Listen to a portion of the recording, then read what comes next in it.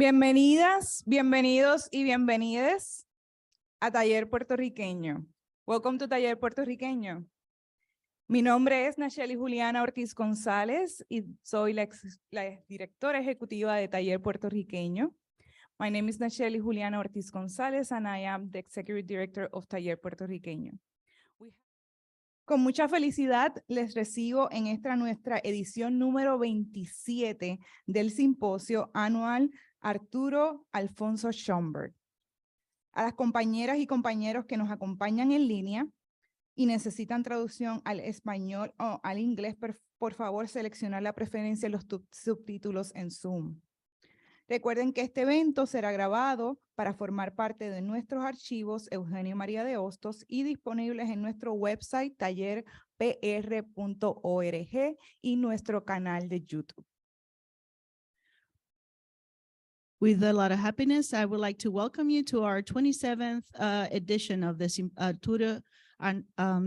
Arturo Alfonso Schomburg Symposium. To all the folks that are with us online, please, and you need some translation, please pick between English or Spanish via Zoom. Please remember that this event will be recorded, so that way we can keep it on our archives, Eugenio María de Hostos, and then they will be available on our website, tallerpr.org, and our YouTube channel. Me gustaría tomar el espacio para visibilizar que nuestra organización se encuentra en territorio de la nación Lenni Lenape, reconociendo los sufrimientos, injusticias y agradeciendo que gracias a nuestros ancestras y ancestros, nuestras comunidades han resistido y existimos. Para honrar a nuestras ancestras y ancestros, invito a una de las fundadoras del Arturo A. Schomburg Symposium, la doctora Evelyn Laurent Pajot, para guiarnos durante la libación. I would like to take time to make visible our organization is a part of the Lenni Lenape Nation, and I will like to recognize the suffering and injustice, and would like to thank our ancestors and our communities that have been resistance, and that we continue to exist. To honor our ancestors, I would like to invite one of our founders of the Arturo Schomburg Symposium, Dr. Evelyn Laurent Perrault, to be part of the libations. Good morning. Welcome to our 27th rendition of what now has become a solid event. Thank you, everybody, for coming. Thank you, the committee, for putting it together. Yes, I'm going to, first of all, I want to recognize this libation. Es un ritual de verter un líquido como ofrenda a una deidad o un espíritu, a los ancestros que han pasado, que bendicen este evento cada año y bendicen cada uno de nuestros días. In memory of Black, Brown, Asian, Indigenous, and trans people whose lives were taken due to police violence in the last year and the year past. So I'm going to pour water. Sometimes we can also do it with rum or alcohol, but we're just going to do it with a little bit of water. I'm first going to call some names of ancestors. We can say Ashe or Igbae. And later on, I'm going to invite the audience to also invoke ancestors who you would like to bless, that they will come and bless the event. Arturo Schomburg, Igbae. Ashe. Miriam Jimenez. Ashe. Juan Flores. Ashe. Cynthia Webster. Ashe. Ron McGee. Ashe. These were all people, Jesse Bermudez. Ashe. These are all folks we knew close to Taller who somehow contributed to the chamber in past years and to Taller as an organization. Anybody wants to call ancestors? Dr. Ben. Ashe. Alonso. Ashe. Ashe. Ashe, Igbae. Ashe. Ashe. Ashe, Igbae. Ashe. Ashe. Ashe. Ashe. Ashe. Ashe.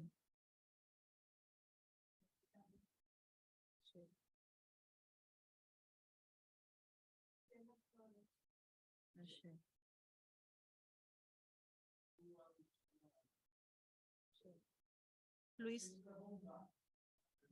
Luisa Capetillo. Ashe. Ashe. Juan Antonio Correger. Ashe. Miriam Makiba. Celia Cruz. Doña Loida Figueroa. Ashe. Ashe. Ashe. Oh. Yes.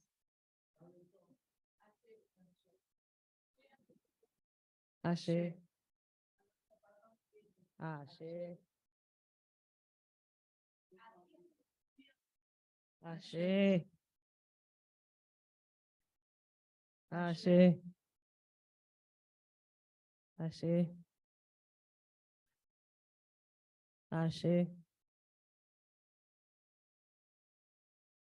Well, thank you so much. Asheo, Igbae. We wanted to also thank you, our sponsors. Queremos agradecer a nuestros sponsors, Villanova Albert Lepage Center for History in the Public Interest, La Salle University School of Social Work, Naughty Square Neighborhood Project, the New Century Movement of Philadelphia, the Connelly Foundation, the Independence Foundation, the Ruth Foundation for the Arts, Samuels E. Fels Fund, Nelson Family Life Foundation, Pennsylvania Council for the Arts, and Philadelphia Foundation and the William Penn Foundation. Nuestra librería Julia de Burgos está abierta para que patrocinen nuestros trabajos aquí en Taller Puertorriqueño, y también tenemos abierta ida y vuelta a la exhibición acerca de la inmigración desde la perspectiva de 19 puertorriqueños. We also have opened our bookstore for your enjoyment, and also as well as the gallery with the current presentation, Ida y Vuelta, from a perspective on immigration from 19 artists. Hace un año, hablando con el equipo de trabajo, compartimos lo complicado que era hablar del colorismo, que era un kind of worms que muchos y muchas no querían abrir. Claro, mi boca decidió hacer el sonido y decir que colorismo era el tema de nuestro próximo simposio. Last year, we were talking to the team, and we shared how complicated it was to talk about colorism, and it was to open a can of worms that a lot of us didn't want to open, or a lot of people didn't want to open. Of course, I decided and opened my big old mouth and decided that we should talk about it on the next symposium. So here we are. So it says that a lot of people, well, I'm not shutting it down. Cuentan las malas lenguas, y la mía, que no es muy santa, lo repite, que mi tatarabuela, una española colorá, de ojos azules, se enamoró de un cañero negro y tuvieron 15 hijos. Todos y todas con diferentes estructuras y colores de pelo, ojos y pieles, todas de las tonalidades. Y unas 5 generaciones después, seguimos siendo la representación de todas esas texturas y sabores. Well, there's a story that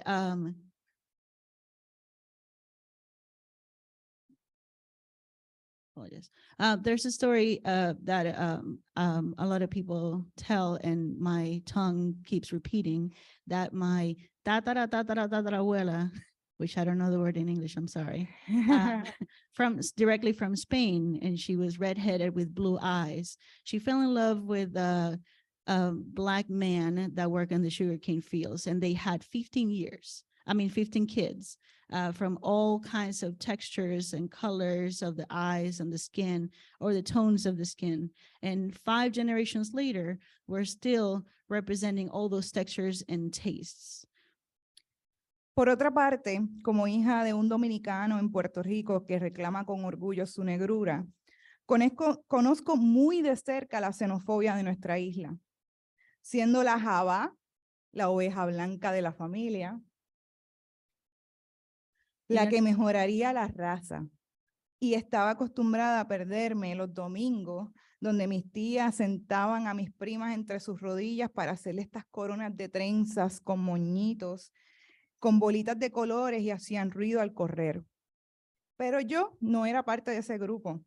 Y en mi aburrimiento, mientras las esperaba, me decían: muchacha, quita esa bemba que tú tienes pelo bueno. On another hand, as a daughter of a Dominican in Puerto Rico that claims her Blackness, I know from direct hand the xenophobia in our island. I was the Hawa, the white sheep of the family that will improve the race. I was used to getting lost and not being able to participate with my aunties when they would put my cousins in between their legs and then work on their hair and make this beautiful crowns with their hair, with putting all kinds of little balls and little berets in their hair. They will make a beautiful sound when they will run. But I wasn't a part of that group. And in that boredom, and while I was waiting for them to try to participate, they will tell me, hey, take that pouting away because you have that good hair. También recuerdo cuando llamaron a la policía a mi papá porque no podía ser su hija. Cerraron la tienda y nos dejaron adentro hasta que llegó la policía. Y cuando los servicios sociales no quisieron entregarle la custodia a mi papá cuando mi mamá tuvo un accidente, y terminé viviendo en una casa de acogida. A pesar de todo, de los rechazos, fracasos, tristezas, de venir de la misma necesidad, pobreza y contexto, nunca he tenido que pensar como muchos de mis primas y primos, mi hermano, mi mamá, mi papá, que ninguno de esos problemas fueron solamente por ser negro. I also remember when they called the cops on my dad because I couldn't be his daughter. It was not even possible. And they called social services and they didn't want to give my dad the custody. When my mom had an accident and I ended up living in a foster home, even though all those saddening moments and all that poverty, I never was seen as that like my cousins and my brothers and my sisters, because all of them, even then, with all their issues that they had for being Black, even then, I didn't suffer like them. Llegar a Estados Unidos y sentarme en las mesas académicas y darme cuenta cuán negra soy y cuán blanco es mi privilegio, ha sido un proceso diario. Y por eso creo que todas y todas estamos aquí para compartir esas experiencias. Cada una de nosotras y nosotros tenemos, y por eso hoy nos reunimos. When I came to the United States and I sat on those tables in the academia, and I realized how Black I am, but how white is my privilege. It's been a really difficult process, and it's a daily process for me. And this is why, and for all those experiences that each one of us, we have to acknowledge it. And this is why we're here reunited. Quiero agradecer a todos y todas por estar aquí, porque este es el primer paso de los muchos que tenemos que recorrer. Quiero agradecer también a nuestro equipo de taller puertorriqueño, porque todo lo que hacemos aquí es un equipo, es un trabajo de mucha gente y de mucho esfuerzo. I would like to thank all the team from Taller Puertorriqueño, and because this is a community effort, and everybody that is part of this big effort to be sitting here with you guys. Nuestro comité compuesto por Evelyn, Alba, Eli, Edgardo, José Antonio, María, Andreina y Erika. Gracias por acompañarnos, repensar nuestro trabajo y misión como simposio. Reconozco y agradezco la presencia de varios de nuestros miembros de la Junta de Directores, Eli, Edgardo, Zulma, y gracias al equipo de taller por su labor extraordinaria diariamente. I would like to also thank you for this event, but for all the effort that we do here in Taller Puertorriqueño. It's a community effort, but I will also like to thank our committee, the organizing committee, for everything. Evelyn, Alba, Eli, Edgardo, Jose Antonio, Maria, Andreina, and Erika. Thank you for being with us to rethink our work and mission for this symposium. I recognize and I thank the presence of some of the members of our board committee, of our board of directors, Eli, Edgardo, and Zulma. Thank you to all my team at Taller that make an extraordinary work, and thank you for your effort. Y este esfuerzo ha sido liderado por la directora asociada Erika Gosling, quien durante este día nos guiará por nuestra agenda. Erika. Good morning. How's everyone feeling? Good. My name is Erica Goslin, and I'll be guiding you through the program today. Uncross your legs. Place your feet on the ground. Take a deep breath in. You're here to be present, to listen, to share, and we're glad you're here. Before starting with our agenda, some quick notes. For the people at home, please add your questions in the Zoom chat. For everyone here, please remember to fill out an evaluation before you leave. We really appreciate it. For our guests in the house, our bathrooms are located in the lobby and the registration table area. Coffee and tea are in the back. Please silence your cell phones now if you haven't already. And masks are preferred but not required. The exits are located through these two doors. So in the case of an emergency, please make your way to the exits. And Taller staff is here. We're wearing our Corazon shirts. So anyone with this shirt can help direct you or answer questions that you might have. After the morning presentations, we'll have an hour of discussion and Q&A. So please hold your questions for each presenter until that time. And I think we're ready to start our agenda. So I'd like to introduce Tania Cateri Hernandez. Hernandez will share the insights from her recent book, Racial Innocence: Unmasking Latino Anti-Black Bias and the Struggle for Equality, which documents the ways in which Latino colorism is part of Latino anti-Black racism. Archibald R. Murray Professor of Law at Fordham University, Associate Director of the Center on Race, Law, and Justice. Tania Cateri Hernandez is a Fulbright Scholar who holds an AB from Brown University and a law degree from Yale University. She's the author of many articles and the books Racial Subordination in Latin America, The Role of the State, Customary Law, and the New Civil Rights Response, Multiracials and Civil Rights, Mixed Race Stories of Discrimination, and Racial Innocence on Latino Anti-Black Bias and the Struggle for Equality, which you'll see we have in the Julia de Burgos bookstore. And also stay tuned during the lunch hour. We'll have Tania signing some of her books for you who are interested. And without further ado, Tania Cateri Hernandez. Thank you very much for that warm welcome. It is a pleasure to be here with you all. It is a particular delight to be at Taller, but it is also a special delight to be here during the Schomburg Symposium.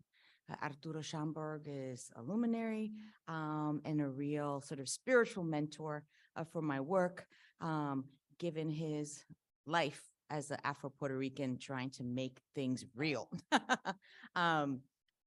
And collecting the production of knowledge of people writing about the African diaspora. So he is really phenomenal. Okay. So I just want to preface this by saying that, the book came out in August. And so I've been sort of like, chatting about the book in various locations. But this will be a different talk because this is a different audience. Usually I have to sort of explain who Latinos are, why we have Black people. Yes, we have Black people, real Black people. You know, it's a whole thing. Before I can even get into issues of colorism, let alone anti-Black bias. You know, after the LA City Council imploded back in October, and Nuri Martinez said a lot of the foul things that she said about not only people of African descent, but people of indigenous descent, many of whom in Oaxaca, Mexico, actually both. But in any case, when she said all that stuff and it got onto CNN, then I had to not explain as much, or at least there was a curiosity. But it is wonderful to be able to be an audience where we can just kind of start mid-conversation, so to speak. I want to make clear what my terms are. I'm happy to be here to talk about colorism, but I also want to be very clear that I view colorism as one part and not the totality of what is racism. And that it has been my perception that while even though colorism is a taboo topic within the Latino community, the broaching of it is still more comfortable than talking about our own anti-Black bias, right? I think it's because oftentimes colorism gets thought of as, oh, well, you know, it's unfortunate that, you know, people will only want to date light-skinned, light-eyed people, or they want to improve the race, mejorar la raza, by doing so. But, you know, but that's about interfamilial intimacy choices. And so, you know, this will pass with time, etc. Right? That's another way to say that it's not a real deal, not a real thing, and it's not the problem that racism is. Right?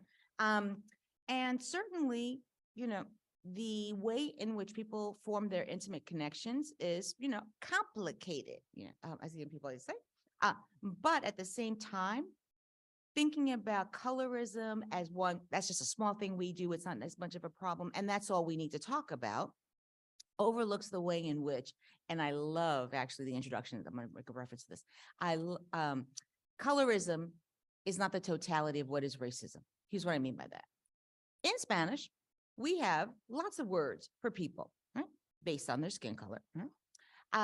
And some of the words even refer to people who supposedly don't have any dark skin, right? That they can look, phenotypically in skin shade alone, white.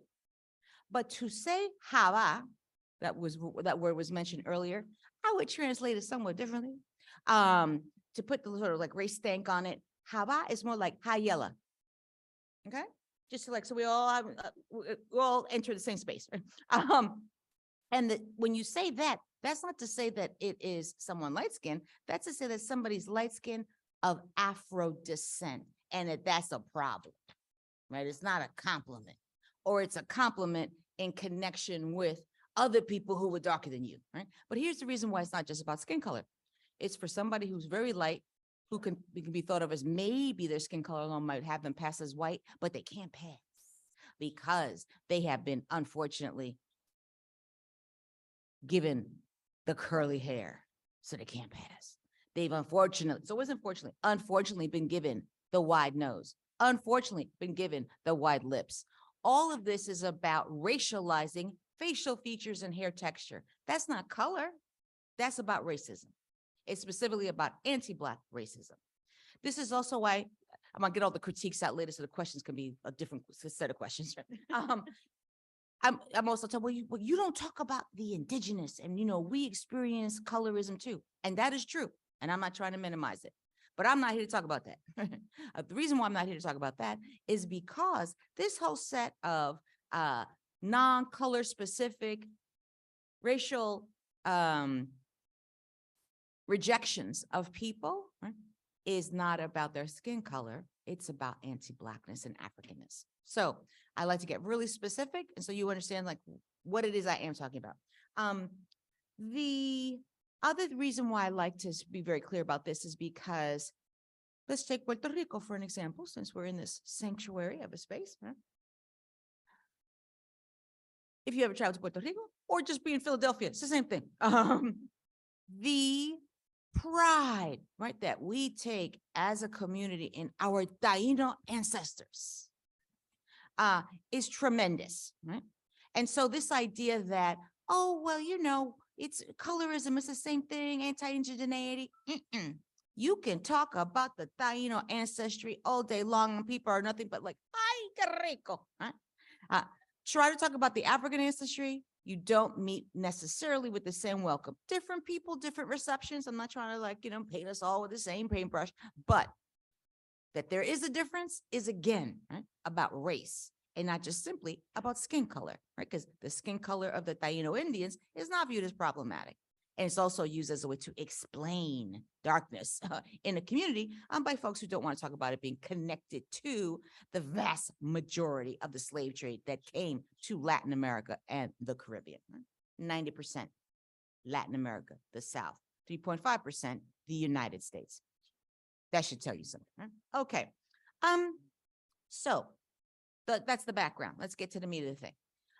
The book, Racial Innocence, Unmasking Latino Anti-Black Bias, I wrote as a way to be very concrete, right, about how colorism is just one small part of racism and that we are part of racism, right? That we in the Latino community have these dynamics that need to be addressed. And that it's not just solely about the problems that happen in the family, though that's significant, but that it is also about the problems that happen in the workplace, in schools, in accessing public accommodations like restaurants and nightclubs and other spaces of recreation. Right? That it's about how we politically organize and also how the law enforcement responds to Blackness when Latino members are law enforcement folks themselves. Okay, so in all those spaces, right, there is an exercise of Latino anti-Blackness, right? That affects not only African Americans, because that's another thing that people say, they assume about what I'm talking about before I get to explain what I'm talking about. Right? And so they think I'm here to say, I'm here to talk about the challenges of coalition work between African Americans and Latinos. That's one part of the story, but that's not the totality of it, because Latino anti-Blackness affects Afro-Latinos, Latinas, Latine. Don't read anything into my lack of a productive way of using the suffixes. It's just that my mouth is used to saying one, using the O, but not because I have a political agenda with O. I just want to put that there. Okay. So this book is more than just about African Americans, right? It's about people from the African diaspora that get caught up in Latino expressions of anti-Blackness. Okay. Why do I do that? Right? I do it because of this resistance, right, that we have to talking about these issues and always viewing them as aberrational or about only lo viejito, the older people, which is very, you know, ageist, assuming that the totality of our problems are only about generational matters, as opposed to actually, you look at internet dating and you will see, old people are not doing that for the most part. Internet dating, Latinos express anti-Blackness when their rejection of Black matches, right? They just take those off the table in a systematic way. So the book wants to use these anti-discrimination allegations and cases to sort of provide the track record, or as like the young people say, provide the receipts. Now, this is in part not just because the vast majority of people in the United States don't understand sort of the Latino position with anti-Blackness, but also because Latinos have a specific kind of resistance. So I want to kind of go through the different spaces in which there are resistance, and then if I still have time, I will give you some more examples. Right? Okay, from the book, or maybe do a little small reading. So the first thing that I often hear is, but we love Celia Cruz. We love her. Okay. And other music and artistry, right? That Afro-Latinos have made and continue to make. Right? And that's great. I'm glad you love Celia. But loving Celia and anti-Black bias can coexist. These things are not mutually exclusive, because loving Celia is only about Celia. It's not about embracing all of a community as having the same kind of humanity, of the same kind of intellectual capacity, leadership, etc. Meaning, you can love Celia and still believe, there's a racial hierarchy, but así son las cosas. That's the way things are.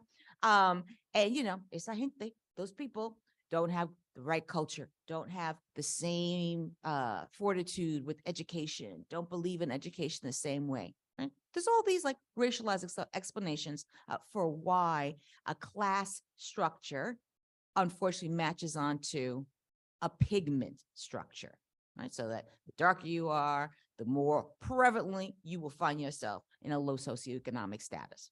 Okay. So there's the Celia love. Then the other thing I hear is, but we love Blackness. We refer to people all the time as mi negrito, mi negrita, my little Black person, my little Black lady friend. Right? We do this because we love Blackness and we love people, and the two things, they come together so wonderful. Okay. The thing though about the terms, and I'm not trying to say when people say negrito, negrita, they're trying to be racist. That's not what I'm implying here. But at the same time, it is not necessarily not problematic, right? Why? You will notice that there are no equivalents to negrito, negrita. Meaning we don't say mi blanquito, mi blanquita. I mean, or I say that doesn't have the same kind of currency. Let's put it that way. There is no white equivalent suggests it's because white isn't like, something you need to qualify with the my in front of it and the ito at the end. Right? That is to say, right? When you are using those terms, and it just may be reflex, right? But it's also reinstantiating this idea that we have to qualify Blackness as one. It's okay because it's not like them regular Black people. This is my Black person, right? So exceptional, not like the rest of them, right? This is my Celia, not like those other Black people, right? It's also putting the ito at the end, the ITO, the ITA, right? There's a way of sort of the diminishing, making something small, right? The idea of like, okay, this is the way in which I have intimacy, connection, etc. But why do we have to qualify Blackness at all? And why is it we're so always fixated on it, right? That has to be the term. Okay. It's also, unfortunately, a real demonstration of the continued legacy of the paternalism of slavery, right? This idea, right, that people who worked in your house, they were your Black people, and they did all the cleaning, and they did all the intimate activity in the household, etc. So it made them different, right, from everybody else in the field. Okay. So that kind of baggage, that comes with the ito and its continual sort of reinforcement, even unconsciously, right, is not necessarily the indicator that we should be waving, right, that we are free of issues of racism, right, of biased attitudes and the like. Okay. Then the other resistance comes from discomfort. Okay. I always see it in the room. Shoulders are up here. This is why Erica was like, take a breath, put your feet on the floor, because she anticipated I might be riling you up a little bit. Right. The discomfort, right, is often because if you're not already very centered in an Afro-Latino identity, because if your upbringing or what have you, you may feel like as a Latina, right, that where do I fit in all of this? What do I fit in this conversation? I don't feel like I'm white, like a white Anglo-English speaking person. I don't want to say I'm white, no matter how light I am, because that means that it's like a Ku Klux Klan or Proud Boys member kind of a thing. And I don't, I'm not, I don't want to co-sign any of that nonsense. Or you're not even light, right? You're sort of like, somewhere in the middle or whatever. Or that's what I say in Puerto Rico for everybody. Trigueño, right? Sort of like that nice, sort of like tan whitewash that we put over things. We're not going to insult you by referring to any specifics about your Blackness. So we'll just use pequeño, light skin of any kind of indeterminate shade. But let's say that you think of yourself as pequeño or mestizo or what have you. Then you feel particularly in a quandary, right? Because you don't feel necessarily it's authentic for you to claim Afro-Latinidad, and you certainly don't feel like you fit within any space of whiteness. Here's the thing. You don't have to hold a particular racial identity, a personal racial identity, in order to be part of rejecting anti-Blackness. Right? This can be done regardless of what your personal identity is, which, is complex, is fluid, is nuanced, is time specific, it's context specific. Kind of how you thought of yourself as a young person might be different how you think of yourself as an older person, right? It is personal to you. However, right, that does not mean that you can't be part of both acknowledging, seeing, and being part of the solution to the issues of anti-Blackness. Right? So let me give you an example. The census, right, wants to change its forms, right? The Office of Management and Budget, to be specific, but for us, we see it on the census form. And on the census form, there are two questions that have been there since the 1980s, right? They say, one, are you of Hispanic origin? And Latinos comply with that question 100%. We say, check, yes, we are. Or maybe one, two of them incog say no, but whatever, for the most part, most of us are saying yes.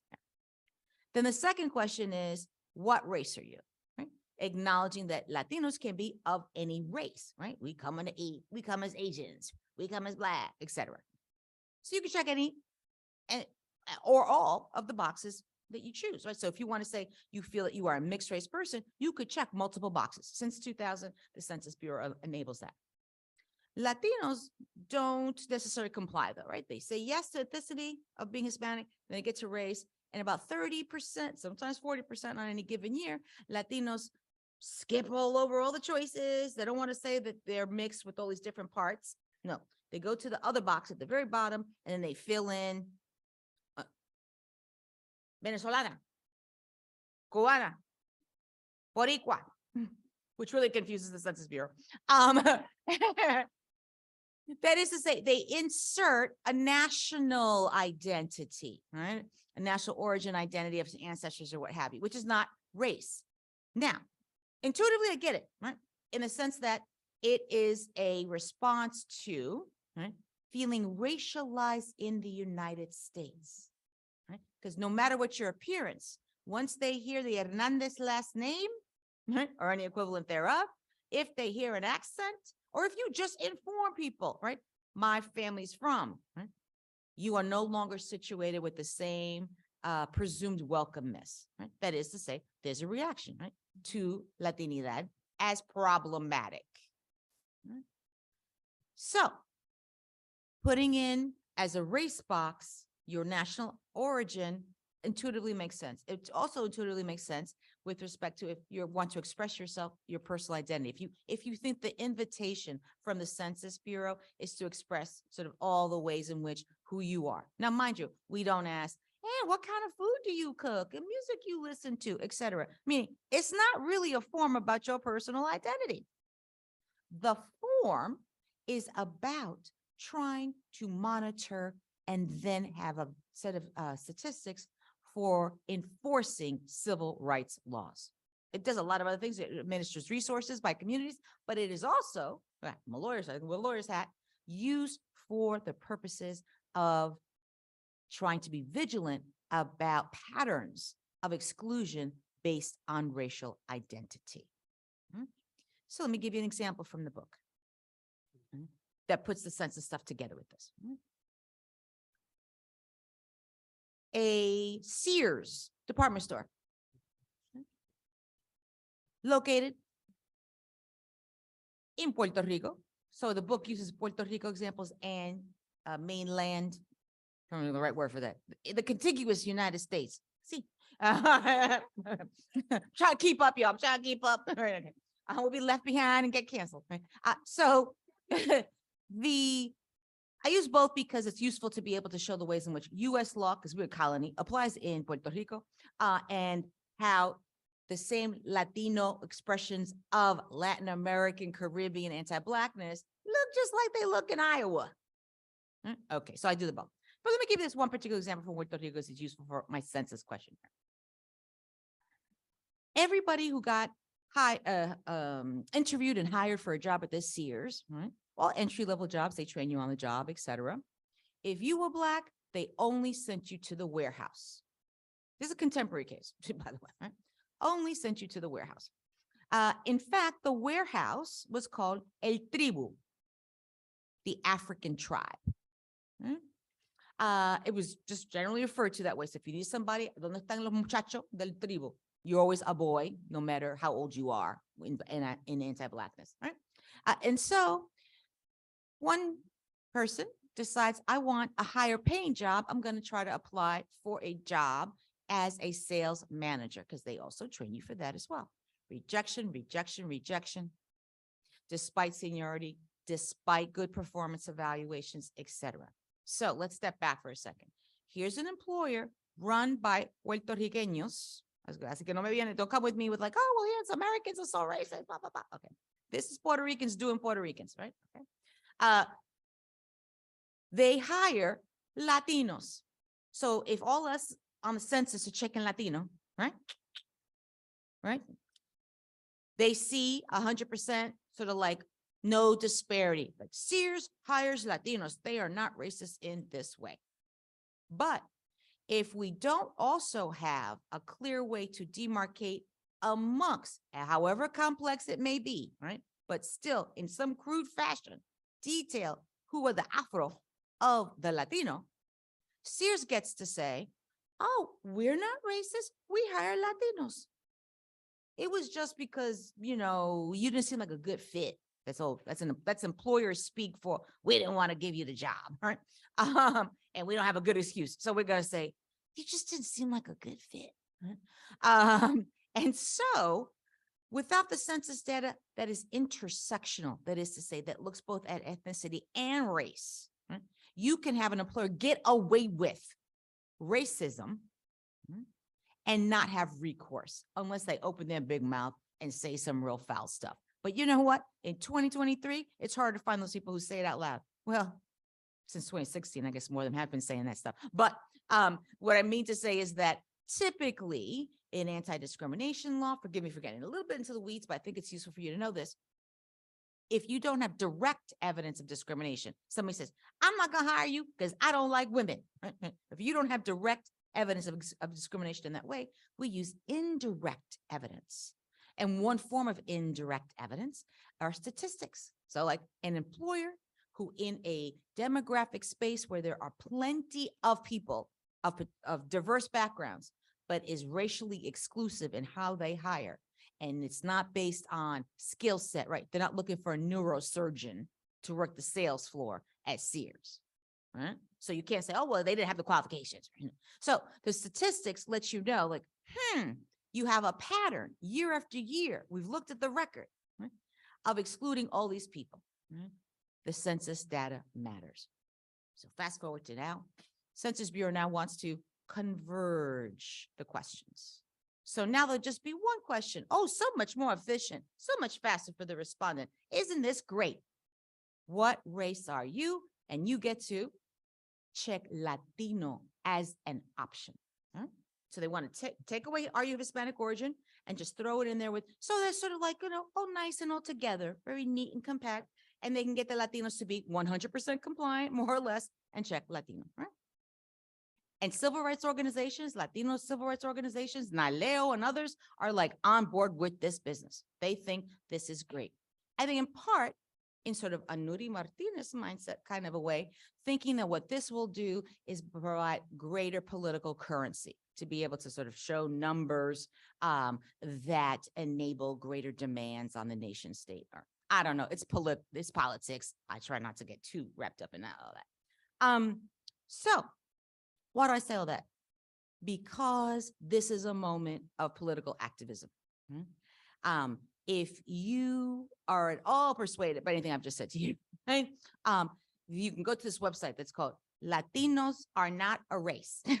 just like that. Boom, but then Google will pop right up and it has a whole list of resources with regards to sort of where you could insert your brief comment to the OMB, into Census Bureau, to let them know how you feel about it. Maybe you disagree with me, but you could say that there as well. Right? But I want to give you a few more details from the book about why I think maybe you should reconsider your views, right, about the forms. Because we could do what people intuitively want to do with the census and also collect good data for civil rights enforcement. Meaning, we could ask multiple questions. My colleague, Nancy Lopez, another great Afro-Latina, Nancy Lopez, she's a sociologist from University of New Mexico. Check her out, Google her too. She has this concept that she calls street race. And she says the Census Bureau should ask about street race and other questions. For meaning, we could ask about your personal identity. What's home to you? What flag do you wave? Are you one of those people during the Puerto Rican Day Parade? You know who they are. Maybe it's you. Que bonita bandera, all wrapped around like a cape. And that's what you want to express. And that's beautiful. We could ask that question, your personal identity, where's home, where's the heart? And we could also ask, but when you're on the street trying to catch a cab, don't nobody know what language you speak. They don't know what your last name is. They know nothing. They're just reacting to, boom, some face. What box do you think they're putting you in? People know how to get real if you ask them straight up, right? This idea that human beings don't know how to be responsive with regards to issues of race, that is too messy and complicated. Straight talk gives you straight responses, right? So you could ask multiple questions and that would get at this, right? The Census Bureau can do a reform, but it need not be this reform that erases away racial distinctions within Latino communities. Okay. So a few more examples. Well, actually, let me do a time check. How much time do I have? Erika, do I have 2 minutes, 1 minute? I lost track.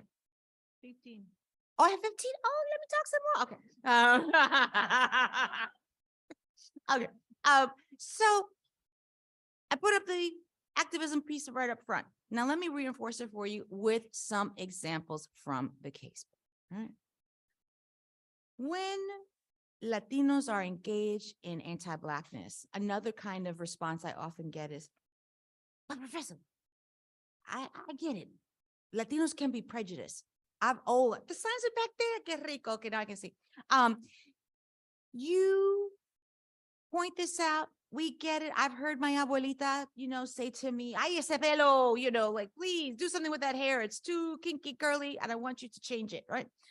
So there's some form of acknowledgement of anti-Black attitudes, but I'll be told that's prejudice. That's not racism. We can't be racist because we do not have power. And certainly we are not in charge of white supremacy in the colonial structure. However, in our very segregated society, we move constricted. It's the truth. It's unfortunate, but it's the truth. So that means, for instance, when you are attempting to locate housing, you don't look at the entirety of Philadelphia. Right? You tend to think of yourself, right? If you got any race sense, right, and you want to be safe, right? You will make little bit of markers, right, around particular neighborhoods, like not there, either because you won't feel safe, right, or not there because they would never accept your application. No matter how much of your income, no matter how good your credit, etc. Right? So I mean, we live in a segregated society. Right? So that means that you're going to go to particular spaces. Right? So a Latino might look for a Latino space. Right? Might look for a Latino landlord in a Latino community. And what does my book sort of track in the housing chapter? Because I got divided by chapters. It tracks people's stories. I lift up the stories of Afro-Latinos and other people of African descent. And what the stories show, right, are that when Latinos have discretion and control space, meaning, so they're Latino spaces within, right, this entire segregated society, those are spaces in which, if they choose to, they can be racially inclusive, or just like anybody, right? Or just like anybody, they can be racially exclusive. And we are not exempt from those dynamics. Right? So I have stories of Afro-Latinas who go to an apartment that they thought they had unlocked because they spoke on the phone, they provided their credit, they came to a number, they show up with a suitcase, Latina opens the door, it's like, not you. There must have been a problem. No, there's some confusion here. Oh, no, no, actually, I already rented the apartment. So that counts, my dears, as racism. If the anti-Black attitudes, right, of a community are preventing you from accessing a public good that you need for human flourishing, a place, a lodging, a place to live, a fair wage, fair assessment when you want to ask for a wage increase, right? Fair treatment of your children. I have to tell you, one of the most heartbreaking aspects of collecting the stories were the stories about the children in schools. I mean, I know that, you know, I'm kind of seasoned. I should have expected this, but it kind of took my breath away. And I had at least one of my, I also interviewed people in addition to collecting legal cases. And one of my interviewees, a school teacher, broke down in tears as she described what I'm going to talk to you about right now. The ways in which Latine school administrators and teachers exercise their own Jim Crow segregation in a public school setting, all right?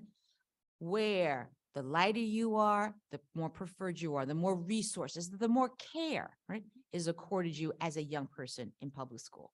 The darker you are, the more prone you are to being sent to the principal's office, right? There's a reason why there's this phrase, the school to prison pipeline, right? It's because school teachers view you as a problem and then they make you a problem. Right? And Afro-Latino students experience this along with African-American students and other children of African descent. Right?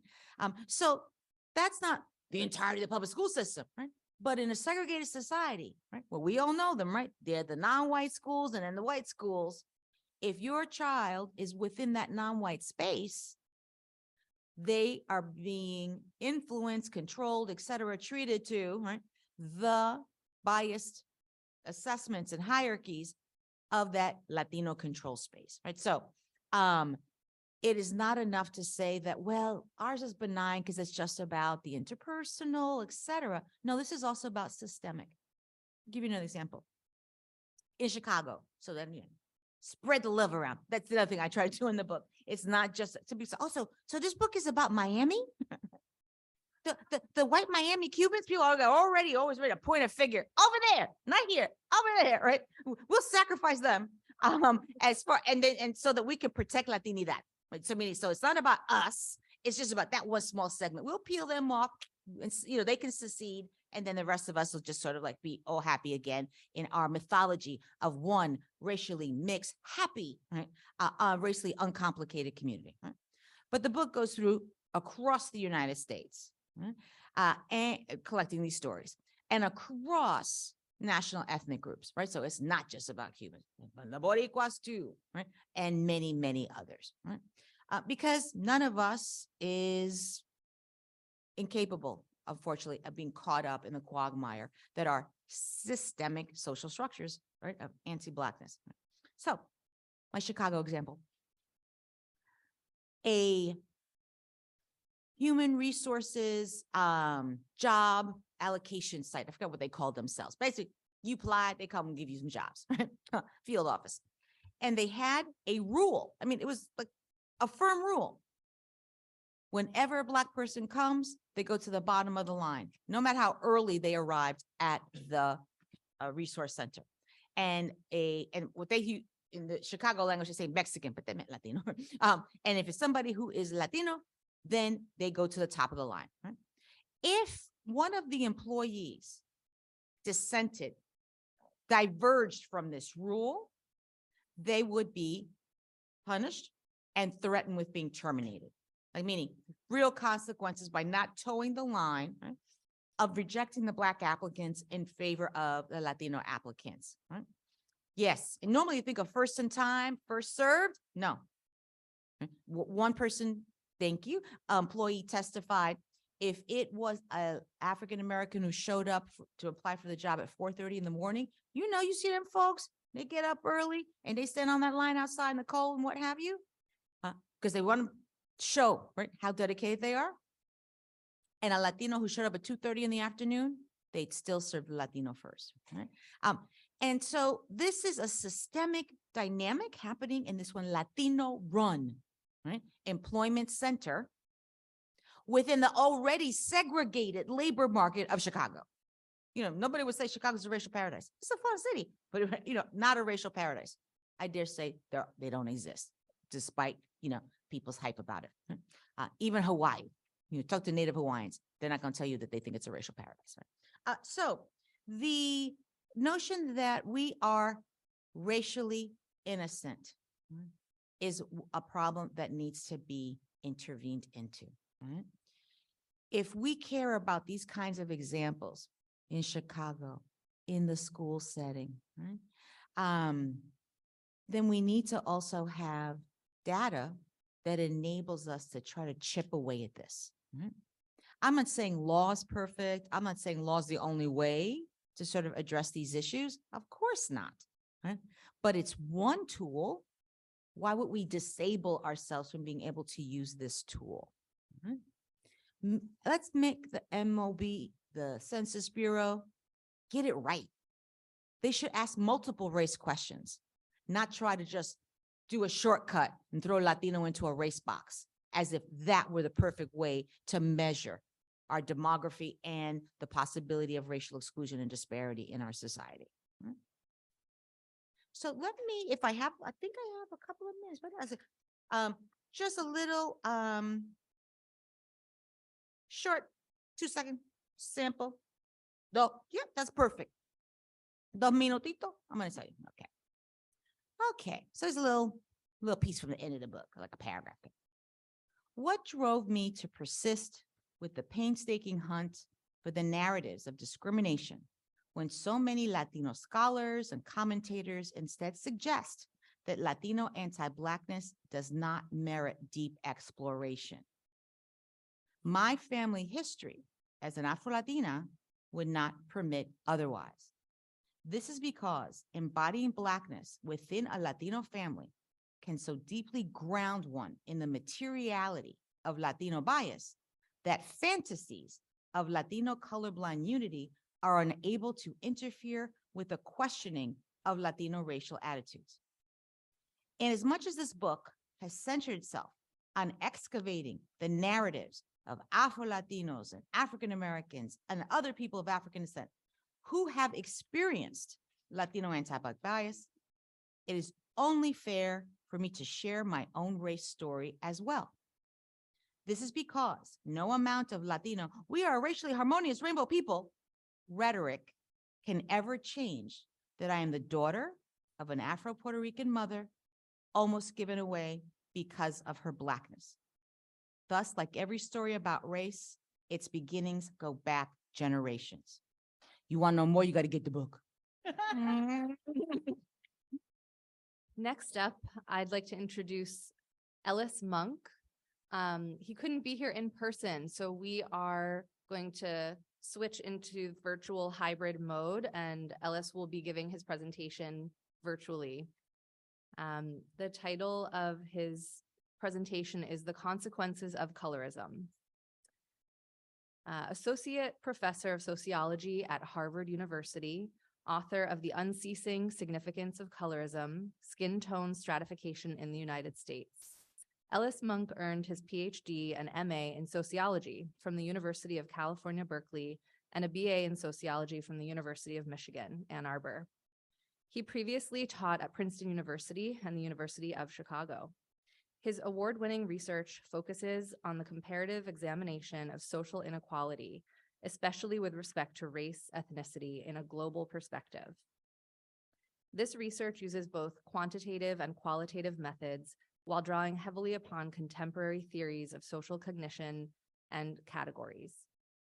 By deeply engaging with issues of measurement and methodology, it examines the complex relationships between social categories and social inequality, and extends into topics such as social demography, health, aging, race, ethnicity, and technology, i.e. artificial intelligence, machine learning, and computer vision, social psychology, sociology of the body, and comparative and historical sociology. So please welcome Ellis Monk. A presentation here that I will give. My plan is to really just kind of go through some of the key findings from my research. One thing to keep in mind is that while a lot of this research focuses on data sets that pertain to African Americans in particular in the United States, a lot of these patterns still hold across all different ethno-racial categories in the US, be it, Latinx, Hispanic, Asian American, et cetera. We see these very similar patterns.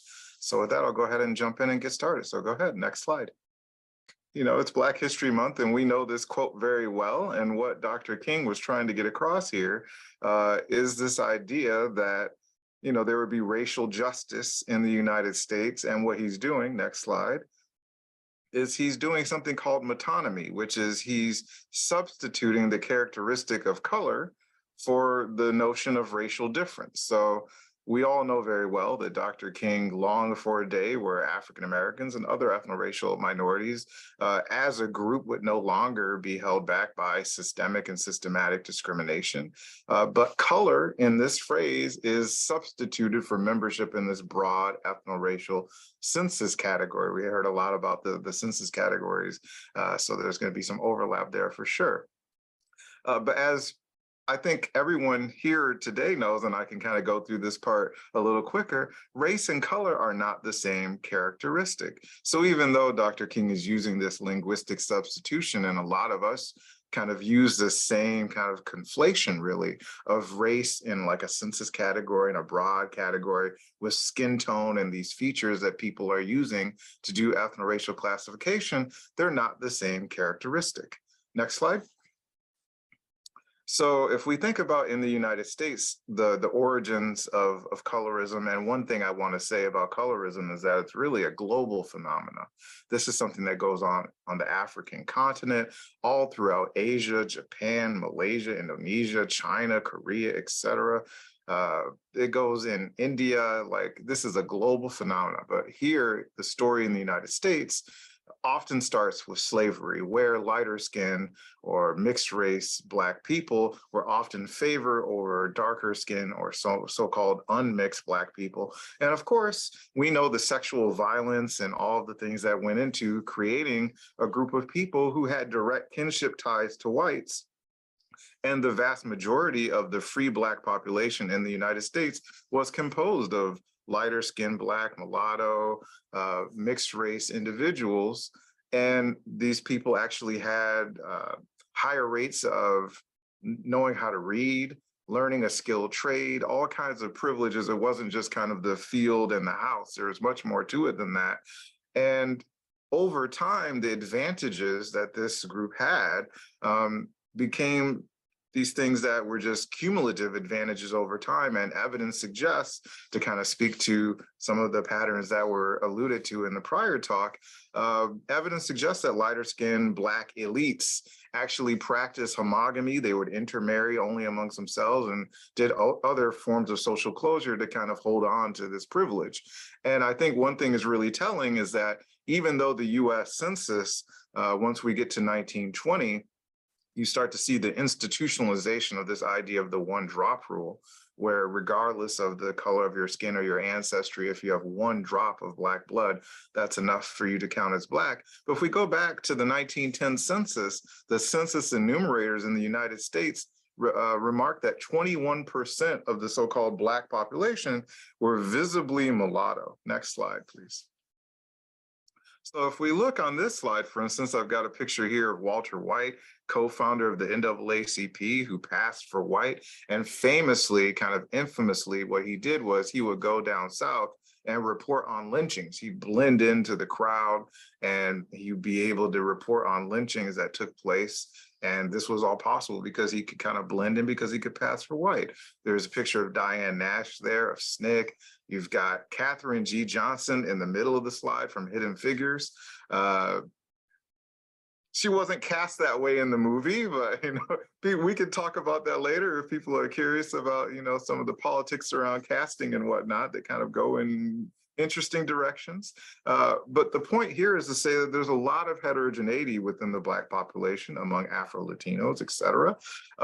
In terms of phenotypical appearance, you have people who are very light-skinned and could pass for white or what have you. People who are very unambiguously phenotypically African in their ancestry. Next slide, please.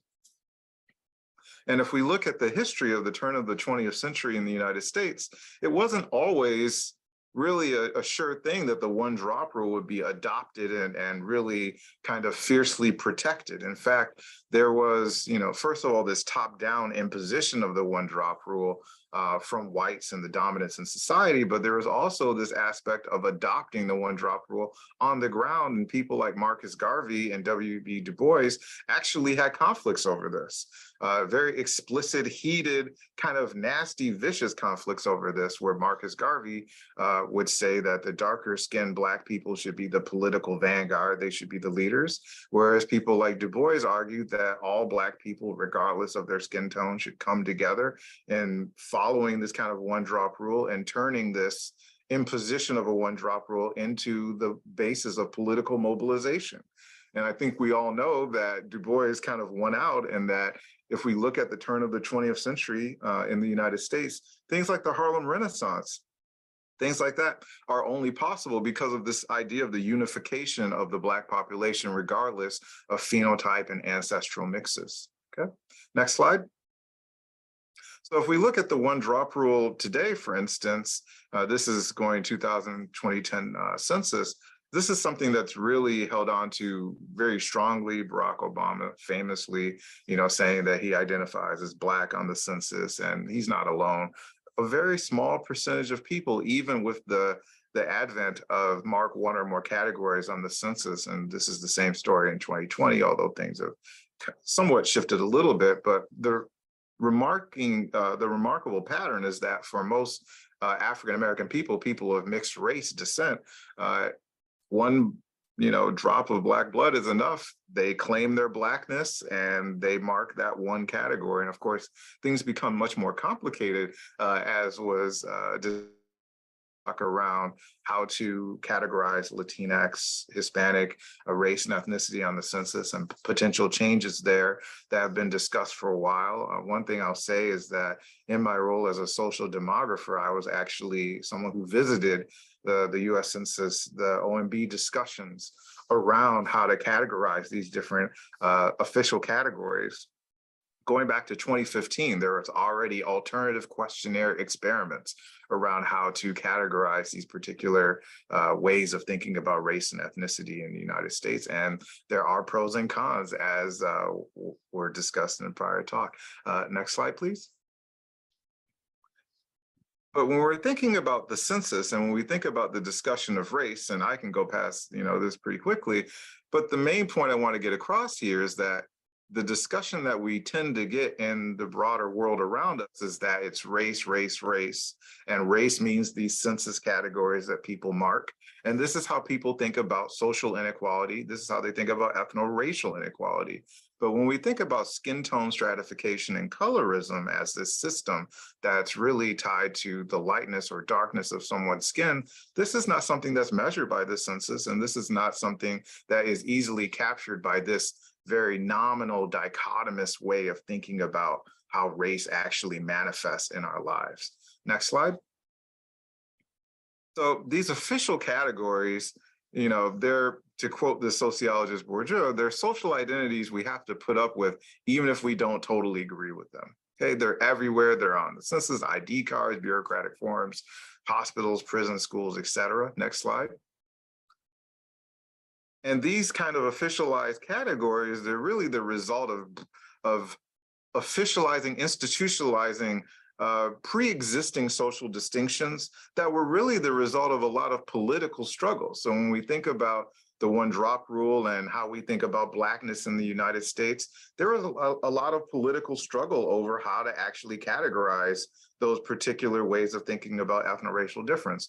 And there's a great book by Christina Moore, a sociologist at Berkeley, called Making Hispanics, which tells the story of how we got to where we are and how things, you know, potentially may shift around how to categorize Hispanic and Latinx on the US census as well.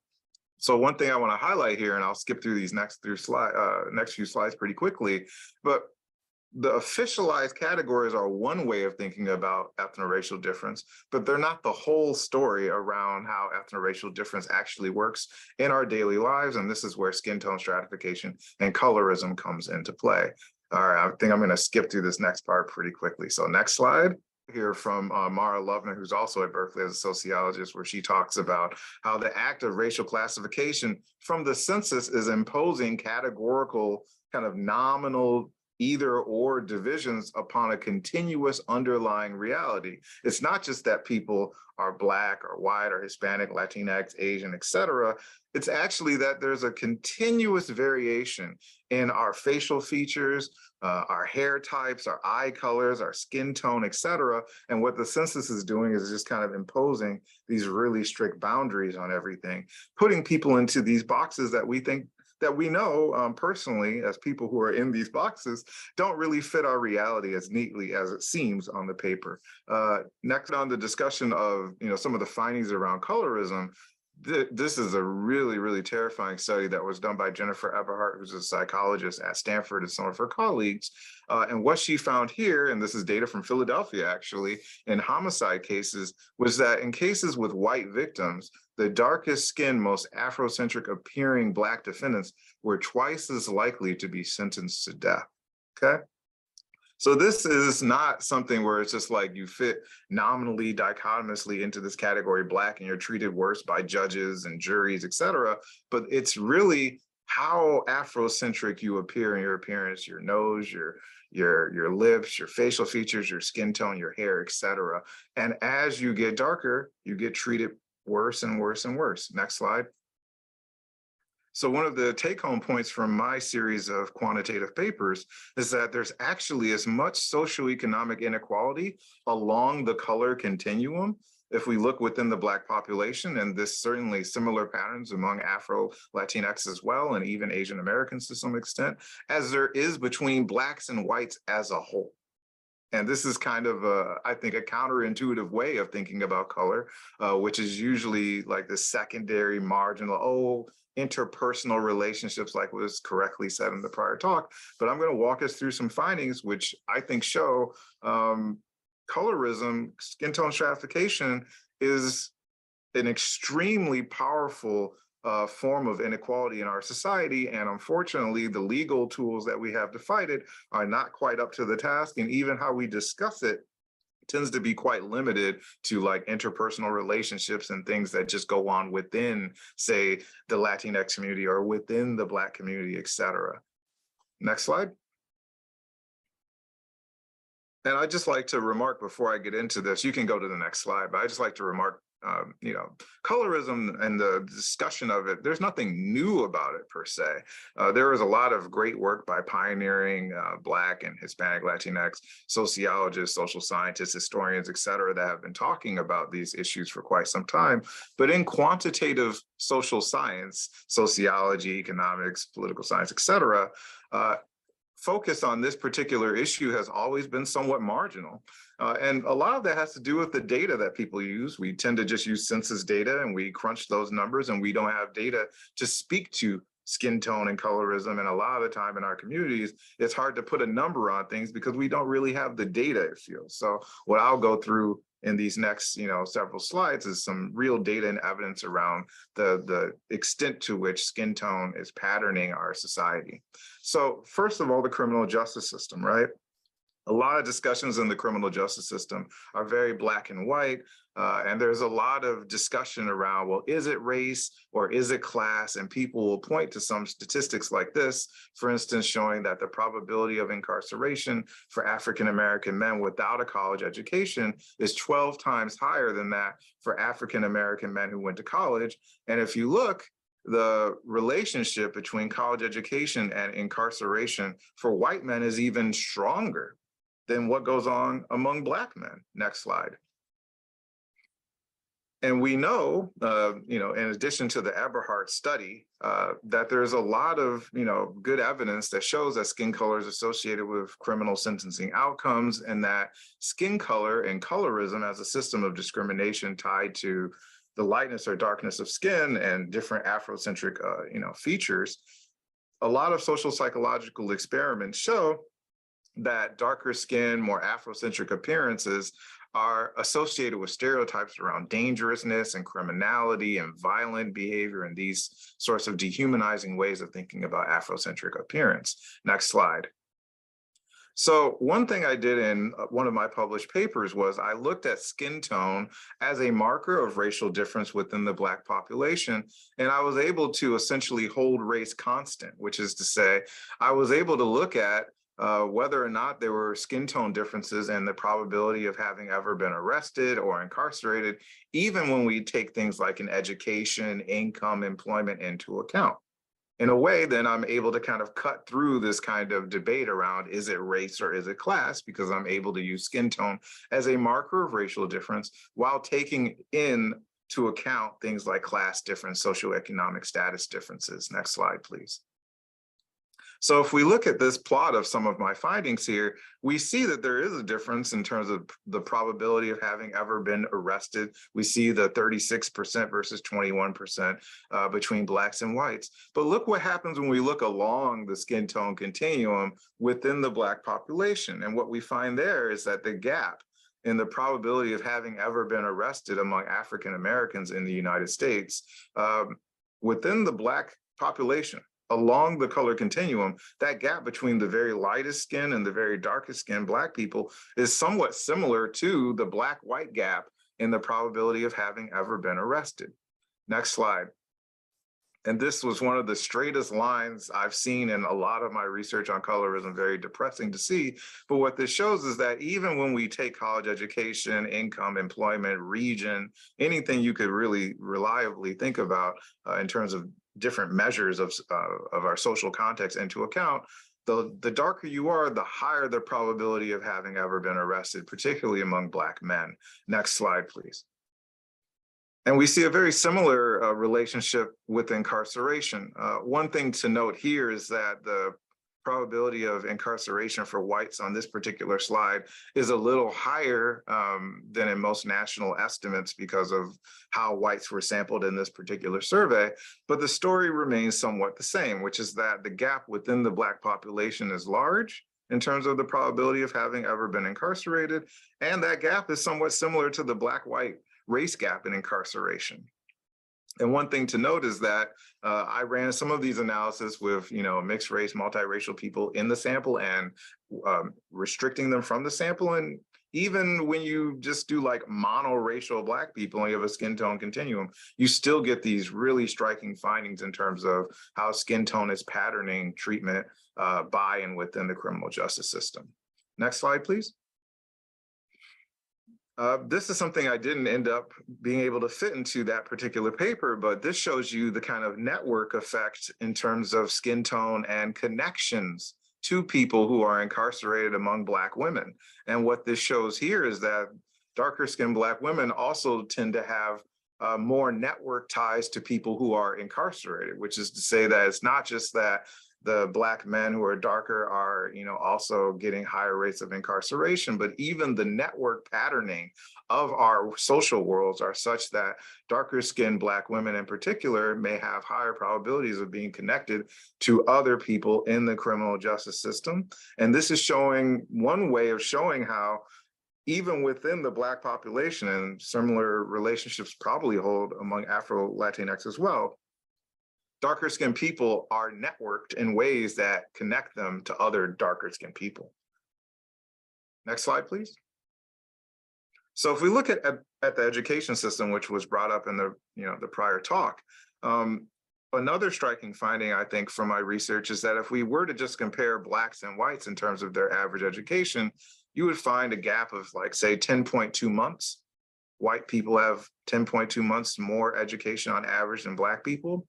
But when I look within the Black population, using nationally representative data, there's actually 15.4 months gap of education between the lightest and the darkest skinned African Americans in the United States, which is showing that not only is there probably as much color inequality in education within the Black population as there is between Blacks and whites as a whole, but there might actually be more educational inequality within the Black population along this color continuum than there is between Blacks and whites as a whole.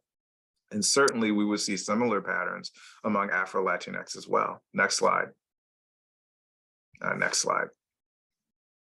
And these are just some numbers to, I'll just kind of walk through this finding really quickly without all the numbers involved. But what this is showing is that in the United States among Black women, there's a pattern between how much education their spouse has and what their own skin tone is, even after I take the woman's education into account. And what I find here really quickly is that Black women who are of lighter skin tone tend to marry Black spouses with 1 full year more of education than darker skinned Black women. So just to put some numbers to this idea that there are things going on in the marital market, the dating market, and that we can see this in terms of the level of the spouse's education within the Black population in the United States. One thing I will note really quickly here, though, in some of my other work I find is that even though it is the case that lighter skinned Black women are marrying spouses with much more education on average, the reality is that most Black Americans, most Black people, the skin tone of the spouses tend to match. They tend to be very approximate, right?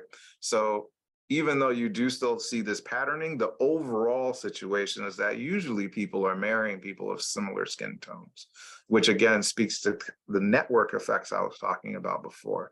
Next slide. So one other key aspect of my work has been looking at the health consequences of colorism, looking at the mental and physical health tolls of colorism as a form of discrimination in our society. Next slide. And a lot of this research, yeah, you can keep going, next slide, go ahead. So a lot of, the research on discrimination and health in the United States has focused on this idea of everyday discrimination. Some of you may have heard of this concept of everyday discrimination, which was really popularized by David R. Williams, who's also at Harvard. And what I did in one of my studies and some follow-up work was I wanted to see if we look at these different dimensions of discrimination, everyday discrimination, but also direct measures of colorism as perceived within the Black population and perceived between Blacks and non-Blacks, because colorism is not just what goes on within our category, but what other people do to people who are lighter or darker skinned within the Afro-Latinx community, within the Black community, et cetera. Next slide. And what I found was that as skin tone is darker, you do see an increase in perceptions of everyday kind of hostility, just lack of courtesy, unfair treatment, and darker skinned people tend to have much higher odds than lighter skinned people of perceiving just chronic everyday discrimination. Next slide.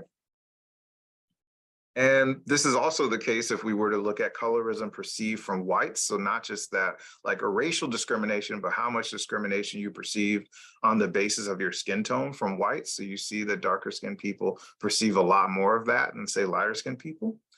Next slide. And one thing to talk about here, just to talk about the health costs, if we look at something like self-rated mental health, which is a very, very well-known measure of mental health that actually has a lot of efficacy in predicting things like DSM diagnoses for depression and anxiety and all these other kind of official measures of mental health from like clinicians, we see that perceived discrimination is a really strong predictor of poor mental health. Next slide, next parts. And that even self-rated physical health, which is another really good measure of someone's physical health. One thing that's really interesting about some of these self-rated measures is that sometimes some studies have shown that things like self-rated measures of physical health can be predictive of all kinds of actual physical ailments that you could be diagnosed with. If you just ask people how they're feeling, like on a scale of like 1 to 5, it can be really predictive of a lot of things. And one thing to highlight here is, again, discrimination. Everyday discrimination matters a lot for this. Next slide. But one thing I want to highlight here is this intra-racial skin color discrimination. So this is what goes on within the Black population, among Afro Latinx, among Asian Americans, et cetera. And what I find here, particularly among African Americans, and this is a pattern that I think a lot of people know well. Within our communities, it's not just that always the darkest skinned people are catching, hell in terms of perceived colorism, but it's people that are also so-called too light. So that you have this curvilinear kind of U-shaped distribution where people who are on either extreme of the skin tone continuum are perceiving a lot of intra-categorical, intra-racial color discrimination, and people who are kind of in this, middle category are somewhat protected from this form of discrimination. Next slide. And what I argue in a couple of my papers is that this form of discrimination has some unique consequences because there's a lack of socialization around colorism as opposed to racism. It can catch people with their guards down, so to speak. It's something that goes on, in our families and our friend groups, et cetera, when people are, more open and vulnerable. And it's really hard. Like, who are you going to talk to about colorism? Your own mother, your own father, sister, brother, et cetera, your spouse even is doing this to you. Like, who is your support group for that? So this is something that I've, hypothesized and found has very unique consequences for mental and physical health. Next slide. And this is something where I caught Du Bois himself kind of, committing one of these things when in Dusk of Dawn, he talks about giving up courtship with a colored girl because she looked quite white. And he, didn't want to deal with the repercussions of, dating this woman who may be, able to pass for white, and kind of the discrimination he felt that lighter skinned Black people may also face. And he himself was, various mixtures and wasn't really dark either. So this is just me, anecdotally pointing out that even Du Bois had to contend with this kind of complexity in terms of colorism. Next slide. And why I think this particular form of discrimination is really important is because it helps us make sense of something called the Black-white mental health paradox. So what is that? So the idea here is that if we looked at physical health outcomes between Blacks and whites, we would find what I think most of us would think we would find, which is that, physical health for whites is usually better than that of Blacks, and, Hispanics, Latinx is actually a little more complicated. There's some studies that show that Hispanics, Latinx on certain measures may actually have better physical health than whites. So this is, US Black Americans compared to whites. But what I found, if we look within the Black population, this idea that, say, for instance, that Black mental health, even though the gap in physical health may be what we expect, the paradox idea here is that Black mental health might be somewhat on par with whites, or maybe even better. What I find here is that if you look within the Black population, darker skinned Black people tend to have rates of mental health outcomes, say like depression, that are similar to whites as a whole. So even though, as you see on the slide here, Blacks tend to have these lower rates of depression than whites, when you model the full complexity of the Black community along the color continuum, you actually see a much more complex relationship here. And one of the main explanatory variables here is this intra-racial form of colorism, which is kind of boosting up, unfortunately, the rates of depression, poor mental health among darker skinned Black people, and even to some extent, lighter skinned Black people. Next slide. Next slide. So I also took a look at how intra-racial colorism would affect physical health, and I find very similar results here. And what's really striking about this particular paper is that what I did in this paper was I compared this intra-racial form of colorism to things like everyday discrimination, major lifetime discrimination. Major lifetime discrimination is a question where they ask people, have you been kept out of neighborhoods, abused by police, et cetera. And I put these all in the same statistical model. And not only was intra-racial colorism still really important in terms of predicting poor physical health, but the magnitude of its consequences was actually similar to major lifetime discrimination and everyday discrimination, which I find pretty depressing, but I think it kind of concords with a lot of what people are facing in their everyday lives. And unfortunately, we tend to lack the socialization around colorism as a form of social stress. And there just isn't the same type of narrative and support around colorism as there is around racism in the aggregate sense. Next slide. And this is a study that was done by some demographers, which showed even using like sibling models where they just had like two siblings of different skin tones. They've also found some evidence, even in these kinds of studies, around how much skin tone is patterning physical health. And this is a pioneering study because there's not a lot of good data on skin tone a lot of the time to do this type of research. Next slide. So one thing I want to point out here really quickly is that there's another way that skin tone can affect health. So one of the things I've been working on for the past several months is that I have an NIH grant, the new Innovator Award from the NIH director, which is about a $2.5 million grant where I'm looking at skin tone and pulse oximetry, which became a huge issue during the pandemic. In particular, the little device people put on your finger and it tells you what your level of blood oxygenation is. And what some studies have already begun to show is that those pulse oximeters are less accurate when people have darker skin tones. So for instance, the pulse oximeter might give you a reading of say 93, 94, which is kind of low. But in fact, you might actually be 88 and need oxygen. This is kind of a decision rule for physicians and clinicians.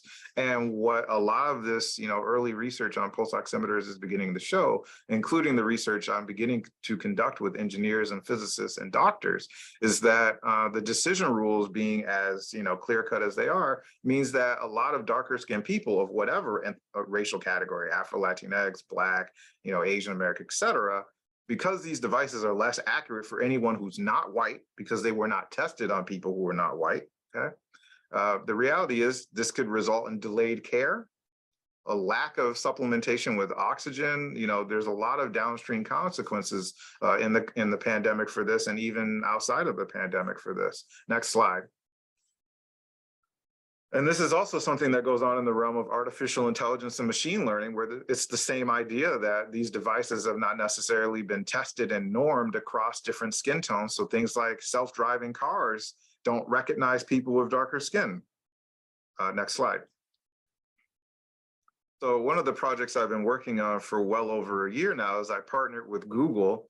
And they actually have adopted my skin tone scale, because one thing that's been going on for quite some time in the tech industry is that they haven't really been measuring skin tone adequately or correctly. So when you go on Google image search, you might get a bunch of pictures, like you type in cute babies, it'll just show you a bunch of like white, light-skinned babies. Well, how do you fix that? The only way you fix that is if you actually measure skin tone and tag data and actually change the algorithms that are pushing us information. So I've been working with Google. I'm a visiting faculty researcher at Google. We've been working on some of these issues of equity and inclusion in image search and the pixel camera, the real tone filters, et cetera, working on that. Next slide. And there's a website, skintone.google, where you can kind of read up on that project. But I just want to flag that even colorism in the tech world is an issue. And this is something that I think is becoming more and more apparent as people are taking colorism much more seriously. Next slide. But what I'd like to end on, which I think, dovetails pretty well with the prior talk, is that when we think about inequality in our society and how to fight back against it, when we think about things like colorism, there aren't a lot of good legal tools to deal with it. And what I did with a few of my colleagues, Hedy Lee, who's at Duke University, and Mike Esposito, who will be starting at University of Minnesota in the fall, was we wanted to look at colorism and lookism and gender inequality all together. So colorism is discrimination on the basis of skin tone. Lookism is discrimination on the basis of beauty, physical appearance, etc. Okay, next slide. And there's a lot of research on like race gaps and gender gaps on the labor market, you know, men making more than women, white people making more than Black people, et cetera. Next slide. Next slide. But what we do in this paper is what we want to look within all these different ethno-racial categories. So we have Hispanic, Latinx category, whites and Blacks in this particular analysis. We want to look within and across these categories, taking skin tone into account. And we also have ratings of perceptions of beauty attractiveness from a pool of mostly white interviewers in this nationally representative survey called Ad Health. Next slide. And there's a lot of research that already shows that beauty, lookism is a really important dimension of inequality and stratification. Some of these studies show that returns to physical attractiveness are actually larger than the returns to actual ability, which is frightening and scary and depressing. But I think a lot of us intuitively know, like, beauty matters, beauty pays, as the phrase goes. But a lot of this research, which has been done by economists, hasn't really looked deeper at the returns to attractiveness when we take race and gender and color and body size even into account. And we're able to measure all of these things in this study and bring them all to bear on our analysis. Next slide, please. So this is the book Beauty Pays by Daniel Hammermesh, who's really held to be one of the kind of, leaders of this kind of research on the effects of attractiveness on the labor market. And he even explicitly hypothesized that the effects of beauty within the Black population might be smaller than what we see among white people. Next slide. But as many of us all know, notions of beauty are intersectional. They're racialized, they're gendered, and because of these things, we should actually expect the opposite of what the economist Hammermesh was suggesting. First of all, beauty will be unequally distributed by race and gender. Next slide. And if we think about beauty as a form of capital in our society, and in the paper I refer to this as bodily capital, then we should actually expect that for people who are denied this form of capital, denied this, higher ratings of beauty, for instance, for the exceptions to the rule, they actually should profit substantially for actually getting high ratings of physical attractiveness, even though they're racialized and gendered in such a way that, for the most part, we would expect them to do poor on the labor market. Next slide. So what we talk about in the paper is this idea that notions of beauty, which are racialized and gendered, that means that Black, Hispanic, darker skinned people, people of larger body sizes, they're going to be denied this form of capital on the labor market. But for people who are the exceptions to the rule, this kind of scarce form of capital that they have among, say, Black people, or among, say, Black women in particular, this means that they'll actually probably do pretty well on the labor market, even though the vast majority of people in these different categories are penalized in terms of attractiveness on the labor market, even when we take their education into account and there are all kinds of other measures into account. Next slide. And what we talk about in the paper is this idea of triple jeopardy and intersectionality, so that there's discrimination on the basis of race and gender, and then attractiveness simultaneously, these three forms of discrimination operating at the same time. Next slide. Next slide. You can keep going next. All right, there we go. Back one. There we go, perfect. So this is the plot of perceptions of attractiveness. And what this shows is that if we look at white, Black, Hispanic, Latinx in the paper, Latinx and whites tend to have similar perceptions of beauty, like the distribution, but Black women in particular, darker skinned Black women in particular, tend to have far lower ratings of attractiveness from this group of mostly white interviewers who are just kind of naively perceiving people. And you also see similar kind of patternings for men as well. So this is a breakdown by gender here. Next slide. But when we look at the plot of earnings with respect to perceptions of attractiveness, what you find is that for women in particular, most Black women are penalized heavily and their earnings are very, very low along this spectrum of perceptions of attractiveness. But for that small number of very light-skinned, smaller BMI Black women, their earnings actually converge or cross over that of white women at the highest levels of attractiveness, right? Next slide. One more. And if we think about the ratio of earnings, you hear things like, oh, how much cents to a dollar someone makes in terms of attractiveness. In our study, for instance, even among white men, if we look at the lowest 5th percentile versus the highest 5th percentile in perceptions of attractiveness, that gap is 88 cents to a dollar. But if we look among Black women, it's 63 cents to the dollar, the lowest 5% versus the highest 5th percent. And even among Hispanic male and females, you see 78 cents to a dollar, 80 cents to a dollar. This shows that attractiveness, which is racialized and gendered, and we have skin tone in our model and BMI, this is a huge dimension of stratification on the labor market. Next slide. But lookism is a technically legal channel to maintain ethno-racial and gender inequality on the labor market. It lacks official recognition. It's really hard to sue people on the basis of this, as was mentioned in the prior talk. And yet it's a critically important and pernicious dimension of inequality that interacts with our official state categories of race, gender, ethnicity, et cetera. And there actually appears to be more inequality when we take lookism, colorism, and gender and race all together than there is with respect to race, ethnicity, or gender alone, which is to say, colorism is not just this system of interpersonal like dating and mating and these sorts of things. It's its own system of social stratification. And hopefully these studies have shown you with all the different statistics and numbers that it's an extremely important dimension of inequality in our society. And it affects Asian Americans, Afro-Latinx, Black people. And some of the results show from the labor market, education system, criminal justice system, our health, et cetera, even technology. Color matters a great deal, and I think it's something that unfortunately has been marginalized in the broader discussions around just race. So I'll stop there. Thank you very much.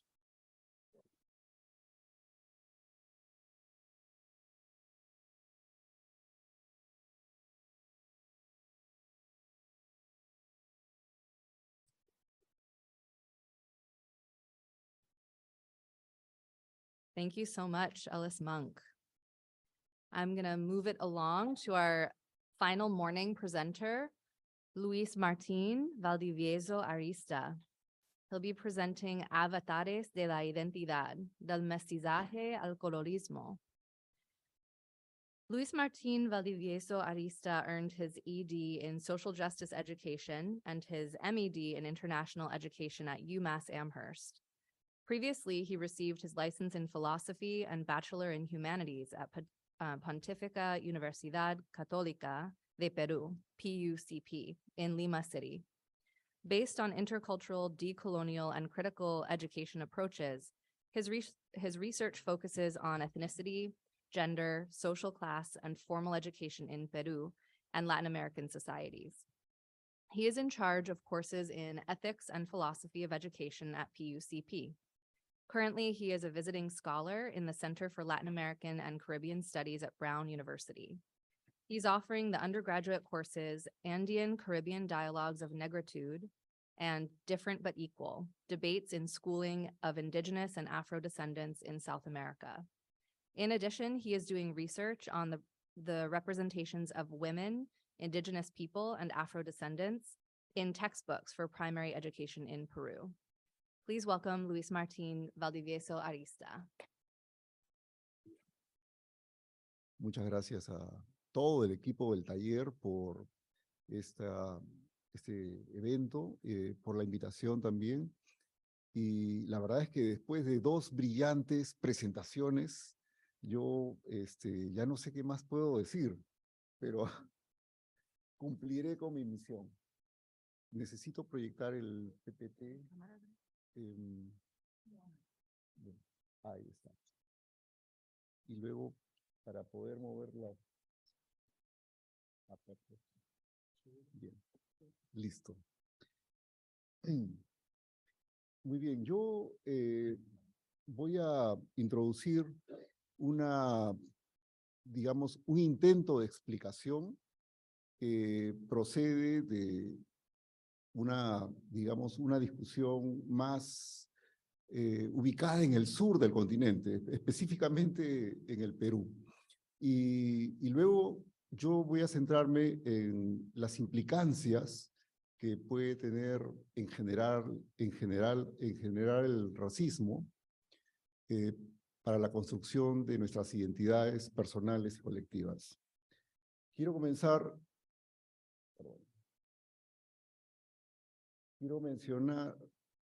para comenzar, esta tesis del sociólogo peruano Aníbal Quijano sobre la colonialidad del poder. Para Quijano, en este ensayo que se publicó ya hace unos 23 o 24 años, el concepto de raza, esta construcción de raza, es un aspecto medular en el proceso de dominación, sojuzgación, que se da durante, digamos, la colonización del continente americano. En ese sentido, digamos, todo el proceso mismo tiene como eje, digamos, la noción de las jerarquías raciales. Primero las diferencias y luego las jerarquías raciales, ¿no?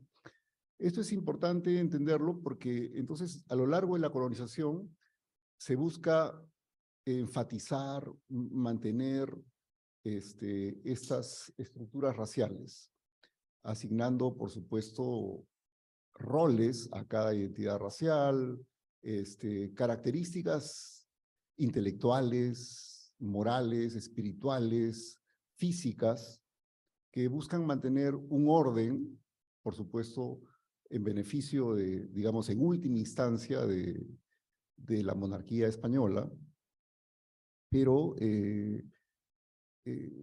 un orden que va a suponer una cadena de relaciones de subordinación. Entonces, este es un proceso que ha atravesado la historia de Abya Yala, de este continente, en los últimos 500 años. Y a pesar del orden que se pretende imponer en el caso, digamos, del virreinato peruano, pero también del virreinato mexicano, las relaciones interpersonales difícilmente van a poder mantener estas repúblicas que se buscan establecer. En el caso de la colonia peruana se hablaba de la República de Españoles y la República de Indios, con leyes diferentes, ¿no? Era, digamos, que un sistema de castas, un sistema de razas. Creo que hasta el día de hoy podemos incluso discutir si es un sistema de castas o un sistema de razas. Pero lo importante es que en la experiencia cotidiana, estas fronteras que se establecen entre los seres humanos, estas fronteras raciales, no se respetan en la vida cotidiana. Y entonces empieza a darse lo que en el Perú se llama el mestizaje. Y empiezan a darse la reproducción social de parejas que pertenecen a diferentes órdenes raciales, lo cual, digamos, que transgrede el proyecto colonial inicial. Hacia finales del siglo XVIII, la reproducción social era tan extensa que se busca categorizar las nuevas combinaciones que se van dando, porque esa era una manera de poder controlar digamos, estos grupos sociales que iban surgiendo. Y se desarrollan, por ejemplo, en el caso de México, las pinturas de castas, y se llegan a hablar de 16 categorías raciales, y en el caso del Perú, las pinturas del mestizaje representan como 20 variaciones. Es bien interesante que en el concepto de raza que existe, se asume entonces que quienes proceden de determinados padres con determinadas identidades raciales, de alguna manera van a combinar entonces las propiedades intelectuales, morales, físicas, ¿no? Todos esos atributos en cuanto a virtudes y vicios que se asignaban, digamos que a la sangre, porque esa es un poco la noción del racismo, ¿no? De que lo moral, lo espiritual, lo intelectual, incluso hasta la forma de hacer arte, todo es una consecuencia de la raza, perdón, de la sangre, ¿no? Entonces, esa idea también denominada como el esencialismo racial, ¿no? Ese determinismo biológico es clave en este tipo de concepciones, porque entonces determina quién debe gobernar, quién debe mandar y quién debe obedecer, ¿no? Bueno, estas pinturas están en varios museos del mundo y hacia finales, como ya verán, hacia finales del siglo XVIII, entonces el mestizaje o la reproducción interracial pues es masiva, ¿no? Dentro de estas descripciones, solo para hablar de algo que puede ser anecdótico, perdón, quiero regresar a eso para señalar lo anecdótico. Hay un fragmento en el segundo párrafo de la carta que el virrey en ese momento le escribe al rey, explicándole el sentido de esas pinturas. Pero es bien interesante que en la carta el virrey menciona que quienes están haciendo estas mezclas extrañas son indios y negros, ¿no? No menciona a los españoles que participaron también desde el comienzo masivamente en estas prácticas transgresivas, digamos, para las leyes coloniales. Y sin embargo, cuando uno ve las pinturas, las de la izquierda de ustedes son las pinturas mexicanas, las pinturas de castas. Y la de la derecha es una pintura de castas o de mestizaje hecha en el Perú. Pero como ustedes pueden ver, los españoles también participan en la pintura. O sea, el virrey habla o en todo caso responsabiliza el mestizaje a los indios y a los africanos, pero luego uno ve las pinturas y ve que los españoles también están, digamos, en estas prácticas, ¿no? Es interesante porque hay un discurso que contradice o que en todo caso invisibiliza algo frente, digamos, a los oídos del rey, por lo menos, pero que las pinturas no pueden negar. Bueno, esto ya lo he mencionado, la idea es que había que mantener el control. A pesar de esa diversidad que era incontrolable, había que mantener el control. Y en parte la diversidad era incontrolable porque digamos que los peruanos originarios eran una diversidad, no solamente eran incas, eran tayanes, eran aymaras, eran chimúes, eran ahuajún, había una diversidad muy grande de pueblos indígenas, como también para muchos de los africanos que llegan inicialmente al Perú, no todos llegan esclavizados, muchos africanos llegan como exploradores, como guerreros. De hecho, los primeros, digamos, los primeros expedicionarios que llegan a la ciudad del Cusco son más africanos que españoles, y dentro de los africanos son etíopes, ¿no? Muchos de estos grupos son grupos que no manejan estas categorías raciales, entonces no tienen prohibiciones en cuanto a la, digamos, interacción, incluso íntima, con otros grupos. Y para muchos, digamos, americanos originarios, era una curiosidad muy grande ver gente de otros colores, con otras características. El primer encuentro que se da en una ciudad dentro del territorio que hoy es llamado Perú, entre los expedicionarios y los, digamos, pueblos originarios, se da en la ciudad de Tumbes.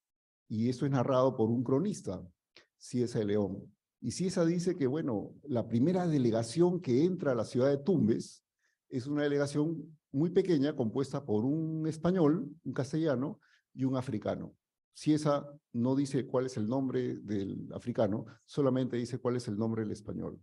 Al africano lo llama el negro, simplemente. Única manera de denominar desde la narrativa del cronista español a personas africanas.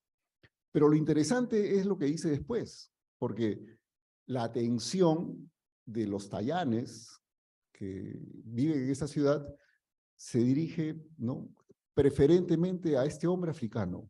Todos estaban fascinados con ese color y entonces lo tocaban, ¿no?, para ver si ese color era natural.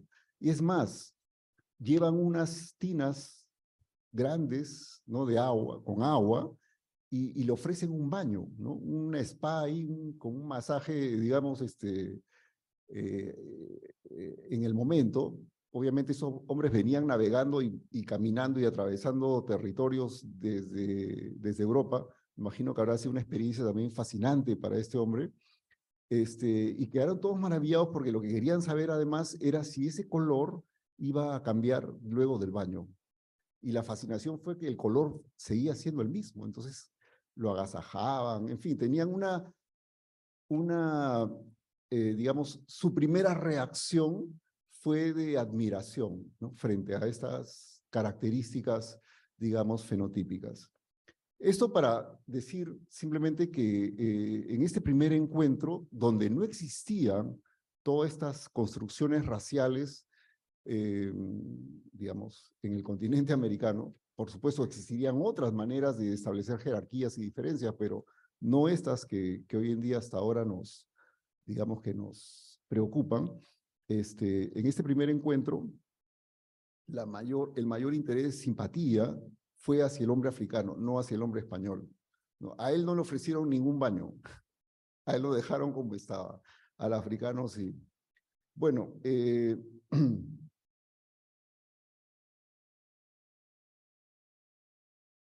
luego de la independencia, que se logra en 1821, lo que correspondía entonces era establecer digamos, construir una nueva república, ¿no?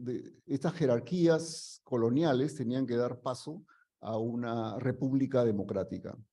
Y eso suponía entonces, de alguna manera, identificar a la mayor parte de la población con las ideas que sostienen una república democrática, que son las ideas de libertad, de igualdad, de fraternidad. Sin embargo, en el caso peruano, esto que suponía también no solamente un cambio político, sino un cambio cultural, esto no se da, ¿no? No hay un procesamiento crítico de las creencias y de las prácticas coloniales, como sí lo hubo en Haití, ¿no? Haití es un estado que se establece y que directamente confronta las, digamos, ideologías racistas que habían sostenido el orden colonial. Y es más, en Haití, ¿no?, la definición de haitiano como negro pretende derrumbar, digamos que pretende destruir este racismo colonial, al punto que los polacos, que son reconocidos como ciudadanos haitianos, hay un grupo de polacos que combate también junto a los ejércitos haitianos por la independencia de Haití, ellos van a ser declarados negros, son digamos, los primeros negros blancos, porque la definición de negro es una definición política, que justamente lo que busca es deconstruir este orden racial, ¿no? Bueno, en Perú no hay ninguna discusión. Entonces, todas estas creencias, todas estas prácticas quedan, digamos que, incuestionadas. Y eso genera, entonces, una fácil reproducción de estas creencias y prácticas y una reproducción, por lo tanto, de las jerarquías coloniales dentro de la República. Entonces, hay un aparato republicano que finalmente no tiene correspondencia con las creencias sociales y políticas de la población peruana. O sea, no hay un proceso de transformación cultural en ese sentido. Y, por supuesto, eso no es casual, sino que eso favorecía entonces a quienes habían tenido ya privilegios en el orden colonial, que normalmente eran familias descendientes de españoles, digamos en general, ¿no? para simplificar un poco la historia, porque si entramos en detalles siempre hay más diversidad. Pero estas familias entonces se ven favorecidas, incluso durante la República, porque las leyes que se establecen, la propia constitución que se establece, va a ser una constitución que va a favorecer su estatus como ciudadanos, mientras que otros van a ser más bien desfavorecidos por estas leyes. Por ejemplo, la Constitución peruana, la primera, establece que para ser ciudadano hay que saber leer y escribir, y entonces ya eso significaba marginar a más del 80% de la población. Obviamente, además, saber leer y escribir en español, entonces eso también discriminaba posiblemente a cerca del 90% de la población que hablaba algún idioma originario como lengua materna y que no había tenido acceso a, digamos, a la educación letrada, porque el mismo orden colonial lo impedía. Miren, hay cosas muy curiosas. Durante la colonia, en algún momento la Universidad Nacional, bueno, la Universidad Pontificia y Real de San Marcos, porque así se decían, que es la universidad más antigua del Perú, en algún momento en esta universidad se emite una disposición para prohibir que entren negros a la Facultad de Medicina. ¿Por qué? Porque habían negros en la Facultad de Medicina. O sea, uno emite una resolución así justamente para prohibir algo que ya sucede, ¿no? Porque si no hay negros, ¿para qué van a hacer una norma que prohíbe que entren negros? El hecho es que durante la colonia, en algún momento, los africanos o descendientes de africanos son los doctores preferidos de la población en Lima. Y la prohibición lo que buscó fue privilegiar a los médicos que venían de España. O sea, para eliminar la competencia profesional, se prohibió que los africanos o descendientes de africanos puedan estudiar medicina en San Marcos. Y entonces, ¿qué pasó? Que estos africanos van a ejercer el oficio de manera, digamos, ilegal o de manera informal y van a estar simplemente en las calles y la gente va a ir a buscarlos para llevarlos a sus casas para que atiendan a los enfermos. En general, Perú es un país muy informal. Entonces, una cosa es el país en cuanto a sus leyes y otra cosa es el país en su vida cotidiana, ¿no? Y esto, digamos que estos dos sistemas de medicina funcionaron así porque las propias leyes prohibieron que los africanos y descendientes de africanos puedan también entrar a la universidad, lo cual les daba, digamos, el diploma para ejercer legítimamente la profesión. A eso hay que sumar todos los chamanes y curanderos y médicos indígenas que también formaban parte de, digamos, de este mercado laboral, ¿no? Bueno, dado que este orden jerárquico se mantiene durante la República, entonces van a darse una serie de estrategias individuales y familiares para eludir la discriminación, lo que normalmente llamamos estos procesos de blanqueamiento, ¿no? Y obviamente esto se da porque, digamos, en el caso del Perú, a mayor indigenidad o a mayor africanidad, menores derechos y menor acceso a recursos económicos, recursos educativos, recursos políticos, recursos culturales. Ahora, esas estrategias de blanqueamiento son muy diversas, porque está, por ejemplo, el matrimonio, la búsqueda del matrimonio, como se decía, creo que hasta ahora se dice en algunos lugares del Perú, para mejorar la raza. Y eso es muy latinoamericano, ¿no? Pero también estaba la riqueza, ¿no? La riqueza también blanquea en el Perú, y esto lo decía un pensador peruano, Manuel González Prada, que decía, bueno, el cholo, o sea, el mestizo en Perú, sin plata es indio, ¿no? Con plata es blanco, ¿no? Clase media es cholo nada más, ¿no? O sea, la plata era como que lo que determinaba la identidad racial de las personas. Y eso lo decía hace un siglo o un poco más de un siglo. Y, por supuesto, la educación formal también, ¿no? Como un criterio de blanqueamiento. Entonces, sucede lo mismo que con el dinero, ¿no? el cholo con educación ya no es blanco, cholo sin educación es indio, ¿no? Entonces, son categorías como muy fluidas.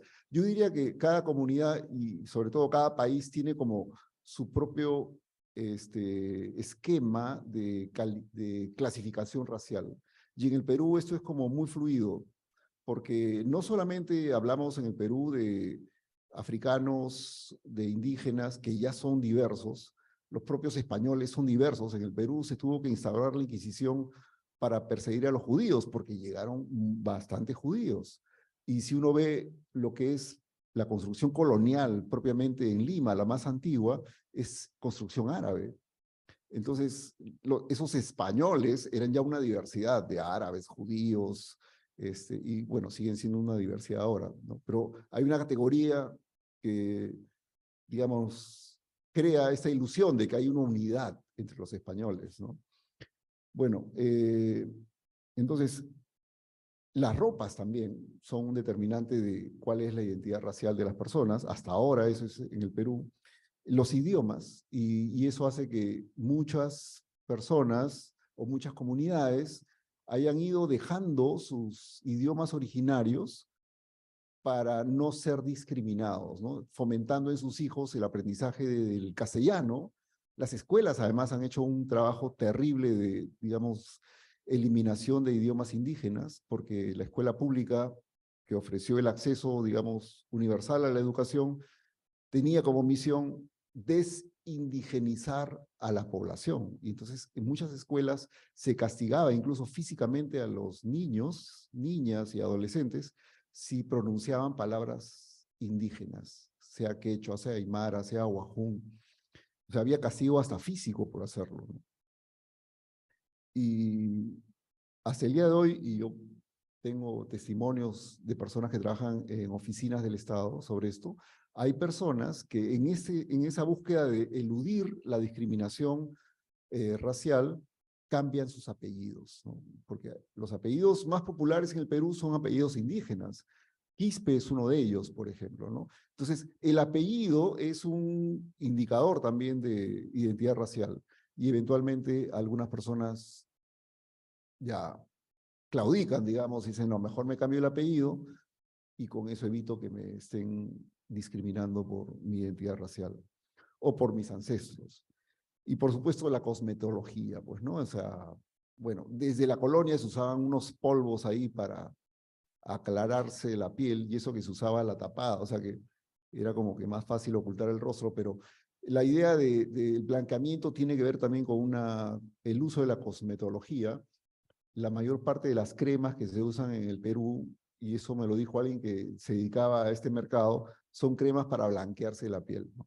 Y bueno, ya después vienen las cirugías, porque también hay como hay fenotipos que son muy, digamos, rápidamente identificables como indígenas, y entonces hay que cambiar ciertos perfiles. De hecho, yo tengo un amigo que se operó, creo que la nariz cuando éramos jóvenes, a los 18 o 20 años, para no ser identificado como indígena, ¿no? Bueno, entonces, todo eso, digamos que entra, yo diría, dentro de esa noción de colorismo, que tiene que ver con formas de discriminación y de jerarquización dentro de conjuntos de comunidades que en general no se identifican como comunidades blancas, ¿no? Sino que son comunidades, bueno, en Perú esto es muy diverso, nuestra sociedad tiene raíces también asiáticas, hay una comunidad china muy grande y uno encuentra la presencia de la comunidad china por todo el Perú.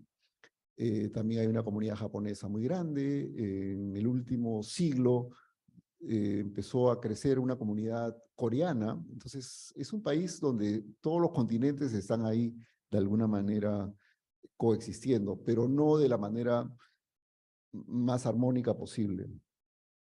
Bueno, en general, entonces, dado que los temas de racismo no son parte de la discusión política y tampoco son parte de la educación formal en las escuelas y en las universidades, todas estas creencias subsisten y cada quien las lleva como le parece, ¿no? No hay un discurso dominante, muy claro en el Perú, pero sí lo que uno puede ver en líneas generales es que hay una colonialidad muy grande en las relaciones sociales, atravesadas por todo esto. En ese sentido, entonces, la existencia de las razas y las jerarquías entre ellas se mantienen como parte del sentido común, ¿no? Y eso uno lo encuentra en expresiones que no tienen a veces ningún afán discriminador, pero se sobreentiende que alguien, por ejemplo, con raíces africanas, tiene que saber bailar, pues. ¿Cómo puede ser que, no? O sea, porque se sobreentiende que la sangre determina el espíritu y determina todas las características, virtudes y vicios de la persona, ¿no? Y la gente lo dice así, no, mira, tiene como esas expectativas sociales también, lo cual, por supuesto, es terrible y en eso me quiero detener.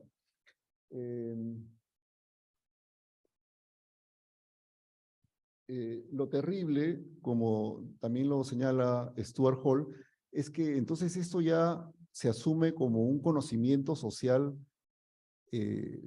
digamos, de facto, ¿no? No se cuestiona. Y esto, por supuesto, va a trastornar no solamente las relaciones entre las personas, sino las relaciones que nosotros tenemos con nosotros mismos. Y ese es al punto que yo quiero llegar. Es decir, cómo el colorismo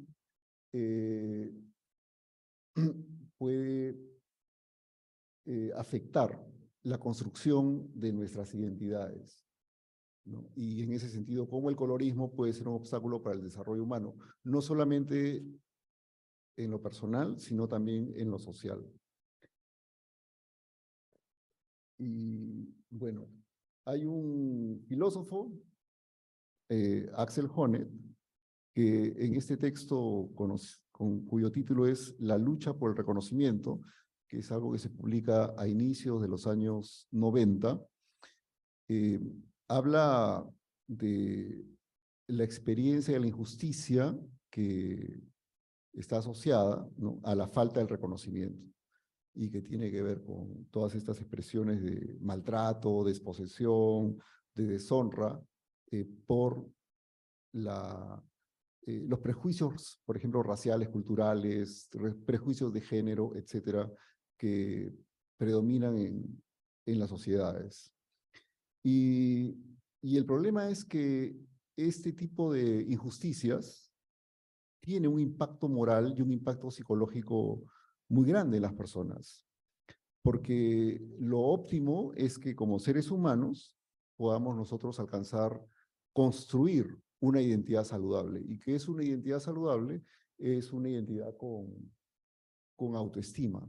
Pero para tener una identidad con autoestima hay que seguir, en todo caso, un proceso de socialización dentro del cual nosotros desarrollemos la autoconfianza. Y normalmente eso está asociado, por ejemplo, a los primeros años de vida en el hogar, niñez, infancia, juventud. Y además, en este proceso, luego tenemos que alcanzar el autorrespeto. Esto es algo que está asociado al periodo de adultez.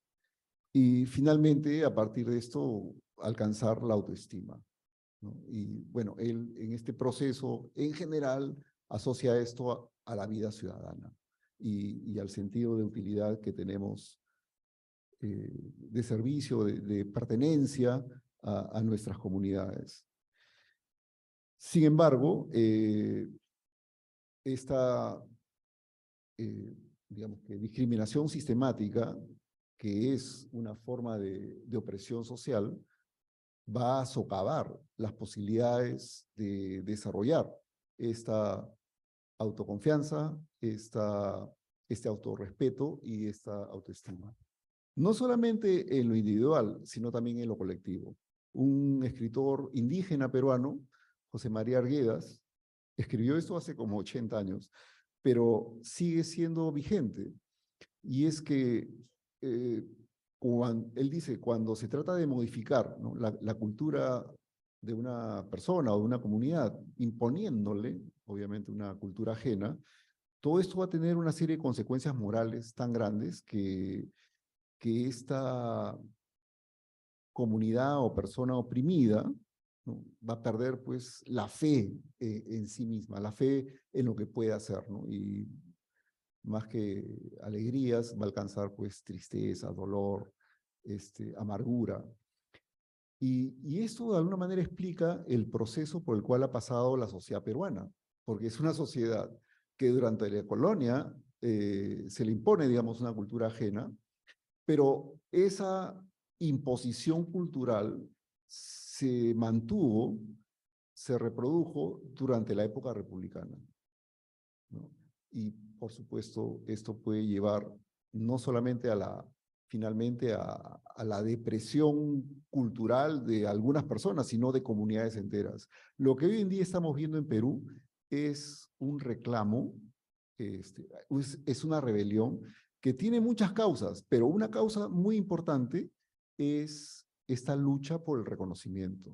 Gran parte de las manifestaciones que se están dando en estos momentos en el Perú, en los momentos en que estamos hablando además, son manifestaciones que reclaman el reconocimiento especialmente de las identidades indígenas, que por el sistema educativo, por el sistema político, por el sistema económico, han sido marginadas durante los 200 años de independencia. Hablo, por supuesto, en líneas generales, porque siempre hay excepciones, ¿no? Pero en líneas generales, digamos, estadísticamente hablando, han sido identidades que han tenido que nadar contra la corriente para poder alcanzar algún tipo de éxito. Junto a ellos, por supuesto, los afrodescendientes también, ¿no? Han tenido un trato terrible por parte del Estado. Hay un poeta afrofrancés, ¿no?, Aimé Césaire, que más o menos a mediados de los años 50, en un ensayo que se titula El discurso sobre el colonialismo, sí, en 1955, explica el efecto moral que tienen estas prácticas de dominación y que tiene en general toda relación de opresión. Nosotros estamos hablando de relaciones de opresión entre grupos socioculturales o grupos raciales, pero también esto se puede aplicar a las relaciones de opresión que se dan, por ejemplo, en relaciones íntimas, ¿no? Y lo que dice Césaire es que el acto de oprimir, por ejemplo, el acto de colonizar, es un acto que supone deshumanizar al otro o a la otra, o a los otros o a las otras.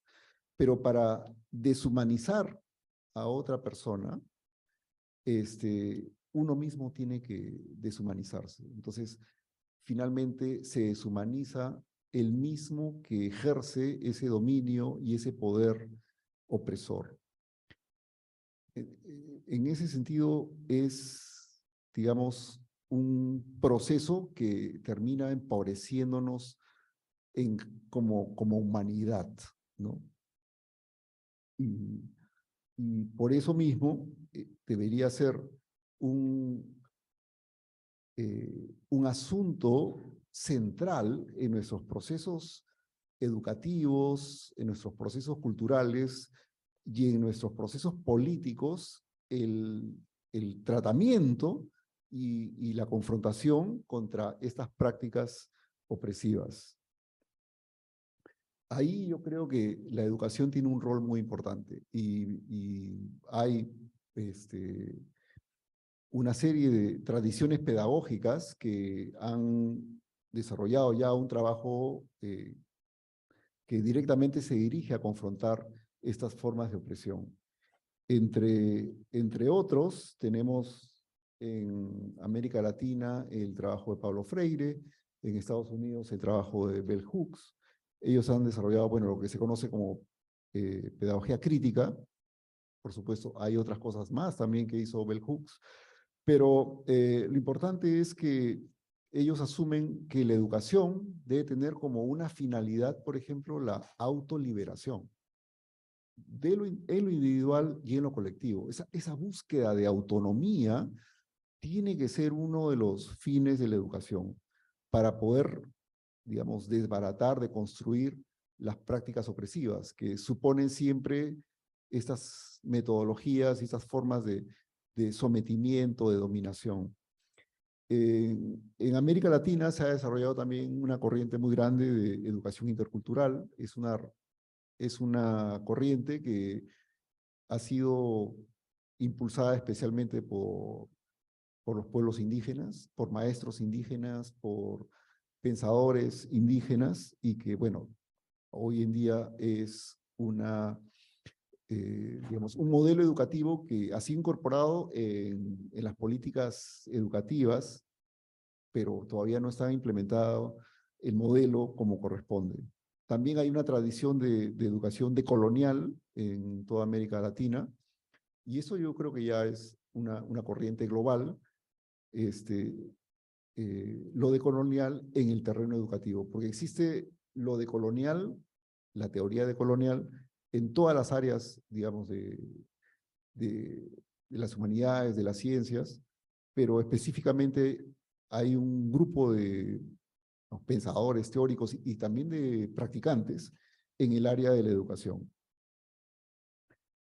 Entonces tenemos ahí un trabajo inmenso que hacer, ¿no? Pero es un trabajo que supone promover la justicia, promover el desarrollo humano, y finalmente eso supone promover la felicidad en términos sociales, pero también en términos individuales. Quiero cerrar esta desordenada presentación con una cita de un poeta afroperuano, Nicomé de Santa Cruz. Este es un poema más largo, ¿no? Pero donde él habla del orgullo de ser negro, y al final él lo que señala es que no hay pues un determinismo racial, o sea, que esa idea que es sustantiva en la ideología racista es totalmente falsa, ¿no? Termina él diciendo: ni el color ni la estatura determinan el sentir. Yo he visto blancos mentir, cual menguada y vil criatura. Por esto mi conjetura no es dogma que se complica, muy claramente se explica que viviendo con honor, nacer de cualquier color, eso a nadie perjudica. Muchas gracias. Thank you to the morning presenters. We're going to switch over to have some Q&A with all of you, and we'll invite the three presenters from this morning to answer any questions or just have a dialogue with the group. So give us a moment. We're going to transition into inviting Tanya and Luis Martin up back to the stage, and we'll have a microphone here for anyone, any audience member that would like to ask a question, or if you need us to come to you, we'll have a cordless mic to come over to get your question. Thank you. Thank you. So my question is for Ella's mom. So it's about one of your findings. I wanted to make sure I understood it right. So the perceptions of intriracial discrimination, you said, I believe, that are highest among very dark-skinned African Americans and also very light-skinned African Americans. So if I got that right, I was wondering how you square, or how we should square that with, the broader structural patterns of colorism that you explained very well in the presentation. Because it seems that, right, the structural pattern is that the darker skin you are, the more, the worse off you are, right? But then there's this question of like light-skinned African Americans feel perceived that they're discriminated against by their own community. So I was curious what we should make of that.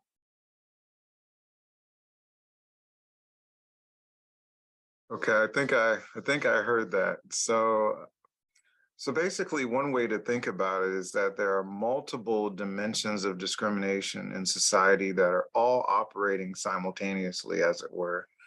And depending on what context you're in, be it a school, a workplace, dealing with police, etc., you may be dealing with one or more of these systems of discrimination at the same time. So, on the one hand, you have ethno-racial discrimination, which is just simply dichotomous between categories.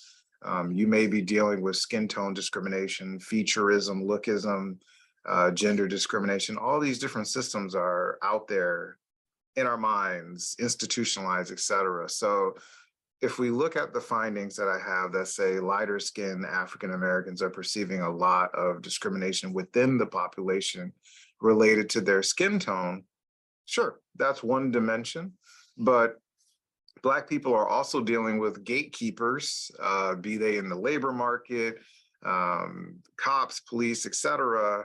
And in those contexts, it may be skin tone discrimination, which I showed the darker you are, the worse it is. So if you're a non-Black person, say it's a white person, or maybe even a Latinx, a Hispanic person who's lighter skinned, they may treat the darker skinned Black person worse than the lighter skinned Black person. So I think it's important to just separate out these different dimensions, even though in practice, one or more operating depending on what context we're in. And that's how I can square some of these results, even though there's that more complex patterning within the Black population. Is simply because not all of our interactions are with other people in our particular categories. Sometimes they're between categories. And as soon as you get between categories, then it becomes a much more simplistic relationship where the darker you are, the more Afrocentric appearing you are, the more discrimination you perceive and you probably face. Thank you. I'd like to thank all of the panelists. Let's give them a hand, please.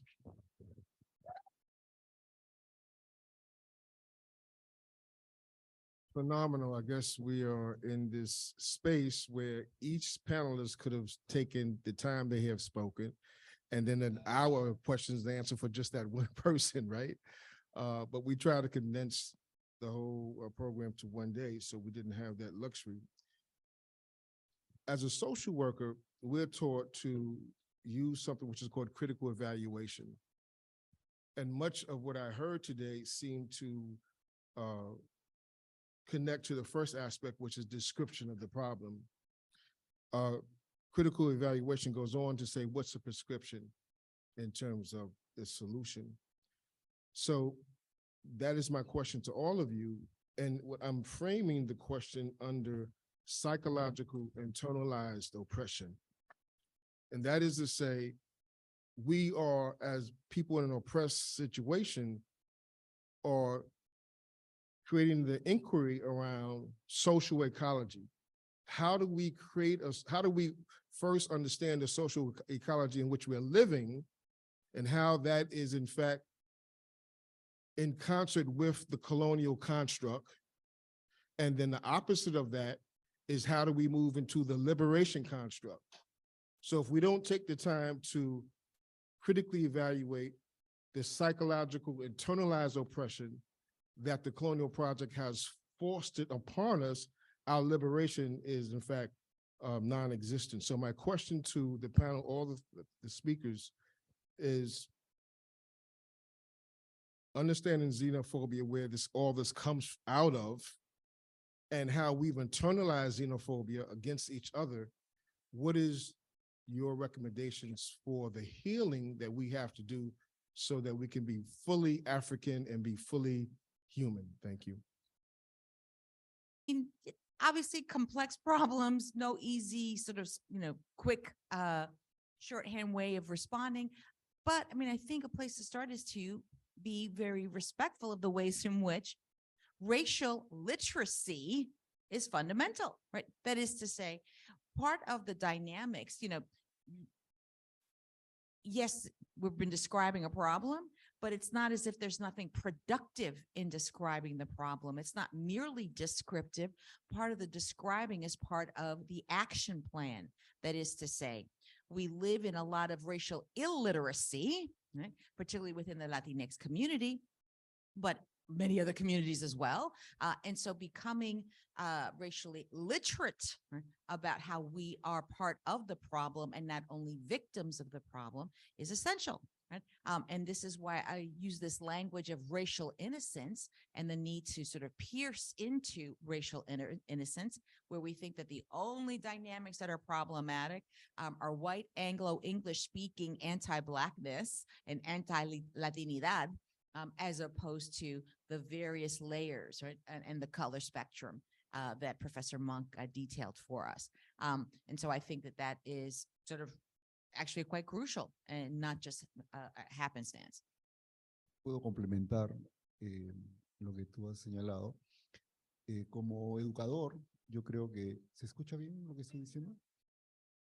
Por lo que puedo decir es que, y complementando lo que tú has señalado, que necesitamos en niñas, niños, adolescentes, promover este amor a su propia humanidad, para comenzar, que supone aceptar también lo indeterminado que hay en nosotros como seres humanos y nuestra pertenencia a la naturaleza, a lo que llamamos, digamos, nuestro entorno, nuestro medio ambiente, pero que en el lenguaje de los pueblos originarios es la madre naturaleza, ¿no? Sin ella nosotros no existimos. Ella podrá existir sin nosotros, como humanidad, digo, ¿no? Pero yo diría que eso es algo muy importante en este proceso. Y luego, yo creo que la educación tiene que hacernos investigar, reflexionar y preguntarnos, bueno, ¿de dónde venimos, quiénes somos y hacia dónde vamos? Eso en cualquier contexto va a significar abrazar también nuestras raíces y unirnos en un propósito, a lo cual, por supuesto, va a contribuir luego a abrirnos a esta diversidad y también a estas, yo diría, teorías que claramente nos explican el embrollo en el que nos hemos metido como humanidad en estos últimos 5 siglos, ¿no? Porque tenemos que salir de ahí. Bueno, nos han metido, bueno, todos somos de alguna manera parte de esta matrix ahora. Bueno, gracias. And sure, I can just interject here. So, I very much agree that I think description is certainly a huge part of getting our prescriptions correct. And a lot of my experience in the social sciences is that we don't really have an adequate description or understanding of the extent of the problem, the nature of the problem. And until we have a deeper understanding theoretically and empirically, I don't think we can really have a fruitful conversation about the healing side of things. One thing I want to point out here is something that psychologists refer to as cognitive scaffolding, which is that it's not just that society is something that we internalize, but it's something that's externalized as well. And I think part of the healing process needs to not just be kind of consciousness raising and work on ourselves, but work on refashioning the world around us. That is structured in a way that's patterned by skin tone and looks and all these other sorts of things. And I think that's part of the reason why I got involved in some of the work on technology, where you actually look on a search engine and you try to find pictures of people and you only get certain types of people that are represented. Well, this is something that we're cognitively scaffolding. This is something that's part of our external environment, and we're learning from the world around us and how it's structured. So part of healing, part of liberation is actually restructuring the world itself in a way that it no longer is patterned in a way that feeds into these stereotypes around light and dark skin and the values that they have. And until we can do that work to undo some of these structures that are externalized, it'll be very difficult, I think, a task for us to just get rid of everything that we've internalized. I think we need to focus a lot on what the external structures of our society are and undo them. And without that work, it'll be very difficult, I think, to undo some of the internal damage psychologically that a lot of us are dealing with. Good afternoon or good morning. Yo soy Zenaida Méndez. Dirijo la Organización Nacional de Mujeres Dominicanas. I am Zenaida Méndez, and I'm the charge of the National Dominican Women Caucus in New York. Tengo una pregunta para el señor Valdivieso. En estos momentos tenemos un caos en el Perú. Y básicamente el presidente que acaban de desposer es de raíces indígenas, si no me equivoco. ¿Cuáles son las implicaciones políticas a esta situación? Y there is a chaos right now in Peru, and their elected president, the president that was elected legitimately, is right now in jail. There's a big thing going on in Peru. So what are the implications on that situation? And my other question para la profesora, can you talk a little bit more about this press release? It is critical for us, the Afro-Latinos, to understand the implication, and for Latino in general, the implication of this situation. I just sent it to all our representatives, and I were AOC, Adriano, a whole bunch of people who just talk and talk and not paying attention to the real basic thing that affecting us in the United States and the world. Remember, anything that happened here had to do with the entire world. And we going right now is a chaotic stage. Thank you. Muchas gracias por la pregunta. Gran parte justamente del conflicto político que se vive hoy en día en el Perú tiene que ver con estas tensiones y conflictos interétnicos, interraciales. Y el caso del presidente que ahora está en prisión no es el único, todos los presidentes anteriores también han terminado en prisión. Es bien interesante para mostrar la fluidez de las identidades en el Perú, porque él mismo, en su propia trayectoria profesional y sindical, nunca se identificó como indígena. Es más, en el Perú, eso supondría, por ejemplo, hablar una lengua indígena, cosa que él no hace. Pero en el panorama electoral nacional, el hecho de venir de una zona rural, de una zona andina, hizo que se le asociase a él como alguien próximo a lo indígena en general. Y en esa contienda contra la otra opción, digamos, política, entonces en el imaginario social se visualizó eso como lo indígena contra lo hispano o lo criollo, ¿no? Que, por supuesto, tiene que ver con las expectativas sociales, no necesariamente con los representantes en ese momento, porque la representante del otro sector, criollo hispano, era Keiko Fujimori, que es japonesa, digamos, por padre y madre, digamos, de raíces japonesas, ¿no? Pero en el imaginario, en ese juego de poder, representaba lo hispano, lo criollo, los grupos de, digamos, de poder económico, etcétera, ¿no? Mientras que él representaba más bien a los sectores marginados, históricamente marginados. Ahora, sí, en ese imaginario que ahora está combatiendo, porque esto se da a través de las redes, lo que uno puede ver son los prejuicios, las desacreditaciones, la denigración, ¿no? de las identidades indígenas, especialmente quechuas y aymaras, por parte de aquellas personas que también en los imaginarios se identifican como más hispanas, más criollas, etcétera, etcétera. Lo que sin duda exige entonces es, para salir de este embrollo, de una negociación que va a suponer en el país un proceso luego de reconciliación. Y ahí es donde yo creo que, bueno, los medios, lamentablemente no se puede contar mucho con ellos, pero el sistema educativo tendría que trabajar en eso y tendría que abordar entonces el tema de la educación antirracista como un tema transversal en todo el sistema educativo, incluido el sistema universitario. Miren que esos son temas que incluso empiezan a retroceder en algunos estados dentro de Estados Unidos, ¿no? Entonces, esas olas pueden tener efectos muy, digamos, adversos en otros países también, ¿no? Gracias. Thank you for the question about the press release. It's been distributed in the room, but in case you didn't get it, or understand what it was, the flyer was about, it is a press release that got issued just this week from a collective of various organizations supporting the idea of the Latinos is not a race initiative to speak back to the Office of Management and Budget, the federal agency that deals with just setting out what the racial categories are on the census form and other government data collection forms that you encounter.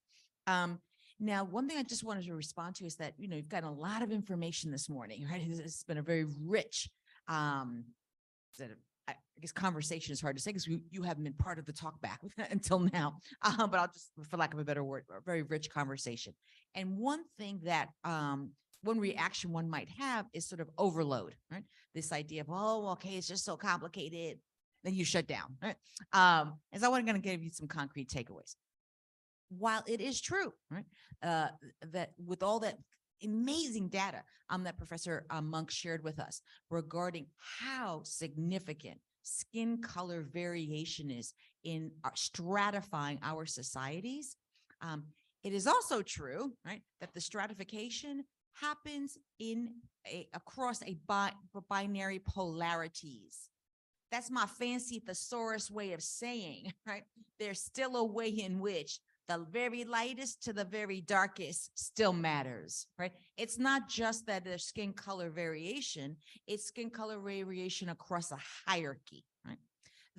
The reason why I think that's important to señalar, to underscore, is because while the census form is limited, it's crude, it cannot possibly reflect the depth, right, of complexity of a person's individual identity. It's all we got.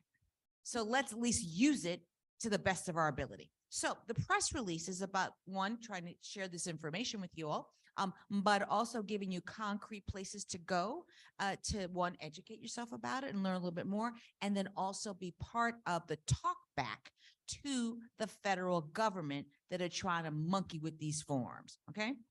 Yes, indeed. Meaning they can revise and reform, but let them do it in a way that will be productive to attending to people's desire to have it be a place to express more of their complexity, at the same time that they could also add an additional questions to have the data be responsive to civil rights enforcement, right? To be able to more betterly measure racial discrimination, right? That means having multiple questions. But at the very minimum, let's reject the one they've got on for the table for now, and they've been trying to push through for a while, that of having Latinos simply be viewed as a race and no longer be able to readily attend to the idea of Afro-Latino identity. And one thing I want to just quickly dispel, forgive me for going on a little bit. The Census Bureau often comes back with, oh, Afro-Latinos won't be a race because, you know, we tested this. And if you just allow people to check as many races as they want, they could check Latino and they can check Black, right? And that'll solve this issue, right? One, there's a little bit of misrepresentation about how they did the testing. That's a little bit more in the weeds. You want to talk about that? I'm certainly happy to do it. But for now, let me simply say that what that perspective does not readily attend to is that, let's be real. In the United States, and the Census Bureau has been part of this as well, Blackness gets framed as African American. So even an Afro-Latino firmly entrenched in their identity is discouraged from checking that black box, because the black box looks like it doesn't belong to us, that it is a way of trying to assume a history in this country that is not ours, right? And so, to be perfectly frank, right, saying that you can check multiple boxes when Latino is there as as an alternative is the surefire way from having Afro-Latinos run away from the black box, right? And not because of a rejection of their Blackness, if anything, for a respect, right, to the African-American history in this country, right? In contrast, if you have it be two separate boxes the way it is now, at least we have an attempt, a measure of being able to say, yes, Latino, yes. Oh, and then if you're having it be white versus black versus this other stuff, yes, black as well, right?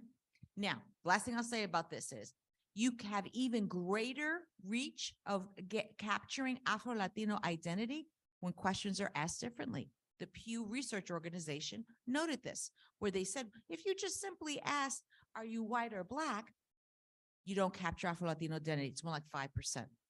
If you ask, are you Afro-Latino, it goes up to 25% of Latinos in the United States, right?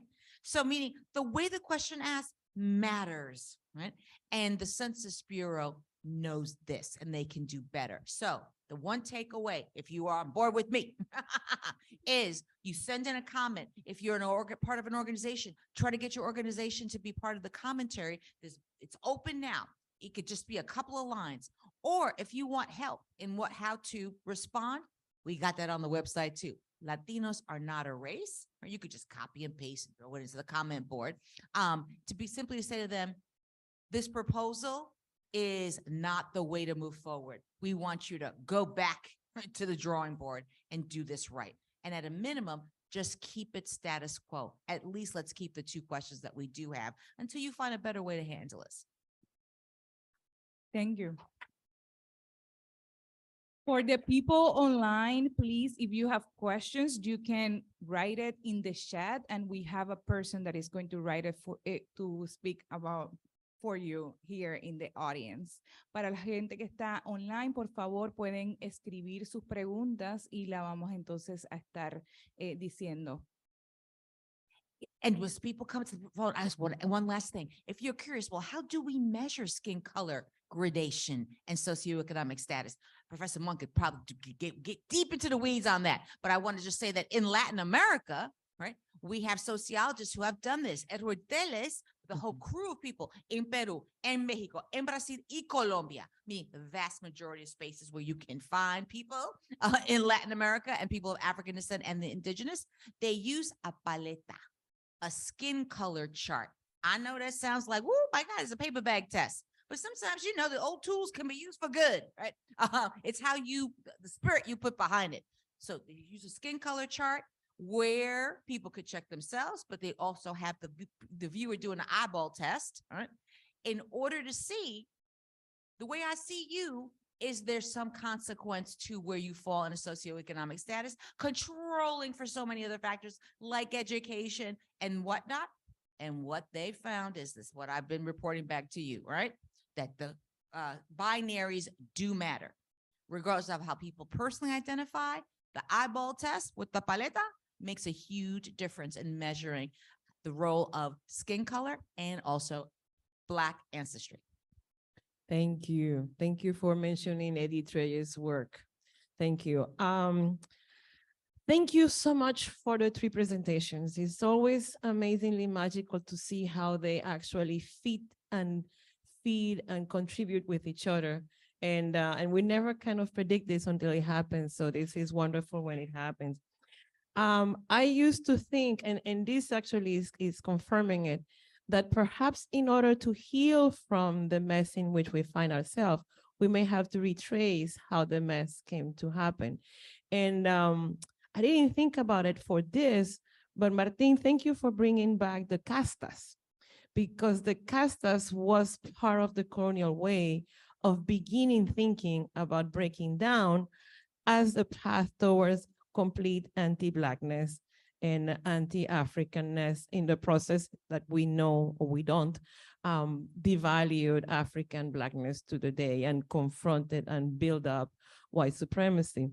And so in that context, Monk's reading of the lighter to the medium to the darker, even though it doesn't fit the casta, the colonial casta frame, it does makes us realize how there is a continuum of experiences as the castas were, and how it's important to recognize how the darker, the anti-Blackness manifests and the full-blown white supremacy into that.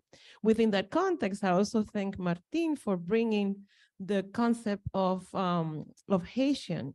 The Black Republic of Haiti, when it was created, this is first constitution of 1805, which is available online.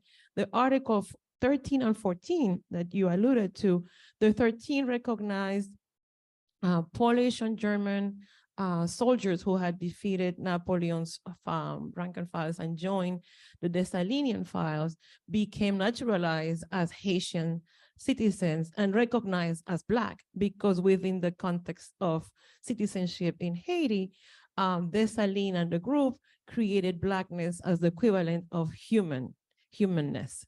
And so as we think of this process of healing from anti-Blackness and white supremacy, I'm wondering if we could think of, imagine, dream, and enact, thinking of Haiti, which has received the biggest brunt of white supremacy, as the site, real and imaginary, to reclaim this path towards Blackness as a site for whole humanness. Thank you.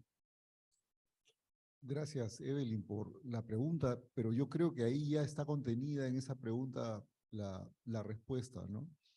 Y creo yo que hay una tarea pendiente que quedó interrumpida justamente en el resto de las repúblicas que en América Latina van a establecerse siguiendo el esfuerzo y digamos, el proyecto de independencia que tuvo Haití. Hay una influencia directa sobre Bolívar, por ejemplo, ¿no? Pero este pensamiento de negritud, porque decía César además que la negritud nació en Haití, ¿no? A propósito de esto, va a ser dejado de lado, obviamente para favorecer a los grupos que ya estaban en una posición de ventaja frente al resto por la propia herencia colonial. Yo creo que ahí tenemos una tarea pendiente y tenemos que, y el trabajo de deconstrucción de este racismo que nos atraviesa tiene que continuar con este trabajo que comenzó en Haití.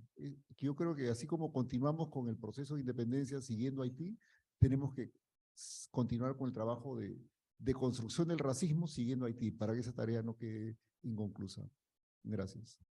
My only quick sort of follow-up is about the Gastas paintings. I just wanted to make an observation, is that oftentimes it gets parlayed in our society. Like I was sitting in the back and one of the sisters said, you know, I've seen these paintings before. And that this is the problem with sometimes sort of the currency of the paintings is that they get deployed as, look how much more elevated, you know, the Latin American history is. You know, we didn't just see black and white. We didn't do one drop rule. We always saw all the colors. And there's this romanticization of Dos Castas paintings, almost sort of like a pornography of racial mixture. I just want to put it out there like that. And so I just want to make a little point that, you know, the thing about the Castas paintings is that you have to look at the taxonomy, right? The charting of it. It's not just showing you all these mixtures, like you mix this with that and you get a salta atrás. That's one of the categories in the Castas paintings, right? You jump back when you get together with a dark person. Is that the more further you go in mixture of blackness on their own paintings in the chart, the little product, right? The little child that they show, it's always like, you know, a union and the product. They get more and more shabbily dressed, right? Meaning when it's a Spaniard mixed with an indigenous woman, that little baby gets to wear like the Spanish clothes, like, you know, little, like, you know, whatever, shekels and whatnot. Okay. When it's somebody who's mixed together with even a Spaniard with a person of African descent, that child is like in, you know, rags. Thank you. Right. Very shabbily dressed. So meaning even in that celebration, so supposedly, of racial mixture, right, there's hierarchy and it's race-based hierarchy. So I just wanted to kind of put that little footnote on the circulation of the Castas paintings, because that's often how it gets read. And I want to disrupt that. If I may, just really quickly, you know, one thing I want to point out about the United States, I talked a lot about the adoption of the one drop rule, but it's really important to realize in the United States, the racial categories, particularly along the black-white axis, when you think about mixed mixedness in the United States and its history, for more of US history, we actually went without the one-drop rule. And in fact, if we look at the patterns of racialization and how people thought about racial categories, say in Louisiana, South Carolina, and other parts of the South, you had a multiple category system where you had octoroon, quadroon, all these different ways of thinking about these these mixed race categories. And in fact, even the US Census before 1920, enumerators would delineate who they thought was mulatto, octoroon, quadroon, et cetera. And it wasn't until the early 20th century that those kind of ancestral mixes were actually done away with on the US Census. So even though today people think about the one drop and all these things, the reality is that the pattern in the United States historically has been quite complex in ways that seem similar to lots of Latin America.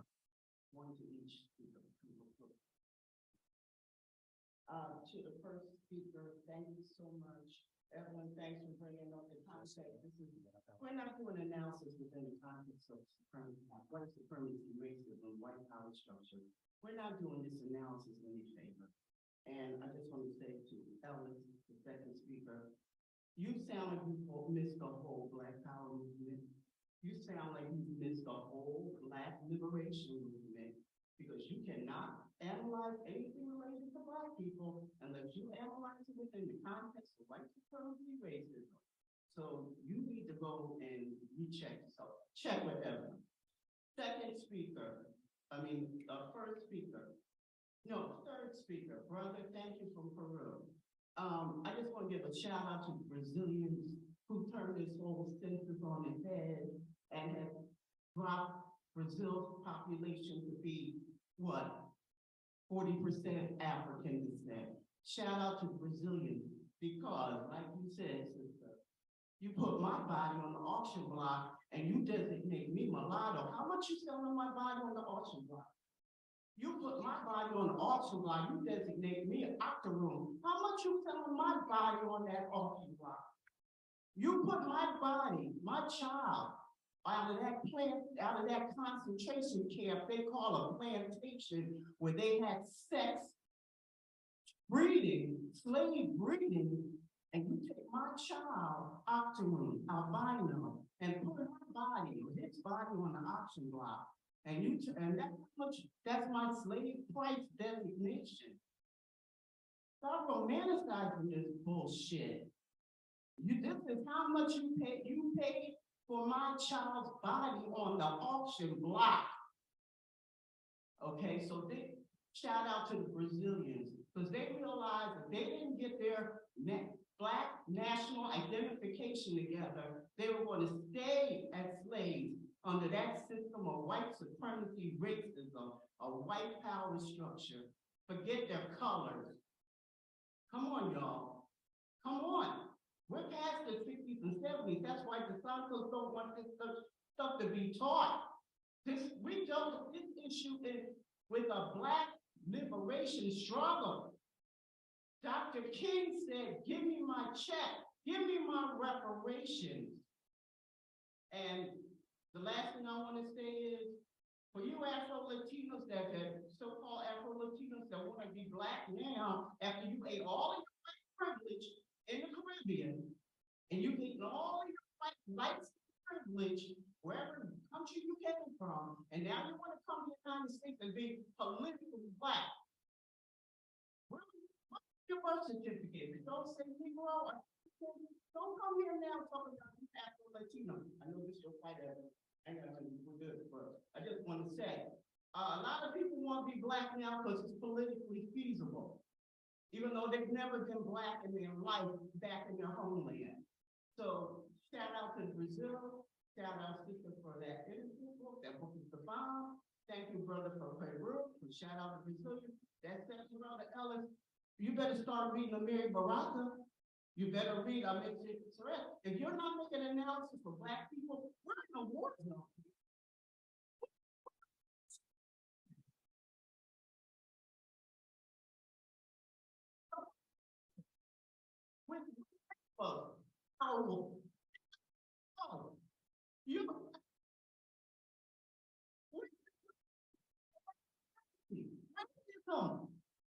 There is no moral agreement here. no data, there's no statistics.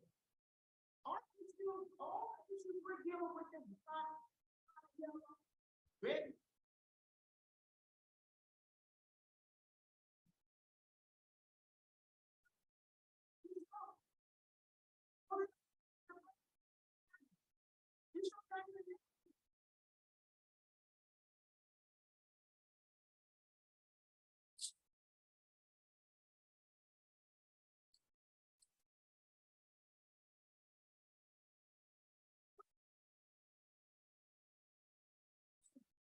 Revelation.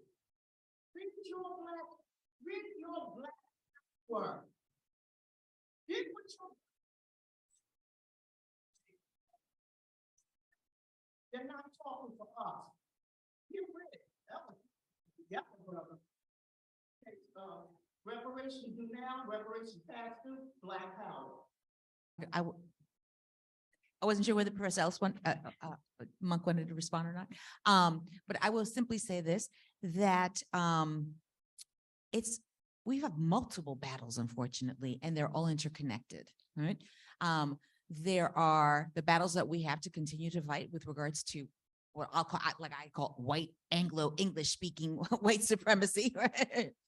And then also the way in which we're complicit in it as well, right? So, so I'll just put that out there. And with respect to the idea of Afro-Latinidad, that's also kind of interesting, right? We've got a couple of different layers here. We've got the folks who have always been Black, right? Meaning like, it's like my students, my children like to say, blackity black, mommy. As far as like, meaning there'd be no mistake. They're walking down the street, whether they're speaking in French, Dutch, Spanish, you would identify them as Black, right? So we got that in Latin America and the Caribbean as well. And then there's the discomfort that people have since hashtag Black Lives Matter, right? Las vidas negras importan también, in identifying, right, as just Latino because of this fear of like, oh, you're going to throw me in with the problem, right? And so that, that's another little nuance there that we should be, holding up as well. But that all being said, right, I think the most important thing to be focusing on are the ways in which we can either be part of the problem or we can be part of the solution, right? And regardless of our racial identity, that's a choice that we need to be making. Yeah, I was just going to say, unfortunately, I didn't hear a lot of it because I'm not physically in the room and the microphone was cutting out a lot. So unfortunately, I missed a lot of that.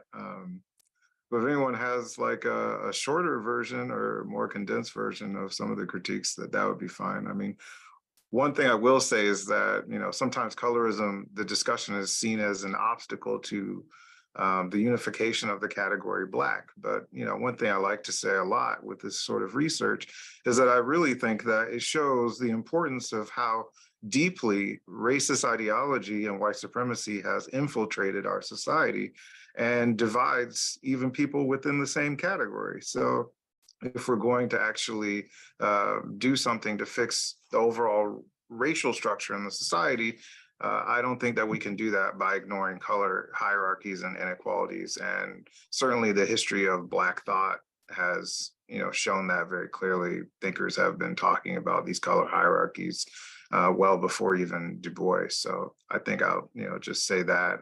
But unfortunately, I didn't hear a lot of the comments.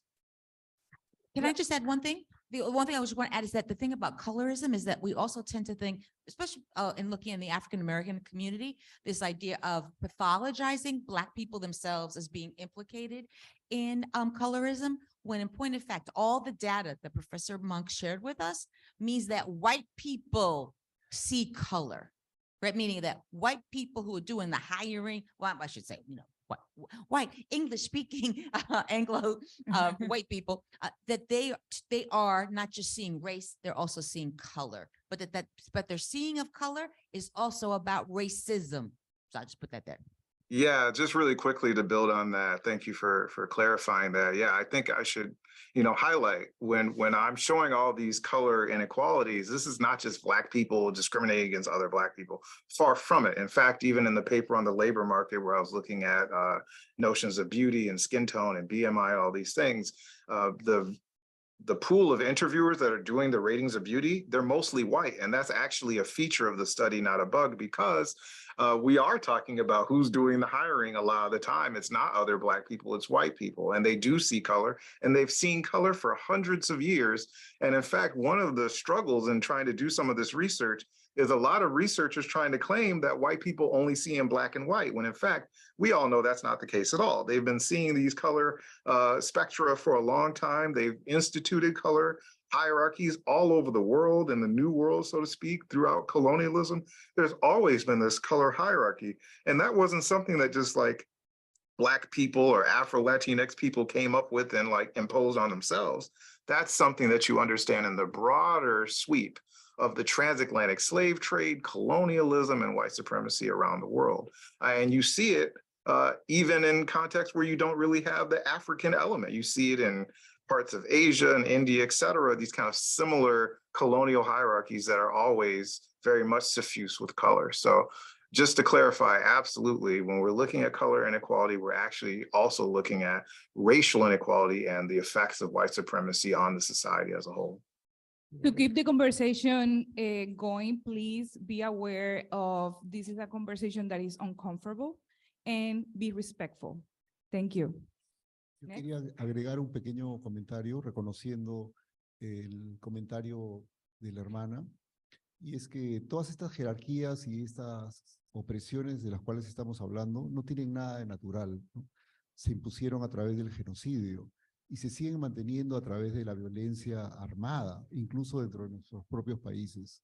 Entonces, creo que tal vez yo presenté un proceso más, digamos, ¿cómo diríamos? Tal vez un poco más idealizado de cómo se han ido dando estas relaciones, cómo se han ido tejiendo estas cosas, pero es obvio que hasta el día de hoy en el Perú, este orden se mantiene con las armas de fuego, ¿no? Como lo estamos viendo en los últimos eventos. Muchas gracias. Buenos días, ¿cómo están? Mi nombre es Fermín Morales Ayala. Hello everyone, my name is Fermín Morales Ayala. Tengo dos preguntas. La primera pregunta, el ser humano siempre ha explotado al otro ser humano, sea a niños, a madres, a naciones completas, quizás conquistando otras naciones indígenas, lo que sea. La primera pregunta es, ¿cuándo fue el momento en que sí, que exclusivamente fue la explotación hacia el negro exclusivamente y se excluyó otros seres humanos, o no, o se hizo exclusivamente hacia el negro, vamos a decirlo así? My first question is, throughout history, we have exploited human beings, whether they have been children, whether they have been, you know, nations of indigenous people with, you know, people conquering other people. When did it exclusively become of Black people, of people that are Black? And la segunda pregunta que quisiera hacer es, nosotros tenemos normas raciales. Y a veces cuando yo digo eso, a veces la persona dice, oh, tú eres un racista. No, que nosotros caminamos todos los días haciendo cosas inconscientemente que es racista. Entonces, ¿cómo es que tú se le explicaría a una persona, mira, we have, I'm saying this to gentlemen up here too, we all have racial norms. Sometimes when you say that, a lot of times people say, oh, you're trying to be racist. No, I'm not racist. That's not the point. Point is, we do things every single day that are racist and we don't realize it. We go to the bank, we see somebody of color. Rapidly, that person or the lady next to you grabs her purse or does something because that's the racial norm, you know, that's happening. How do we speak to people and say, or maybe in your book, maybe you discussed it, I don't know. ¿Cómo se hablaría y se diría, mira, cómo confrontaríamos esta situación explicándole a la gente? Gracias. Si pensamos históricamente, digamos, casi podemos encontrar casi en todos los continentes prácticas de esclavización, ¿no? De unos pueblos sobre otros. Los británicos, por ejemplo, ya para hablar de tiempos más recientes, fueron esclavizados por los romanos, ¿no? y Cicerón le recomendaba incluso a un patricio romano, Cicerón era un político y filósofo que era patricio romano, le decía a otro de su grupo, le decía, mira, no compres esclavos británicos porque son tontos, son ociosos, ¿no? Compra otro tipo de esclavos. Bueno, lo digo porque justamente en los últimos 500 años, uno de los imperios que ha practicado la esclavización de otros han sido el Imperio Británico, que también esclavizó dentro del propio continente que ahora llamamos Europa, a los irlandeses, a los escoceses, ¿no? O sea, hablo de prácticas de esclavización dentro de la propia Europa. Yo creo que esta fijación con lo africano tiene más o menos unos 500 años, ¿no? Porque era digamos, había como dice Saussure, un significante, digamos, una marca que era como que muy fácil de ver, ¿no? Que era el color de piel. Porque en otros casos había que averiguar, ¿no? Quién era esta persona para poder identificarlo, para saber en qué rol estaba, ¿no? Cuando los griegos fueron esclavizados también por los romanos, bueno, había que acercarse, preguntar y saber específicamente quién era la persona para poder saber cuál era su estatus. Pero con lo africano encontraron que era ya muy simple, a simple vista, digamos que hasta 500 metros podían decir, ah, no, él es de otro grupo. Y en ese sentido, esto es algo muy reciente en nuestra historia, eso es lo que quiero decir, ¿no? Y por supuesto es algo que hasta el día de hoy, bueno, tiene efectos en nuestra vida cotidiana, como también señalaba la segunda parte de la pregunta.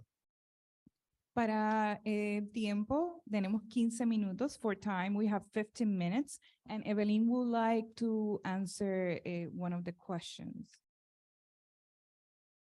The first question, more in particular. Yes, but there is a little bit more to what Valdivieso commented.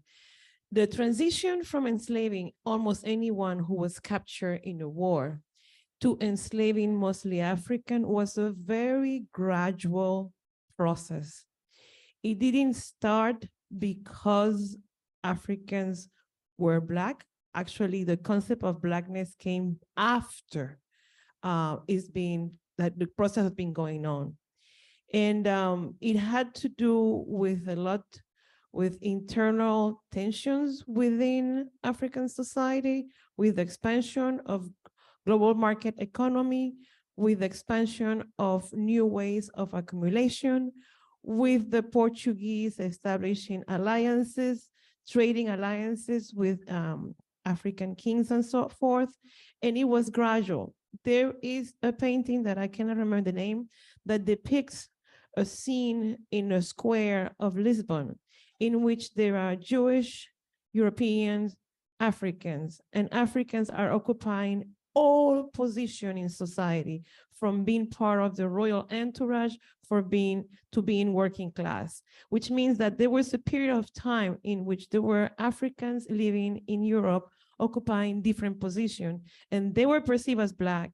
In fact, in antiquity, the god Zeus may have originally been a Black-skinned god. So it was a process that deteriorated with the expansion of the transatlantic trade of African individuals. And so it wasn't automatic. It took about 200 years to emerge as such. And the consequences of anti-Blackness and white supremacy emerged from that. It didn't begin with that, but it's a consequence of that. And that's why actually we can go back to get ourselves rid of that into something else. Thank you. Zeus is Black. Evelyn, you just blew my mind. And please send me that reading. I got sent to read, but I got to read that. That's fabulous. Okay. I just want to respond to the second part of the question about racial norms, and just sort of maybe stretch out the question a little bit broader and then quickly respond. And that's the question I often get is, how do I talk about this to my family? How do I talk about this to the people I love? Or the people I just want to be in community with, right? They're these tough conversations. And so what I say there is that, oftentimes people either have blinders on or it's invisible to them or it's too painful to see. And so that's part of the resistance. And they don't respond very well to be you racist. Right? That's not an invitation, right? That's just the call out. We got call out, but sometimes we also need to invite. And the way I say we invite is that we share, right? And what I mean by sharing is that sometimes it's best, or I just say, I find that it can be very productive when I offer up information of sharing that helps shift and invite the person to reflect on it. So just one brief example, I teach, I'm in the classroom a lot, and I notice that my colleagues, right, have this dynamic, right, that they do not call on Black students. Oh, I should point out that in the law school context, we do this power thing of what we like, just answer my question. Going back to antiquity, the Socratic method, right, from Socrates. So, puts a fear of God into these kids. It's very disturbing. But in any case, they don't do it for the Black students, right? And here's the part of the problem. That's based on their ideas that, oh, well, I'm doing them a favor. They're probably not as well prepared. All kinds of presumptions that they are making, right? As opposed to when I say to them, well, the thing about not calling on the Black students, I don't know if you notice this dynamic that seems to be occurring because the Black students report back to me, they don't get called on that much, is that we are impoverishing their law school education when we do that. Part of being in the hot seat, right, is learning from being on that hot seat. It's scary, but my kids learn more, all right? Because they're gonna have to be in court and be on a hot seat. They better start practicing it now. So in any case, but when I invite that, as opposed to say, y'all a bunch of racists because you don't call on the Black students, right? This gives them space to reflect, to acknowledge, and then to repair. So that's one way. Several things. One, let's start from the top. I consider the writer of Daughters of the Stone and Francia Marquez from Colombia, I consider them Black to the bone, no matter where they originated at. They're, like Sister said, we're all Africans, okay? The other thing is, the situation that happened with Sandra Bland, that situation that happened with the young Boricua Army officer who was mistreated by a lighter-skinned Latino. Do you think those sort of things, or from Philando Castile, have there ever been discussions about that within the Latino community? And do you think it's a symptom of colorism, racism, or just the natural, like, critical race theory? It's just what the police department does and whatnot, okay? And finally, it does seem ironic to me that Afro-descended activists in Colombia, Mexico, Argentina are all pushing their census bureaus to use a variety of street race terms that would be more inclusive, whereas the US Census seems to be more doing its own, what's the term? Taje, where they want to just exclude folks. And I think the head of the census is Latino, I think, right now. Thank you. So quick. Yes, it's in the book. I think it's chapter 5. You will find Sandra Bland, Philando Castile, and a bunch of other victims of Latino law enforcement violence. Right? And I think part of the reason why we don't kind of acknowledge any of this stuff is that whiteness is seen, and the thought is, okay, ethnicity doesn't matter. It's just a white police officer doing these things. And you think, well, Professor, why does it matter that they happen to also be a Latino, right? I think it matters because we are not then acknowledging the ways or addressing the ways in which Latinidad is implicated in white supremacy, right? It's not just that it is it just happens to be a Latino officer. It's that a Latino officer is reenacting out the Latino anti-Blackness, right? I think this is very important as far as like doing the prescription, because if we just address it as like these white English-speaking folks need to learn better, what the rest of us are off the hook. That can't be. And now just simply say about the census is a political battleground. Okay, Latin American Afro activists have long been hip to this. So have we, but in the space of the Latino question, less so. And so this is why if you hear me harping on it, it's because the counting matters for how we make our government accountable. right, for what it does. And so, like a lot of people don't want to do jury duty. A lot of people don't want to think about the census, but it matters. Hi, my name is Yesenia Escobar, and I'm from Colombia. Well, currently I am studying my PhD in Spanish here at Temple. And I want to thank you for this, symposium today, because we used to, fight against racism every day, but it's very different when it's colorism. I mean, because we who are suffering the discrimination and the racism, the microaggression every day, it's who knows how does it work? Yes, and in scenarios like this, you can find that people who's interested in the topic is here, but people who's not interested in the topic is not here. And in the academia, there is a lot of racism. Yes, and I can tell you, for instance, that people from my department should be here listening to you, because that's a huge problem I'm having at this moment. Because this epistemological racism, it's in the academia, and then, for instance, as a future scholar, and dealing with this, because I'm trying to work or to read female writers from an Afrocentric perspective. And this is something that when you talk about Latinidad, yes, it doesn't make sense for our advisors.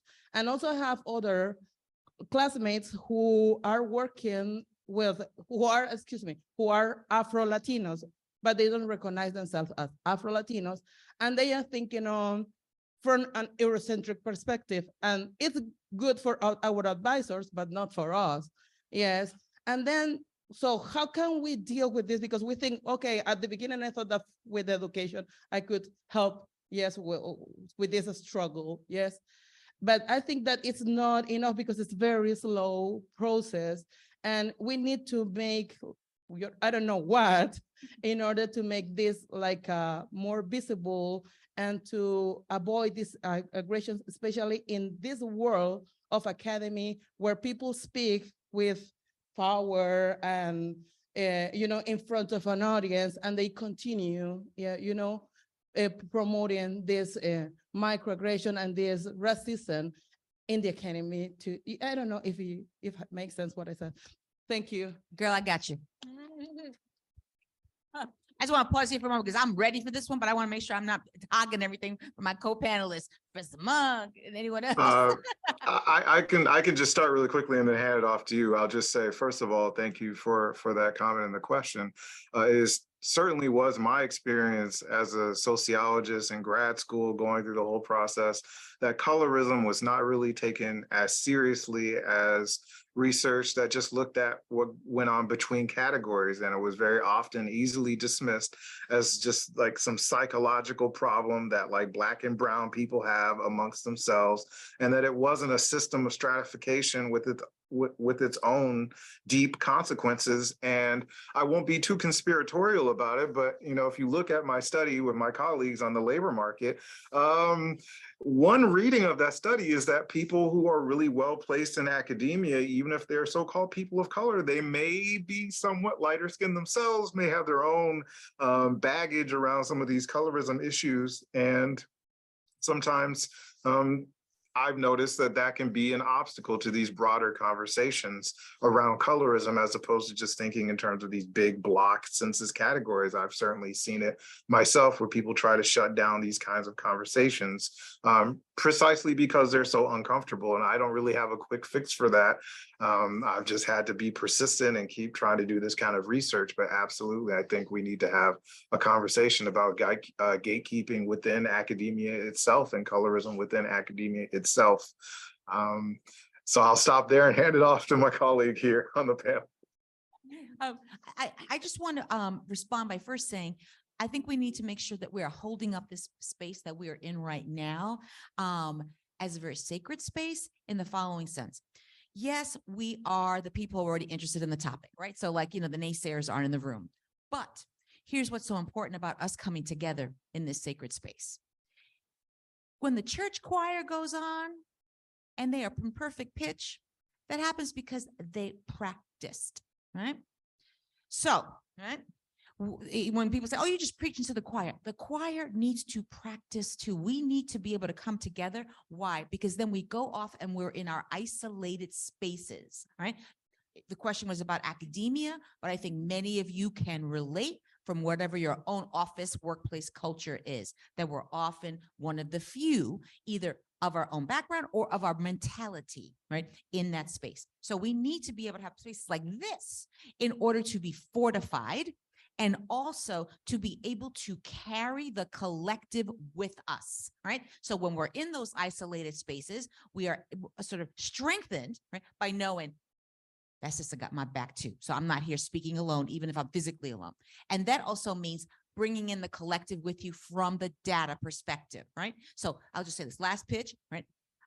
In the book, part of elevating voices was not just about elevating the victims, but elevating all the scholars, many of whom are of color because we care about this stuff, right? And so the bibliography is dense, right? And it's a purposeful, because what I wanted to do was to bring the sisters and brothers along with me, right? So that you could then bring them with you too, right? Even if all you do is like holding her up a book and saying like, it's in here, so read this, right? This is another way in which you're able to intervene and to try to transform institutions. Carrying the collective, I like that. I like that a lot. I think it was in the book, Racism Without Races, where he gives analysis that the way that Europeans, white people here in the United States, are going to solve the fact that they're going to be a minority in 2050 is to make sure they can now bring in the Latino bloc and keep Black people at the bottom, right? That's the strategy. So, yes, let's bring the collectives together and let's make sure that both, I'm saying in this case, African-American, Latino, right, that we bring both of those collectives forward in our fullness of humanity. I also want to say that after this, we're going to break out into a social work roundtable. However, the way it was designed is that I think we're supposed to go to a room to decide, and I think it should be up to the people if they want that discussion to happen here. I'm not trying to change the program, but I'm looking at the problem of not bringing the collective, right? So to talk about social work and talk about social wellness is something that I think that's the essence of what we're talking about, right? And for the audience not to not participate in that discussion, I think will be a missing. But those of you, whatever's going to happen in terms of the organizers of the conference, but anyway, I have some handouts for those of you who want it. I'll be in the back table here. One of them is called, it says, A Black Perspective. Racialism works differently here in Puerto Rico. Do not bring your US-centric ideas about race here. And the author, Lawrence, does a nice, treatment of that. And then also looking at Don Pedro Biso Campos, right? A dark brother. And if you see most of the pictures, they're always lighting him up. Like, what's with that, right? We're talking about colorism, in terms of the national hero of Puerto Rico. So for those of you who would want just the first page of those articles with the website, I'll be in the back and you can certainly have one, but I don't know if the organizers would want to change the marginalization of the social workers to put us in a room on the side rather than being in community together. That's my vote and that's my offer. Thank you. The roundtable is open for everybody, but if you need to have the certification, you need to be in that room. So it's two different things. We are doing a certification for social worker and it's by LaSalle, and we need to have an other space for that purpose. Hello, everyone. I'm Dr. Georgina Falou, and I was the first woman dean of the business school in Puerto Rico. But also, I ended up teaching 7 years in the Black Studies Department of City College. In addition to that, I work with the African Union, writing the report where Africa wants to attract the diaspora to work together in the agenda of advancing our standing and our empowerment. But a message that we cannot lose is the fact that economic empowerment is something that we ignore too often. And we need to really put emphasis in becoming ourselves leaders in advancing those objectives.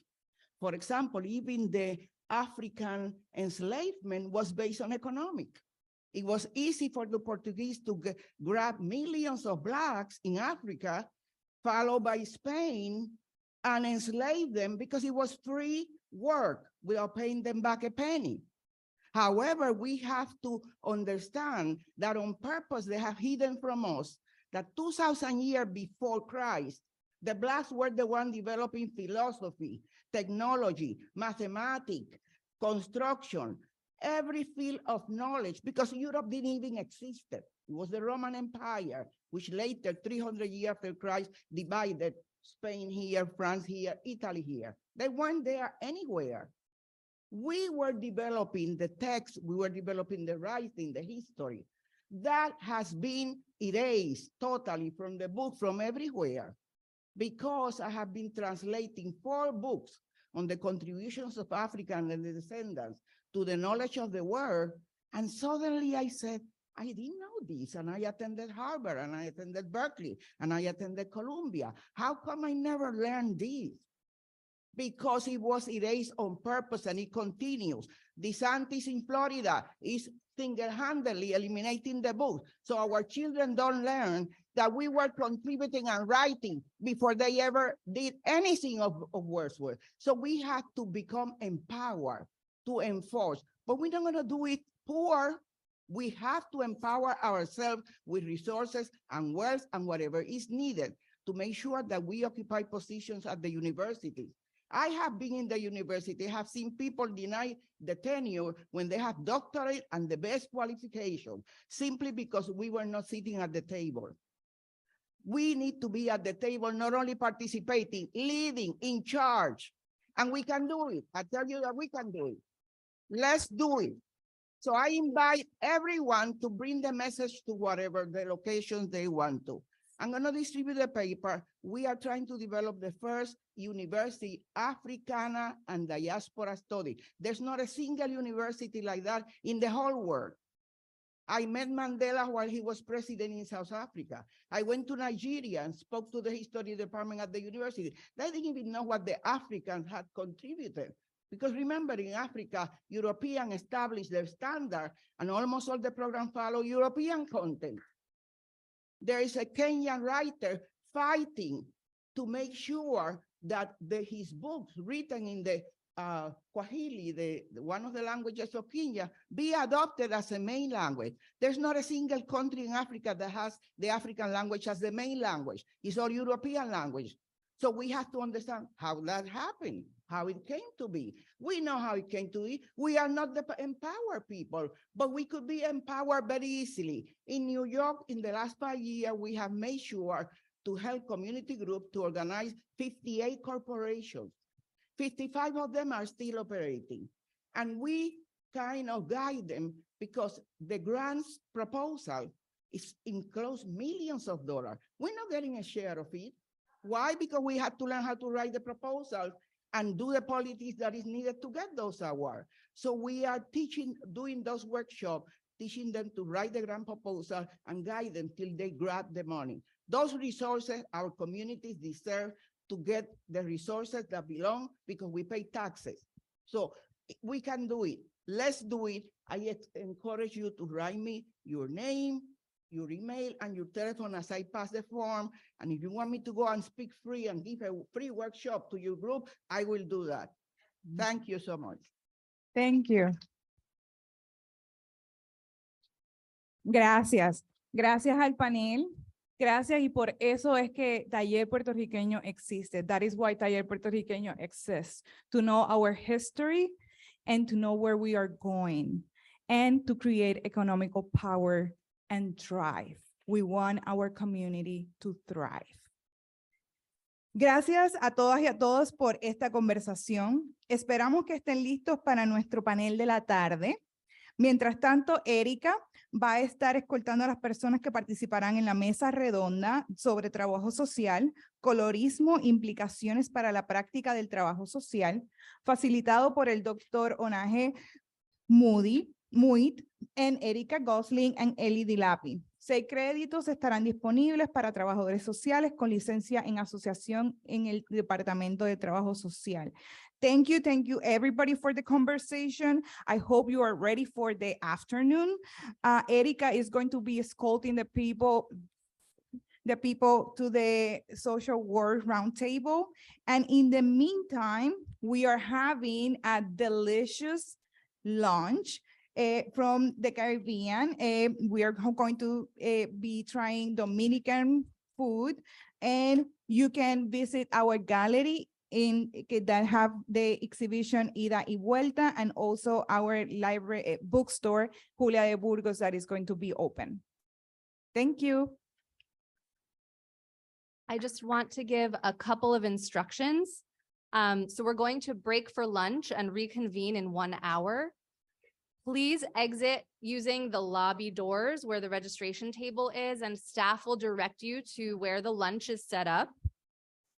We have some tables in the lobby, and we will have Tania Cateri Hernandez signing her book for sale in our bookstore right here in the lobby. So catch up with her. We also have tables by Galet with some free products, COVID tests, Lush body products you can grab, their freebies. And Villanova's LePage Center for the Public History is also tabling. The social work roundtable is open to all, but particularly if you're a practicing social worker and you need continuing education credits. If you haven't pre-registered, come find me and we're happy to sign you up. So please enjoy lunch and we'll reconvene in 1 hour. Okay, hi everyone. We are ready to begin the second half of our agenda. In the interest of time, I'm not going to read everyone's full bios, but please turn to page 11 in your programs and you can read the full bios there. We have 5 incredible panelists, including internationally renowned music historian and entrepreneur whose work is focused on the analysis and social paradigms of reggaeton, Catalina La Gata Exelston. We also have internationally recognized producer, radio and television personality, model and pioneer with her own talk show, Palique, Reverend and Dr. Malin Falou. Please join me. Originally from Ecuador and living in Philadelphia for the past 20 years, passionate immigrants' rights activist, Blanca Pacheco. Philadelphia raised Dominican American, critically acclaimed visual producer, international multimedia journalist, culture expert, clothing designer, and music industry culture shifter, Jennifer Mota. And then we have executive, nutritionist, performing artist, and confidence coach with a focus on BIPOC youth, and great-great-granddaughter of Arturo A. Schomburg. Desmarie Thomas. Moderating our panel this afternoon, we have co-founder of this symposium, Afro-Latina activist and scholar, born and raised in Venezuela from Haitian and Venezuelan parents. Turning it over to you, Evelyn. Good afternoon. Everybody had a good lunch? So no falling asleep. We are heading to our second part of our 27th Annual Arturo Schomburg Symposium with this amazing panel. We're going to hear from each of you, and the panel's name is The Personal and the Political Colorism in Our Everyday Lives. And each of you are working, some of them for longer than others, related somehow to Afro-Latin Americanness, Afro-Latinidad, Afro-Latinx, from each of your different components. My goodness, great-granddaughter of Arturo Schomburg. I know that he's always here, and I'm sure he's very proud from the other dimension to see you here. And so I want to ask each of you for about 10 minutes, each 10-15 minutes, to share with us, the audience, about what you do, how you connect to this, and to start a conversation. So each panelist will have about 10 to 15 minutes, which I'm going to monitor. And after everyone finished giving the presentation, then we're going to have a conversation with the wider audience, okay? Thank you. So I'm not sure there is an order particular. Actually, no? Okay. That was good. Thank you. Muy buenas tardes, good afternoon. I'm Catalina Gata Eccleston. I am first generation American. My parents are from Panama and Jamaica. I was raised in Boston, Massachusetts. And reggaeton saved my life. I love reggaeton with all my heart. I say that music saved my life, but specifically el género de reggaeton me salva la vida. There were multiple instances in my life where, you know, I just didn't think I would make it or didn't see the point. And this music is, you know, there's a lot of different opinions to have on this music. It is political. It can be very problematic. But it could also be joyful and it can be beautiful. It can be all of those things at the same time. And in which case, something that I say often is you can't be sad listening to reggaeton. Try it. Va a mover el cuerpo de una manera o otra. And in which case, you know, I grew up listening to this music and have a profound respect for this genre, profound respect for its history, profound respect for Afro-Caribeño-ness, right? And what that means in all of its political paradigms. And I feel like the best way that I can make the use of my time on this stage is really starting there because it is as personal as it is professional, for me anyways. I created a platform, Reggaeton con la Gata, because I had survived a very violent experience while in college.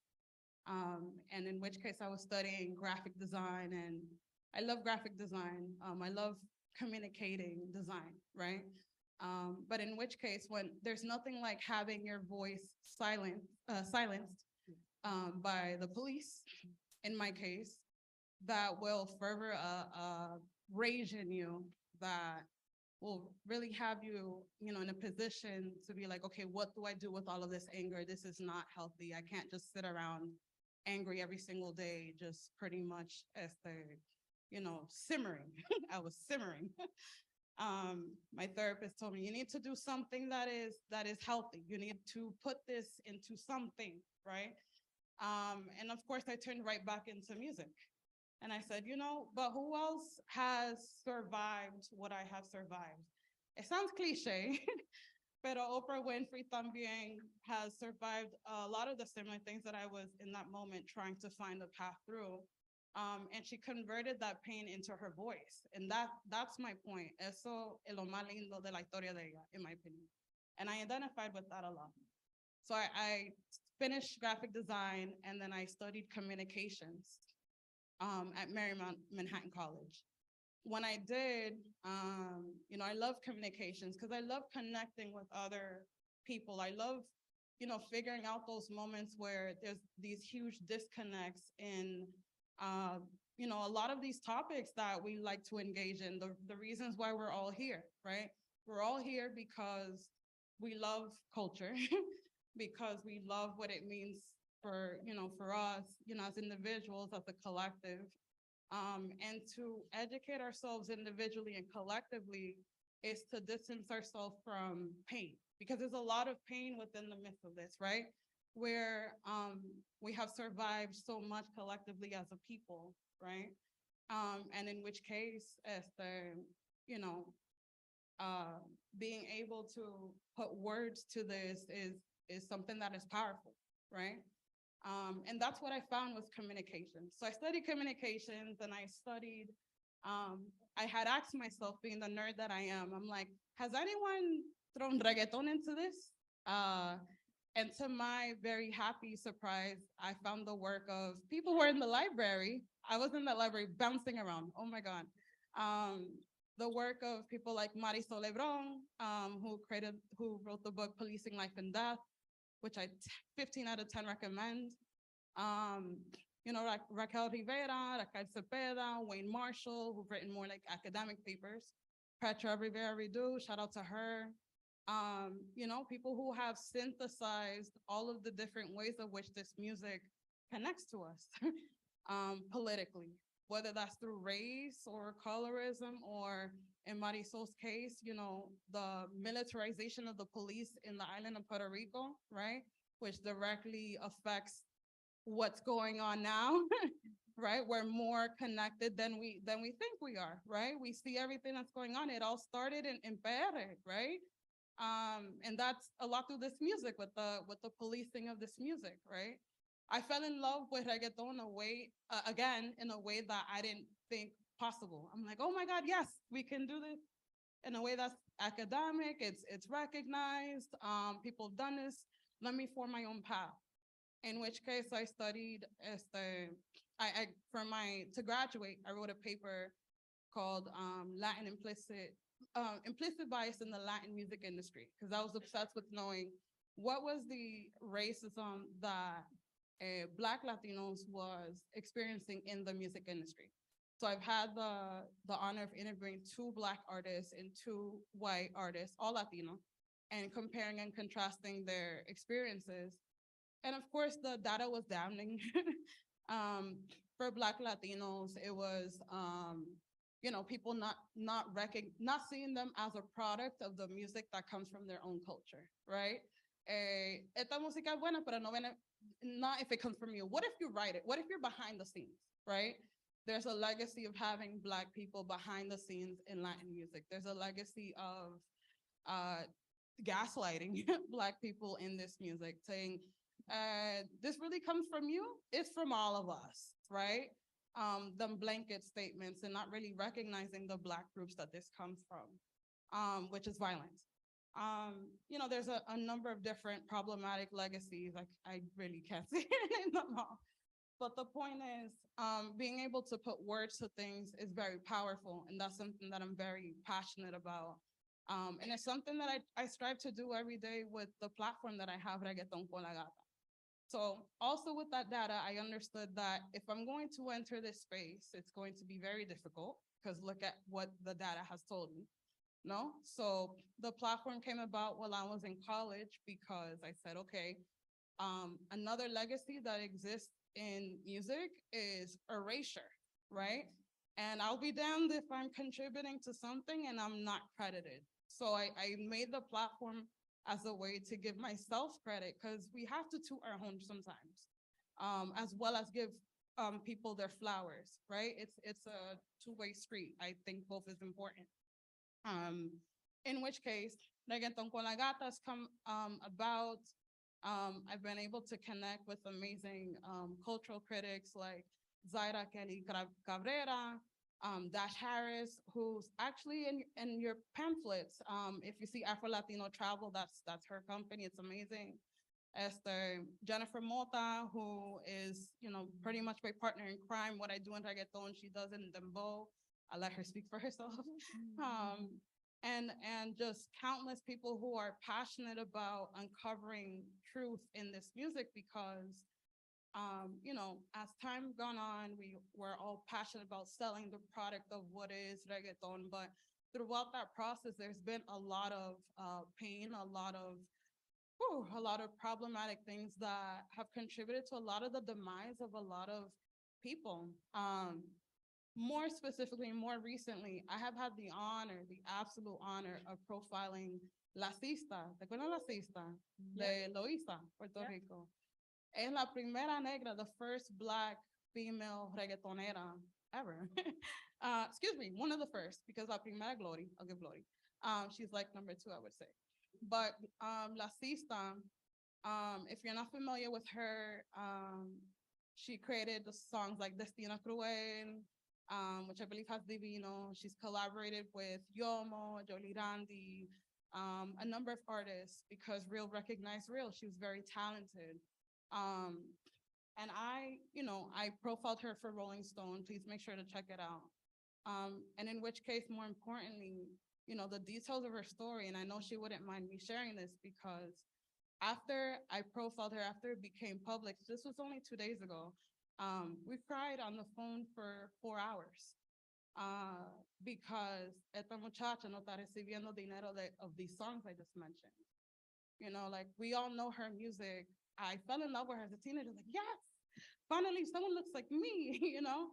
So to meet her all these years later and to know she's not making money off of this music that she created, this soulful voice that she has, and un tumbao about her that's so beautiful, that's very, you know, that centers Loisa and centers her Afro-Boricua identity. And for her to not be making $1 off of it, I mean, what's more violent than that? That you can't survive off of the art that people know you for, you know? That's a very common story in reggaeton, you know? If there's anything that I ever strive for, I know I have a whole slideshow, but I'm like, voy pa acá. If there's anything I ever strive for is just to uncover, you know, these sort of implicit biases, because the levels of violence that comes with it it's profound. It's highly embarrassing, you know? There's so much being promoted in media about how together we are and, you know, how united we are. And oftentimes, you know, the theme of this talk is colorism, right? In our individual experiences and lives. And I know I'm very popular. I work in a lot of different spaces, but what people don't see is the violence that, you know, people like me experience. It's not popular to uncover the unpopular truth of very popular people. Okay? Like, it's not, you know, these artists, a lot of these artists, que sea J Balvin, que sea El Conejo, que sea Karol G, you know, these teams, they know who I am, they know what my work is. It's a very unpopular position to be detrás de escena, to uncover a lot of these things. But the ripple effect of it has been, you know, the truth has been better policy, has been more equity. So if it takes being unpopular in those places, but rights on the right side of history in others where la comunidad stands, then I'll take it, whatever. Thank you. So in which case, I think this is just the best way for me to really synthesize who I am, what I'm about, what I'm passionate about, because it's not easy. Y como una mujer negra, you know, with the way that the industry is set up, you know, it takes a lot of mental gymnastics, I call it, in order to get through a lot of these certain spaces, because you have to be very careful, because in the midst of all of this, I'm also building my survival, right? I also have to be, 5 minutos, got it. I also have to be very careful about who I'm pissing off as I'm uncovering this truth, because it's affecting how I eat, no? It's affecting how I take care of my family members and my loved ones. But I also don't want to be dishonest con mi comunidad with the public, because that's an honor. And that's something that I take very seriously in regards to being a sort of window in regards to what's actually going on in Latin music.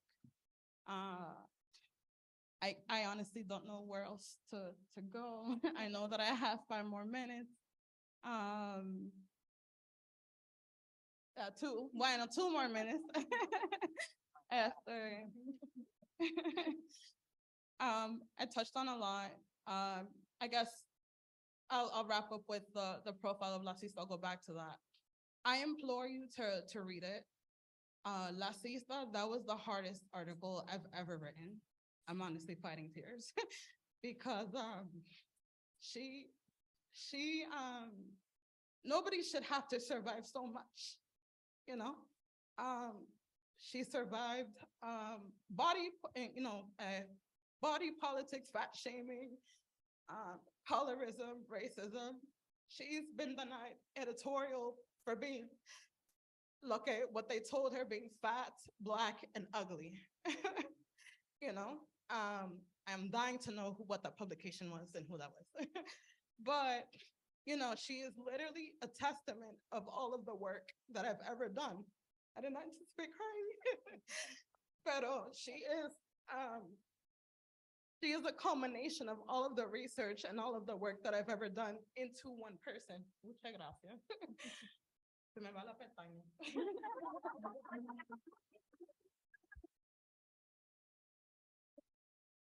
I know, but you got makeup. I'm trying to. Pero mi punto es, I'm very excited for her because now she's able to tell her story and now people are able to see it on a bigger platform. Dios primero should be able to get her flowers en la manera que la merece y la oportunidad de que ella merece. And I hope for more for Black women, especially queer Black women in Latin music, because the inequity is profound. And although I guess, si yo voy a dejar una nota, because I know it's 1 minute now, as you know, as popular as some beings may be, I want us all to be more nice to each other, because there's a lot of internal battles and external battles that are being fought by ways of colorism, xenophobia, racism, that are not necessarily seen in the foreground because that's not popular and that doesn't help survival as well. Muchas gracias por escucharme. Thank you. Thank you. Thank you for this testimony and for sharing. I wrote several times the word violence as you were saying it. And one thing that emerges from this conversation today is the level of violence we endure as we negotiate not only racism, but colorism and other things. Thank you so much. Gracias. Thank you. So we continue now with Malin Falou. We're going to follow the order that we're sitting. Please. Thank Muchas you. gracias, felicidades para ti, que tienes el valor de venir y contar tu historia. Eso es parte de tu propia sanación. Gracias. Bien, amigos, buenas tardes y encantada de estar aquí en Filadelfia, la primera vez que vengo a Filadelfia.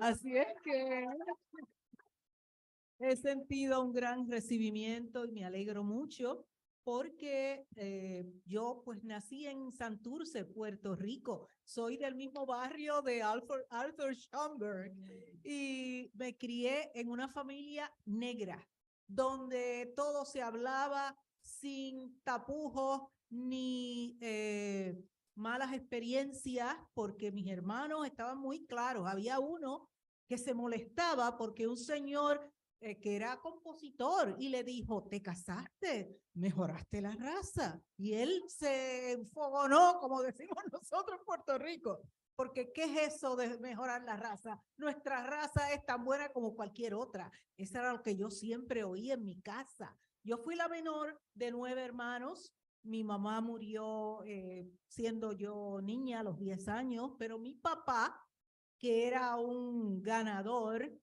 quedó viudo y nunca, yo le digo a la gente, nunca estuvo una noche fuera de mi casa en los 27 años que vivió. A las 5 de la tarde o 6 llegaba a mi casa todos los días de la vida. Por lo menos mantuvo un respeto a la casa, a la familia, que yo lo agradezco, porque tenía un vecino que enviudó y eso era los fines de semana, se iba y se desaparecía. Así es que la crianza de uno depende de lo que uno resulte en el futuro. Si uno ha oído, yo oigo madres y familia hablando cosas soeces, hablando, como decimos nosotros, palabras malas, hasta insultando a los niños, y tú no sirves para nada, y vete de aquí. Los tratan con un desapego, con una falta de respeto, que a la larga ese niño va a sufrir y a lo mejor va a hacer sufrir a otros, porque eso es lo que conoce. Entonces, todos que ustedes, mucha juventud aquí, tienen el futuro de ser madres y padres, entiendan que lo que ustedes dicen, el niño su cerebro es una máquina grabadora, es una computadora. él se acuerda de todo, por eso que a los 3 años cuando hablan, parecen periquitos hablando, y es que han acumulado 3 años de conversación, y por eso hay que estar muy en cuidado. Yo nací en un tiempo que había más restricción, y aunque yo oía todo, porque yo no me podían votar de ningún sitio, porque mi papá decía, ella está en esta casa y ella tiene que estar en todo. Y yo a veces repetía cosas que no debía. Oía conversaciones y después las interpretaba a mi manera y a veces hacía avergonzar alguna visita, ¿verdad? Como un muchacho que todos los días venía con la misma camisa. Y yo oía a la gente diciendo, ¿tú te has fijado que fulano viene siempre con la misma camisa? Y un día yo le digo, fulano, ¿tú no te molestas de algo que yo te pregunto? Y él dijo, no, porque tú siempre vienes con la misma camisa. Mi familia, todo el mundo bajó la cabeza como que no sabían dónde meterse. Y luego yo les oí hablando con mi papá, diciéndole. Y él dijo, bueno, pues ustedes, ¿por qué la dejan? Porque no la sacan de vez en cuando de las conversaciones de los adultos. Pero nunca me sacaban, yo siempre estaba ahí. Así es que fue una vida tranquila, normal, y verdaderamente como en mi casa había tanto orgullo de ser negro, y mi papá muchas veces hizo historias donde él, de una forma sofisticada, pero le mentaba la madre a la gente que le decía algo de ser negro. Y eso se fue quedando en mí. Y mis maestros, decía ayer a mis amigas que una maestra, cuando estaba en La Barbosa, en Río Piedra, me mandaba todos los días a la Universidad de Puerto Rico a llevar un libreto, a llevar algo. Y un día yo le dije, yo no voy para la universidad. Y ella me miró como diciendo, ¿cómo te atreves a...? Y yo me quedé muy tranquila, no la miraba, pero me quedé muy tranquila. Y ella entendió que era que no me cogiera de mensajera. Y cosas así. En esa escuela tuve un problema porque organizaron una huelga y yo pues me metí en a organizar la huelga. Y hice hasta mis panfletos y todo Y al otro día me dice una compañera, Melba, bota los carteles, que la principal ya se enteró. Y cuando llegó la principal con la que organizó la huelga, y le dijo, teacher, aquella, todas éramos negras. Ella era una blanquita. Y yo, como sabía que había estado, dije, me levanté y dije, yo estaba, pero las que estaban conmigo que se vengan. Oye, todas se levantaron y me siguieron. Pero mi papá sacaba gente de la cárcel, era un fiador. Y yo decía, mañana mi papá va al superintendente, le da 2 gritos y al otro día yo estoy aquí. A esa forma, la seguridad que yo tenía. Pero cuando llegué a casa, muy respetuosamente le dije a mi papá, papi, tienes que ir a la escuela porque yo estaba en un grupo que organizó una huelga y me votaron. Él se quedó muy serio, no me dijo nada. Fue a la escuela, pero a mi hermana que vivía acá en Estados Unidos le mandó una carta muy orgulloso. Malín hizo una huelga en su escuela. ¡Wow! Voy a mí, decía yo. Y entonces, pues pasó así. Y ya esa principal la tenía acogida conmigo. Entonces, cuando venía el año, había una maestra de economía doméstica y me miraba como diciendo, el año que viene yo te arreglo. Y yo dije, te vas a montar en un clavo caliente en mi mente, porque aquí yo no vengo más.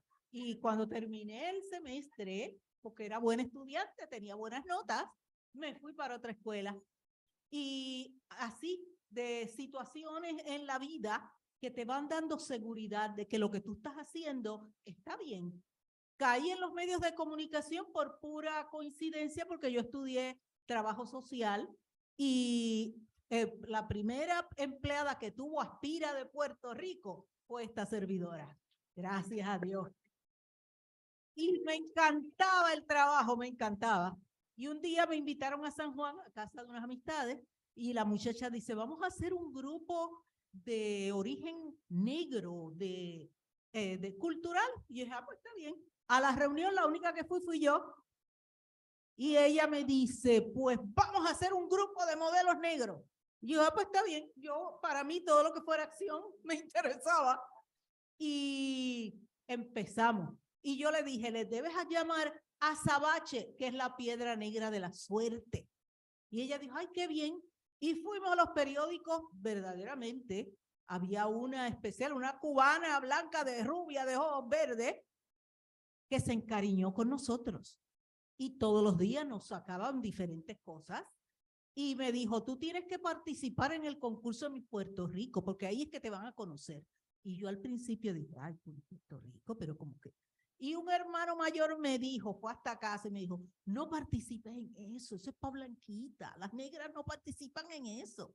Y es que no participan, pues ahora sí que voy a participar. Nada más que por llevar la contraria. Pues miren, fui esa Gloria Leal, siempre la tendré en mi mente, mandó al fotógrafo del Nuevo Día a que me siguiera en el concurso. Y todos los días yo salía, quiere decir, y después al año, hay en el periódico un anuncio que estaban buscando una modelo negra para un programa que venía para Puerto Rico. Yo iba para San Tomás en ese momento, estaba en el aeropuerto.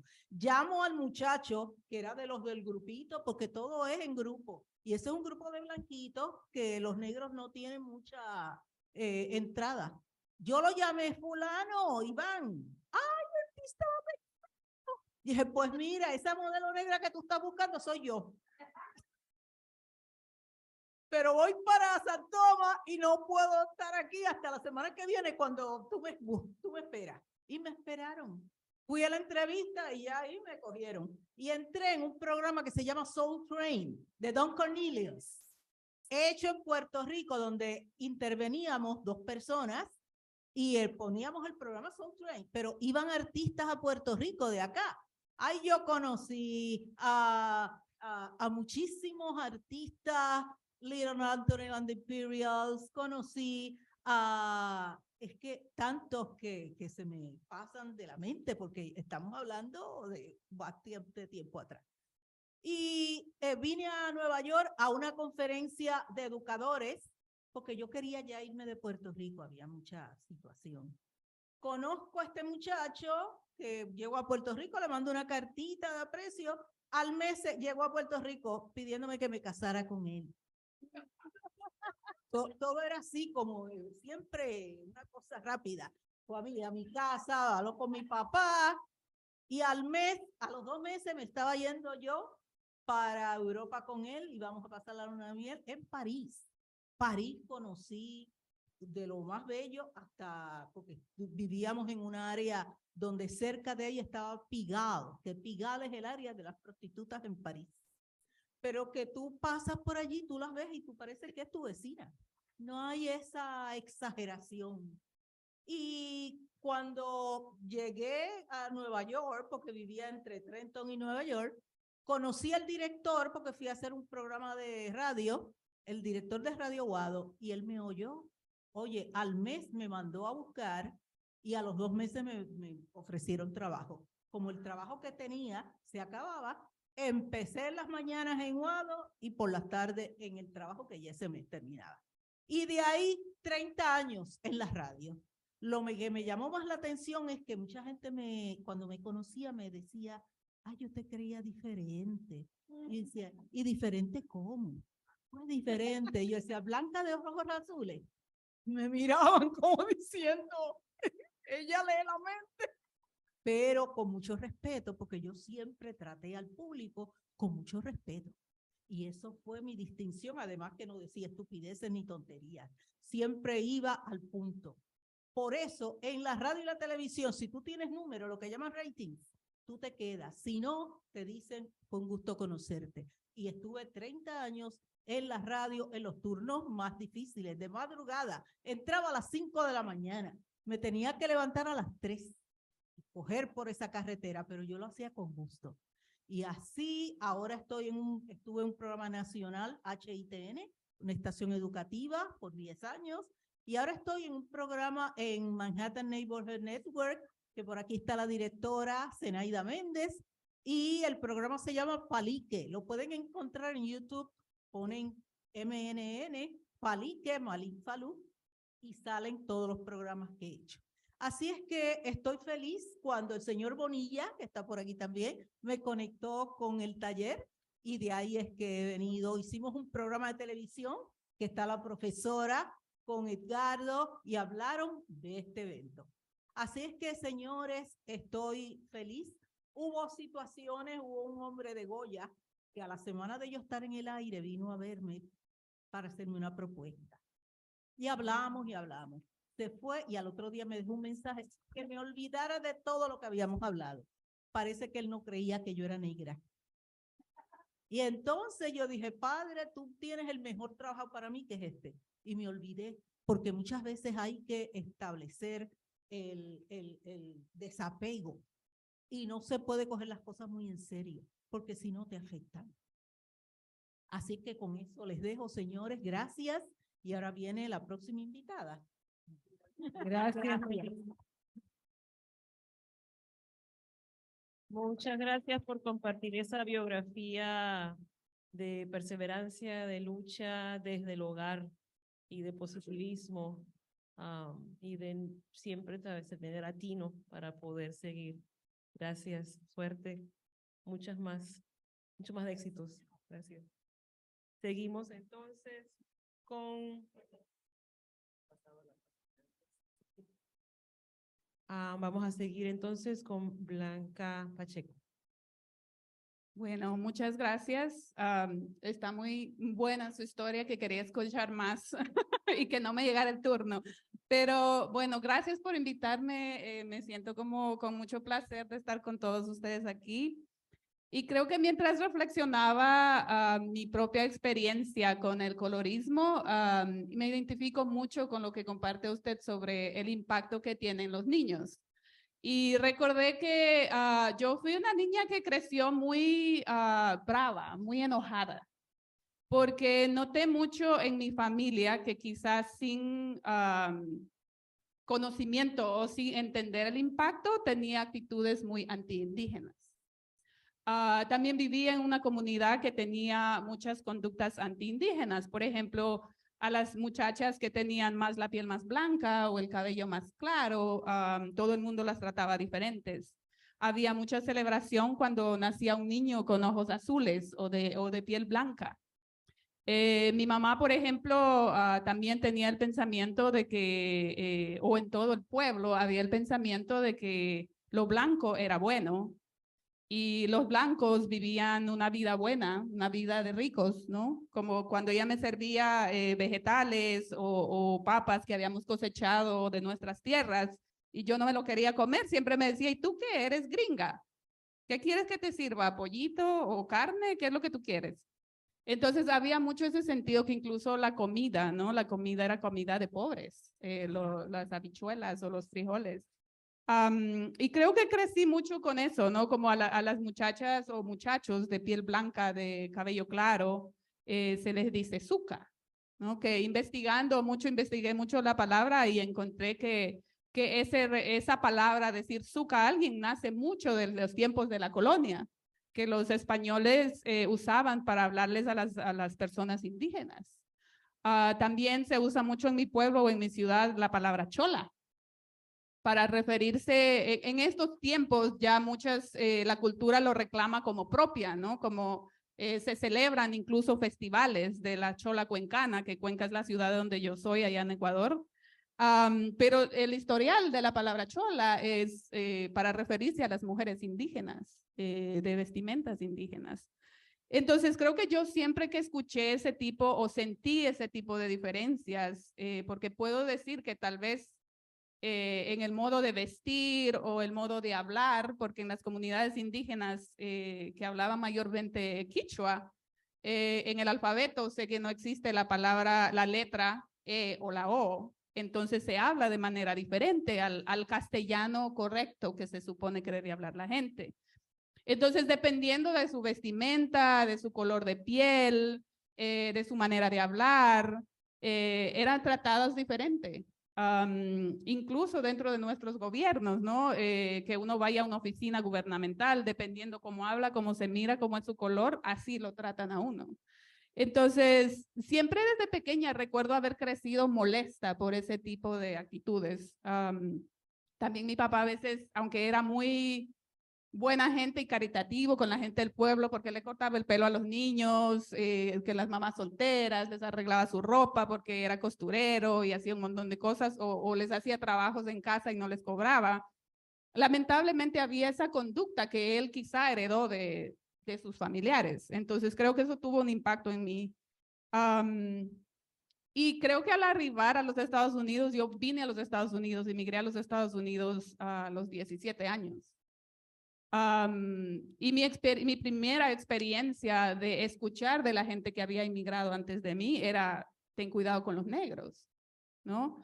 Entonces ya había esa conducta anti-negra, anti gente de color, que también yo sería víctima en algún momento, ¿no? Por ser inmigrante no blanca, inmigrante indocumentada, también uno empieza a enfrentar situaciones. Y bueno, en aquellos tiempos que crecía en mi país y miraba todas esas conductas, tal vez nunca me habría imaginado haciendo el trabajo que hago ahora. Tal vez esa rabia que se cocinó, por decirlo así, durante años, ha podido producir en los años que estoy trabajando acá en Estados Unidos. Y creo que una de las cosas en la organización que yo trabajo, somos un movimiento de pro-inmigrante, donde trabajamos con comunidades de muchos países y gente de muchas experiencias de vida, gente que viene de Indonesia, de África, de todas partes de Latinoamérica. Y tenemos diferentes experiencias. En nuestro personal tenemos personas que son de Honduras, de Venezuela, de Guatemala, de Senegal, de diferentes religiones también. Entonces creo que una de las cosas cuando hacemos un movimiento, estamos trabajando en un movimiento pro-inmigrante, algo que fue verdaderamente para nosotros como un momento de la verdad, fue en el tiempo del asesinato de George Floyd. Los levantamientos que ocurrieron en esos tiempos, porque al estar peleando por derechos de los inmigrantes, también eso nos empujó a nosotros a reflexionar qué conductas antinegras y coloristas tenemos nosotros mismos como latinos. Y cómo eso nos afecta no solamente a nuestras comunidades, pero también a nuestros movimientos. Entonces, no podemos estar hablando de buscar justicia para una cierta comunidad cuando no estamos reconociendo la opresión que existe a la gente negra en los Estados Unidos y más allá. Entonces, creo que esa fue uno de los catalizadores para nosotros para tener esas conversaciones. Y recuerdo que llamamos a reuniones porque había muchas críticas, ¿no? Pero ¿por qué la gente está destruyendo las cosas? O ¿por qué muchos pensamientos diferentes de por qué la gente estaba actuando de diferente manera? Y eso provocó varias conversaciones con nuestras comunidades y nuestros miembros. Entonces, en las conversaciones pudimos reflexionar sobre conductas propias como las que yo describí al principio, que habíamos crecido desde gente mayor hasta gente más joven, en decir, sí, pues yo quiero más a mi nieta porque tiene ojos azules, porque es de color blanco, o porque tiene cierto estereotipo que me hace sentir mejor dentro del color de piel que es permitido, mejorar la raza. ¿De dónde vienen todos esos pensamientos? ¿De dónde viene toda esa opresión? ¿De dónde viene la raíz de que las comunidades negras no tengan el mismo acceso a comunidades que no son negras? Entonces, nos abrió muchas conversaciones sobre eso y también creo que una de las cosas que fue importante para nosotros en ese momento fue reconocer. Tenemos conductas racistas y coloristas que son dañinas para los niños cuando van creciendo y somos padres, para nuestra comunidad en sí. Entonces fue muy claro que debíamos trabajar en nuestra propia sanación de lo que estábamos representando en los espacios, de lo que tenemos por el colonialismo, por las costumbres, por la cultura, y ir rompiendo esos pensamientos o creencias que tenemos. También ir cuestionando un poco, aunque tenemos que tener esas conversaciones con cuidado. Somos un movimiento interreligioso. Entonces, también cuestionándonos por qué las imágenes que se muestran de Jesús es un Jesús blanco, de ojos azules, rubio. ¿Dónde está el Jesús que nos representa y quien realmente es, ¿no? Una persona pobre. ¿Cómo abrimos esas conversaciones con la gente? ¿De dónde viene esa apreciación por lo blanco? ¿Por qué los ángeles todos son ojos azules y todos son blanquitos? ¿Y dónde están los demás? Y recordé un video que vi de Mohammed Ali, que decía que él tenía conversaciones con su mamá sobre esto. Y que le preguntaba y le decía, mami, pero ¿dónde están los ángeles de color mío? Yo, como yo negro, ¿no? Y que la mamá le decía, tal vez están seguramente en la cocina haciendo comida para los ángeles blancos. Y él lo cuenta como de una manera graciosa, ¿no? Pero al final del día, tenemos que preguntarnos esas cosas y tenemos que abrir esas conversaciones, empezando con nosotros mismos, para luego abrirlos con nuestras familias, con nuestras comunidades y así expandir el conocimiento, porque si no nos cuestionamos nuestras propias creencias, no vamos a poder cambiar nada. A veces yo me molesto mucho porque, bueno, como digo, somos un movimiento interreligioso y hay mucha gente, yo no tengo el conocimiento 100% de la Biblia porque no soy pastora, pero a veces se habla de algún tipo de injusticia, ¿no? Y a veces la respuesta de la persona es que eso está escrito en la Biblia. Así tiene que ser. Y yo abandono el barco y abandono la conversación. Porque me da mucha rabia que, ok, si lee la Biblia y sabe que eso está en la Biblia y sabe que es injusto, tal vez eso es instrucciones para no repetir las cosas malas que estamos haciendo. Entonces, una defensa es decir, oh, está en la Biblia, por eso yo lo abandono y por eso así es, y es porque Dios quiere. Dios no quiere que nosotros andemos tratándonos mal o tratándonos mal por el color, por el peso del cuerpo, por la manera como nos vemos, nada de eso. Entonces, creo que también otra cosa que abrimos la conversación es aprender a notar. Primero era, como decía, reconocer nuestras conductas, abrir conversaciones y explorar de dónde viene. Y notar también qué pasa a nuestro alrededor. En los medios de comunicación, por ejemplo, cómo se presenta cuando una persona blanca comete un crimen, cómo se presenta cuando una persona negra comete un crimen. Y empezar a notar en esos espacios cómo se trata intencional y sistemáticamente diferente a las personas negras y personas de color. Entonces, eso es importante. Y también analizar, ¿no? Analizar por nuestras propias experiencias, que somos víctimas o victimizadores de pensar de esas conductas racistas. También preguntarnos por qué la mayoría de gente que está presa en los Estados Unidos es negra o gente de color. ¿Por qué la gente no tiene el mismo acceso a educación o mismo acceso a recursos? Y la gente negra es la mayoría, y la gente de color. Todo esto tiene una razón y todo es sistematizado. La gente habla también romper el mito de que, oh, pero la esclavitud fue hace tantos años, ya la gente debe olvidarlo, ya pasó, ya lo deben perdonar. No es así. Eso, como nosotros lo vemos, es que la esclavitud sí se finalizó, pero se sistematizó. Está bien, ahora no tienen presa, o sea, no tienen a la gente negra como la tenían antes aquí en los Estados Unidos, pero están presos, sin acceso, y trabajan, y les pagan nada, y no tienen oportunidades, y están en los barrios más pobres, y todo eso. Entonces, se modernizó, ahora es legal. Entonces, tenemos que otra vez preguntarnos eso, y ya vi el reloj de los 5 minutos. También reflexionar las tácticas de división que hacen los gobiernos. Porque entonces dicen, los inmigrantes vienen a robarles el trabajo a la gente pobre. Entonces la gente pobre, mayormente, si es personas negras, pues la culpa es de los inmigrantes que no tenemos trabajo. Y analizar esas divisiones intencionales que los gobernantes están haciendo.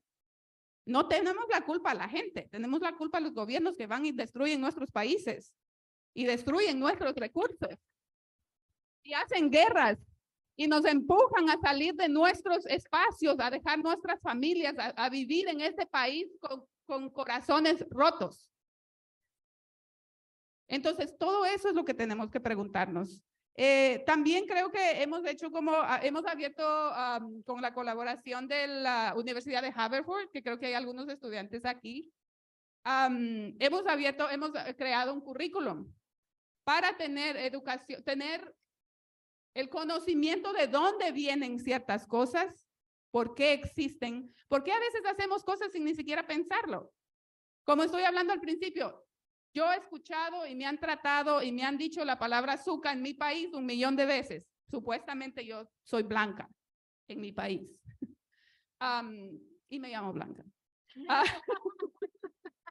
Por culpa de mi papá, que según mi mamá estaba borracho y no se acordó que ya tenía otra hija de nombre Blanca. Somos dos.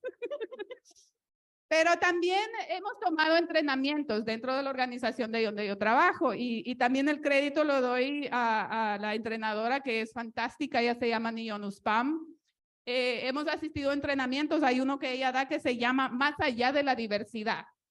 Porque es importante para nosotros como organizaciones, ok, tenemos todo el personal, tenemos la persona negra, la persona musulmana, la persona hispana, la persona inmigrante, la persona todo esto, pero si seguimos con conductas racistas, si seguimos con conductas de opresión, si seguimos no respetando horarios de trabajo, no hace nada. Entonces, el entrenamiento de ella se llama así, Más allá de la diversidad. ¿Qué quiere decir tener diversidad? Y atacar los problemas que incluye el racismo. Entonces, alguna de las herramientas que ella usa, tengo 2 minutos, una de las herramientas que ella usa es observaciones. Entonces, hacer observaciones y notar qué conductas están apareciendo en un grupo.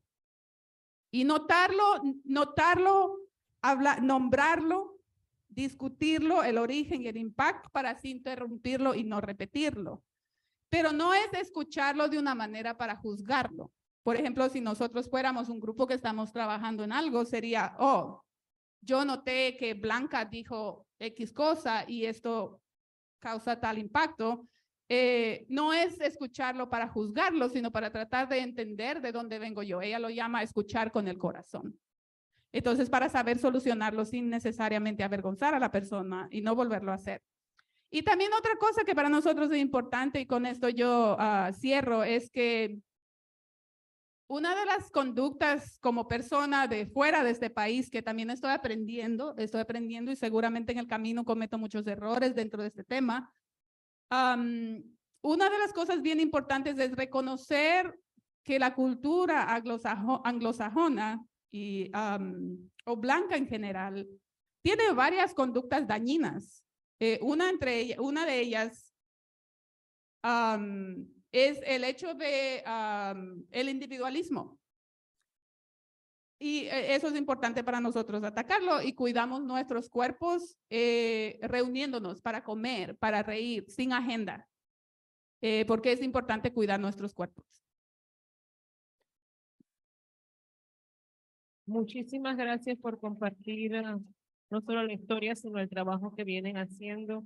Eso me gustó, lo de la más allá de diversidad, de escuchar con el corazón. Tal vez escuchar con vulnerabilidad, abrazando la vulnerabilidad. Muchas gracias. Vamos a seguir con el panel.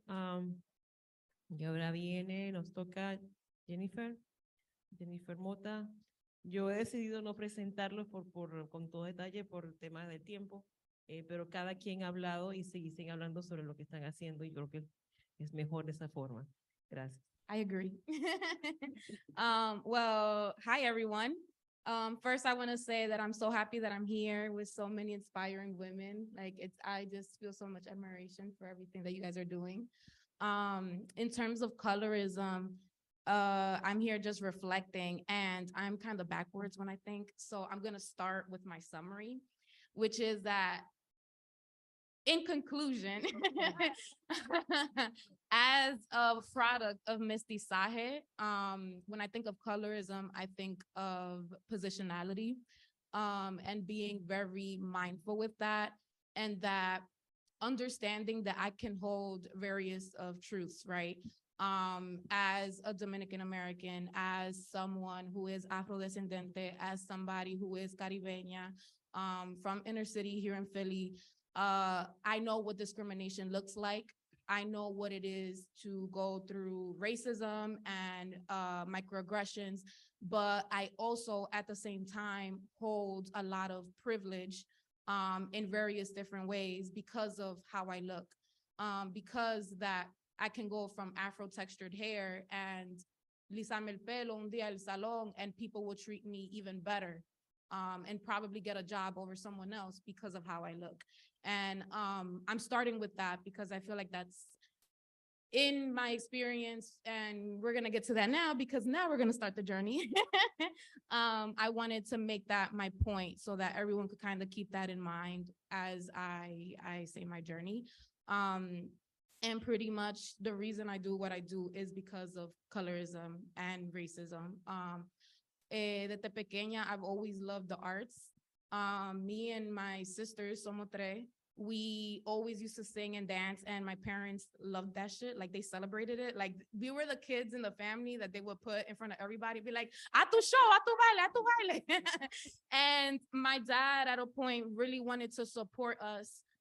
We wanted to be Disney Channel kids, right? And they were the parents, as strict as they are, they still kind of tried to create some type of space. They were very wary. My dad, he's not anti-American, but he's a revolutionary from DR that was also a journalist and was very like, Americans have messed up so many countries around me. We're over here protesting Vieques, like what they're doing, with our neighbors and like everything that's going on, querer ir para allá. And then my mom, the feminist that she's like, I'm not going back to DR a pasar más trabajo. So my dad came to pretty much the States to make sure that he didn't lose his family and to stick by his women's side, because that's his girl. So I say all this to say that, I also owe a lot of the knowledge and my foundation to my parents because it's their values that really made me. And I bring that back to when we were, in this moment of trying to be singers and child actresses. My parents, especially my dad, was very wary, and I never understood why until one day we were sitting in the computer, the family's computer, and we're looking at casting calls, and there was this back to school commercial, and they were asking for a Caucasian girl from 9 to 12. I didn't know what Caucasian meant. And that's when my dad explained it to me. And I was just like the first thing that popped out of my mouth was like, oh, so at the time we said Hispanic.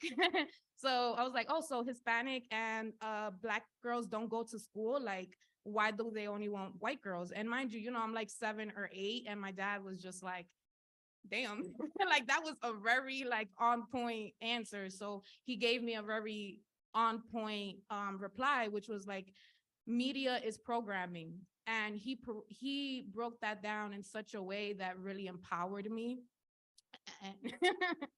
And it always stuck with me because media, music, all of this is programming for so many of us. And, I love Gen Z. I love seeing my sister have all this terminology on what microaggressions are and what things mean. But for so many of us, we didn't know what microaggression was. For many people that I knew in Philly, sometimes we understood violence, racism as physical violence and not the silent violence, the subtle violence that you experience through microaggressions, through being that girl that's called out in class all the time because maybe you're a little bit more, you question things and that become an annoyance, while La Blanquita next to you had the actual smart remarks towards people of your country or your skin complexion or race, and they're the problematic ones and they're not being called out. So it's just like, those are the type of violences that we experience, and we didn't have the terminology for it because I didn't have that access of education. Fast forward 2-3 years later, I'm in this space with a few friends. They're not Dominican, but they're all white Latinas, and they didn't know that I was Dominican. So, this one lady, I don't know how the conversation came up, but they were like, I just never met a pretty Dominican woman. And again, they don't know I'm Dominican. And, I'm 12 years old. I don't have a lot of the language that I have now. So I hear this and I was just like, wait, what do you mean? And she goes, they're just all so dark. Like my stepdad at a point, like he was going out with this woman who was Dominican, and well, she was still close to her stepdad, just to clear that up. Like she still considered her stepdad like her real dad. you know, and her entire family is just really Black, and I just don't think they're pretty. And I was like, oh, well, you know, I'm Dominican, right? And she goes, oh, but you're so pretty. You're light skinned. Like, and, you know, I was 12 and I just stayed quiet, and I treat myself with grace because I really didn't understand how to even reply to that. Like, you know, you're so young, you're in this space with so many girls, and like they bring something up that's like obviously very offensive, and I didn't know how to reply to that. But it definitely, like, that was that moment or earliest moment where I realized I'm like, I'm going to always be treated at a certain level or given certain graces that my dark cousins won't receive because of how I look like.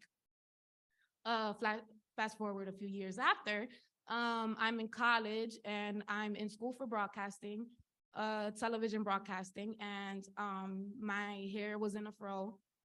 And my teacher tells me, you know, like, if you really want to be on camera, you have to go to the salon. Like, you literally look like you just try to plug something, you got electrocuted or something like that. And I was just like, well, if I'm gonna get a job, like, I'm gonna get a job with my hair like this. And he chuckled, right? A few weeks after that, I was at an event, and a Latino man who is in media here in Philadelphia told me the same thing.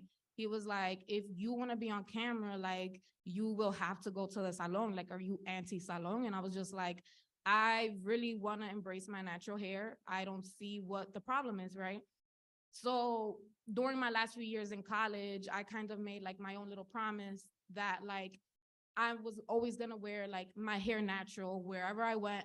And that the moment I decide to not have it like that is because I feel like, oh, I'm at a level that I can do it. Like, I'm at a level where like I can do, I can start mixing that in, but I want to make sure that I make it a point that people see me with my natural hair.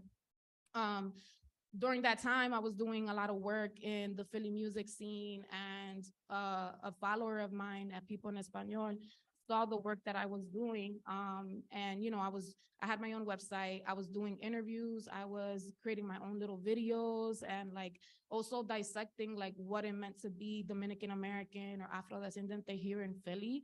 And, you know, by the grace of God, like she followed me, and the last day of graduation, she hit me up and she saw that I had posted a post saying that I was leaving, that was my last day of school. And she was like, girl, do you have a job? And I was like, no, not yet. Like, it was so hard to find something. And I felt like a lot of the interviews that I had, and there was always kind of like that look of like, like what's going on here? And you know, she told me that her boss wanted to interview me, and I went to New York. I did the interview, killed it, and I got the job. And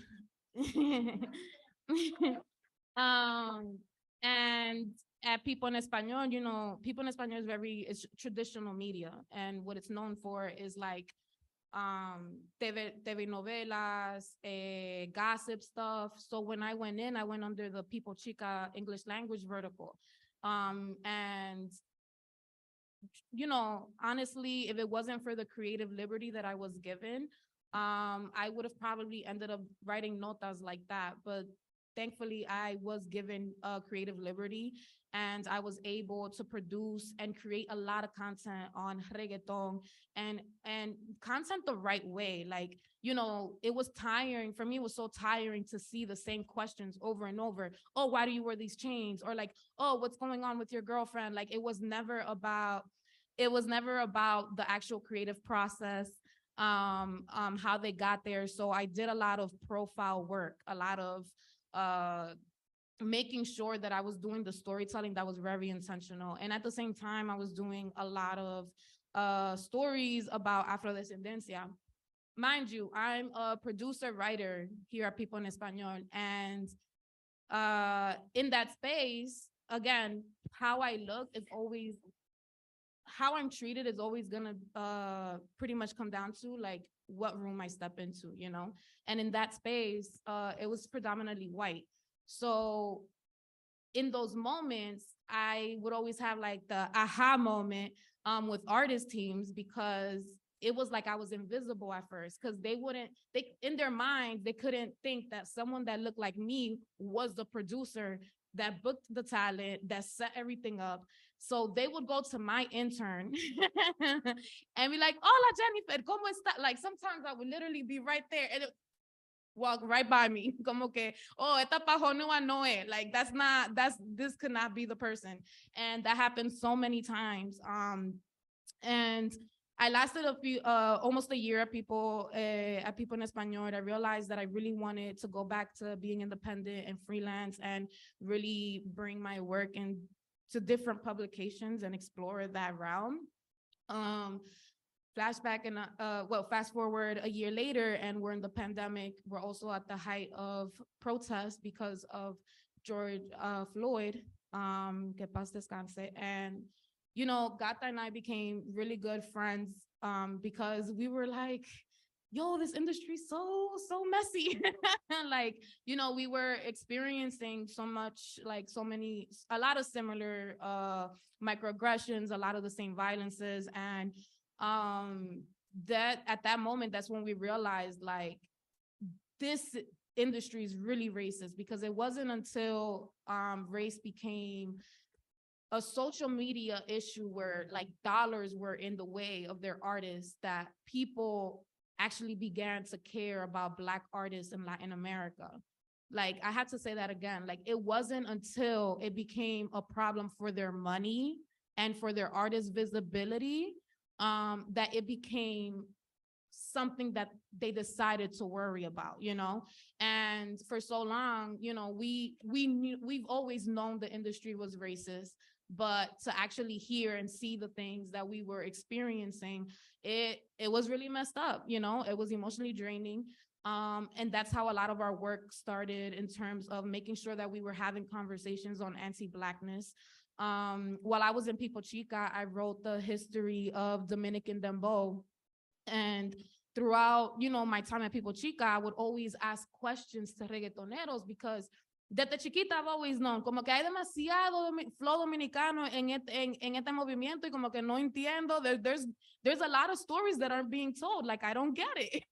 And I kept asking around, and, you know, so many contributions by Dominican composers and writers and producers aren't known in the story of reggaeton, and aren't known in the story of salsa or merengue. Like, there's so much that is erased for various reasons, because of colorism, because of lack of access. And I found it super important to really start highlighting música de la diáspora, but more specifically música dominicana, in a way that, like, I need to start documenting, because to me, it was so exhausting and draining to see that it took me almost 5 months to write this article, because there was no documentation. Because even within the Dominican landscape, the government was against this music. You know, like, religious people were against the music. So there was so many structures that just kept it from even being seen, that there was no storytelling in our story. And now, as I exist now, I'm trying to cut it short because there's so much to say, but yeah, pretty much the Latin music industry is racist, y'all, and we're just trying to make we're just trying to create visibility and make sure more people aren't erased from our stories. And I love everything that's happening with reggaeton, but I hope that people can take the work that Gata and I do with an understanding that we can both celebrate and critique, that we can love and also critique, and that's the only way we can progress. Yeah. Thank you. Thank you so much. Thank you. It's really interesting how I'm seeing although each of you do different kind of work, how there seemed to be a common thread of violence, and because of colorism and silencing. And yes, I have a comment after everybody else. Now we want to invite, last but not least, Desmarie Thomas. Yeah, a few years ago, we had a grandson of Arturo Schomburg, Dean Schomburg, and now we're having you. Wow, this is really, truly an amazing legacy living. So please tell us your story. Yes. All right. Hello, everybody. Make sure you can hear me. Is this thing working? I don't think so. Thank you. Hello, everybody. Thank you for having me.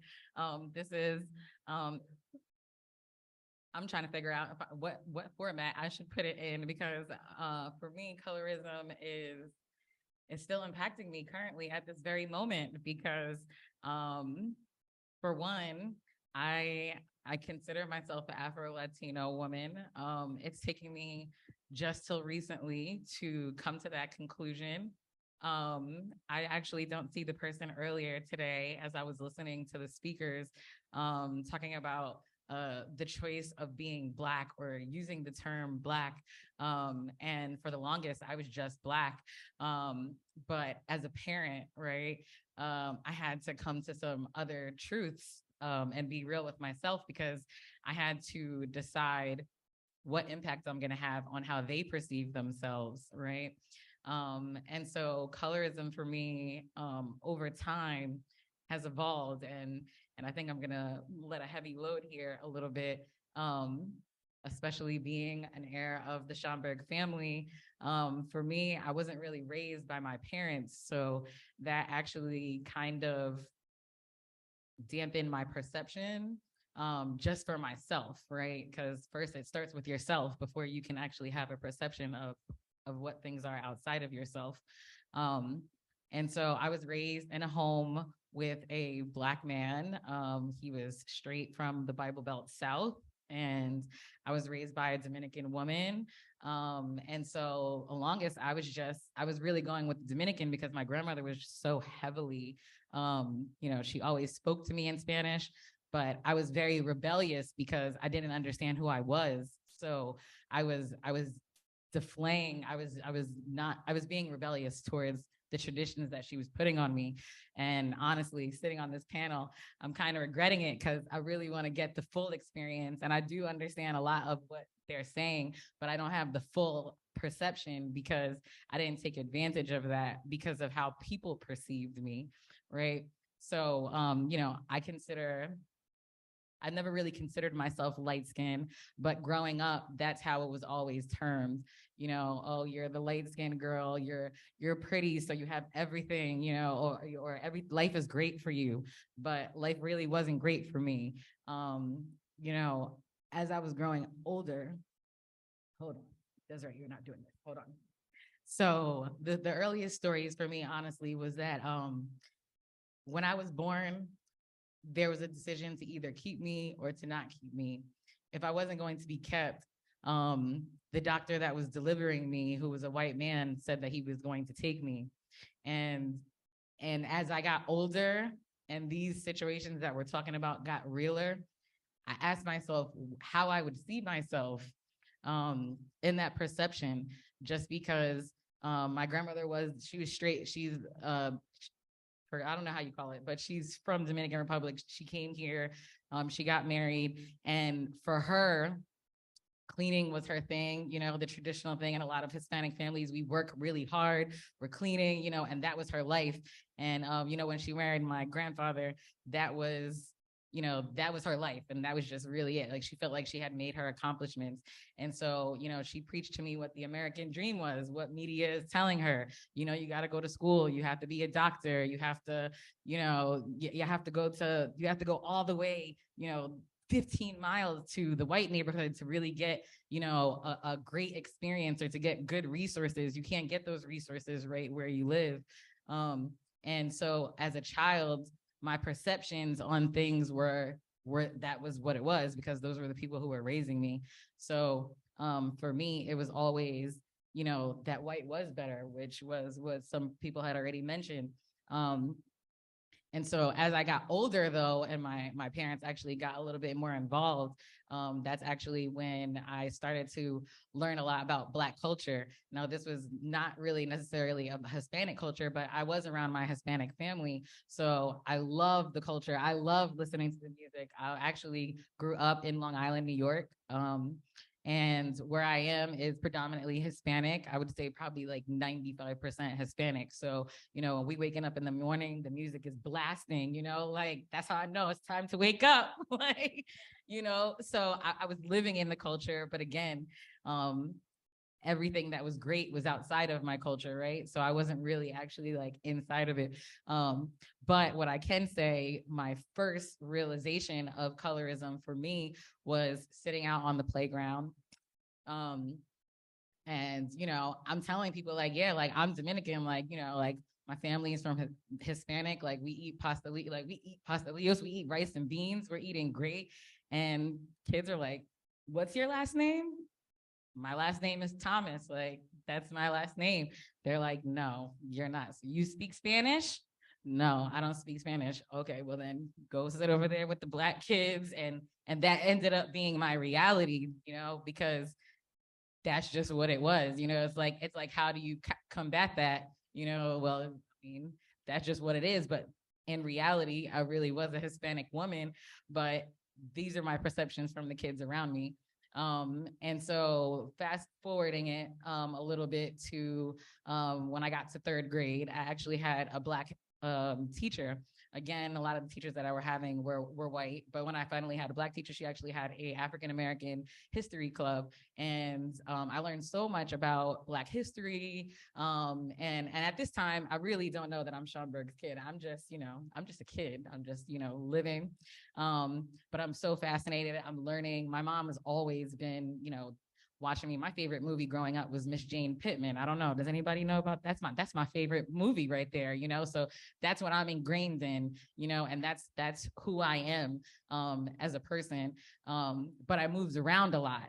And as I was moving around a lot, again, now it started to go from, okay, you're not just Black, but now you're light skinned. So then it ends up being this whole thing again of, oh, well, you know, since you're light skinned, so you get this type of treatment, or, you know, girls feel a certain type of way just because I didn't even do anything yet. I haven't even became a person yet, but just because of how people perceive you, you know, that's how it ends up being. And it wasn't until I got older, actually, that I got introduced. The Schomburg family did, I mean, my family did eventually, you know, share with me who I am and what my importance is. And at the time, you know, when you're young, you still kind of don't really kind of get it, you know, you're not really seeing the importance. You're like, oh, well, that's great to know. You know, it definitely helps to put some perception on things. But I also went to an all-white dance school, and I'm also the only Black girl. So colorism, well, that's when I actually realized the racism thing there. And I felt really good. You know, they never made me feel like I wasn't belonging or anything of that nature. But it wasn't until you start having life experiences that you actually see what really is going on. And it's funny because my grandmother, again, was preaching to me that I should be a doctor. I decided to be a dentist, which my great-grandfather actually did go to school to be a dentist. And I actually ended up going to dental hygiene school instead because I ended up having my son.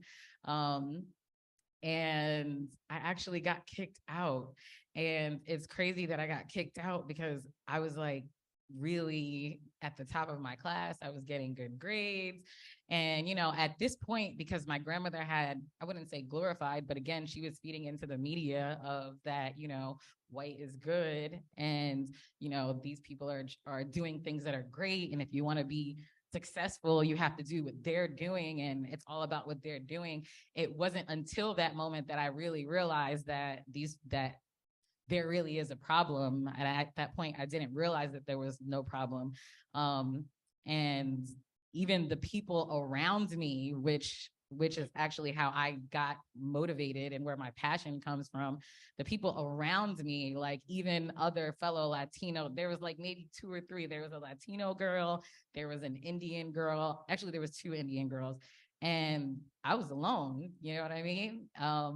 But my counterparts, if something happened for them, they were coming together. So I was realizing that, okay, this color situation is a little bit deeper than I actually thought. And at the time, to get me through college, I was a dance teacher. I always been very cultural. I was always singing and dancing with my family. I've always been very invested in that.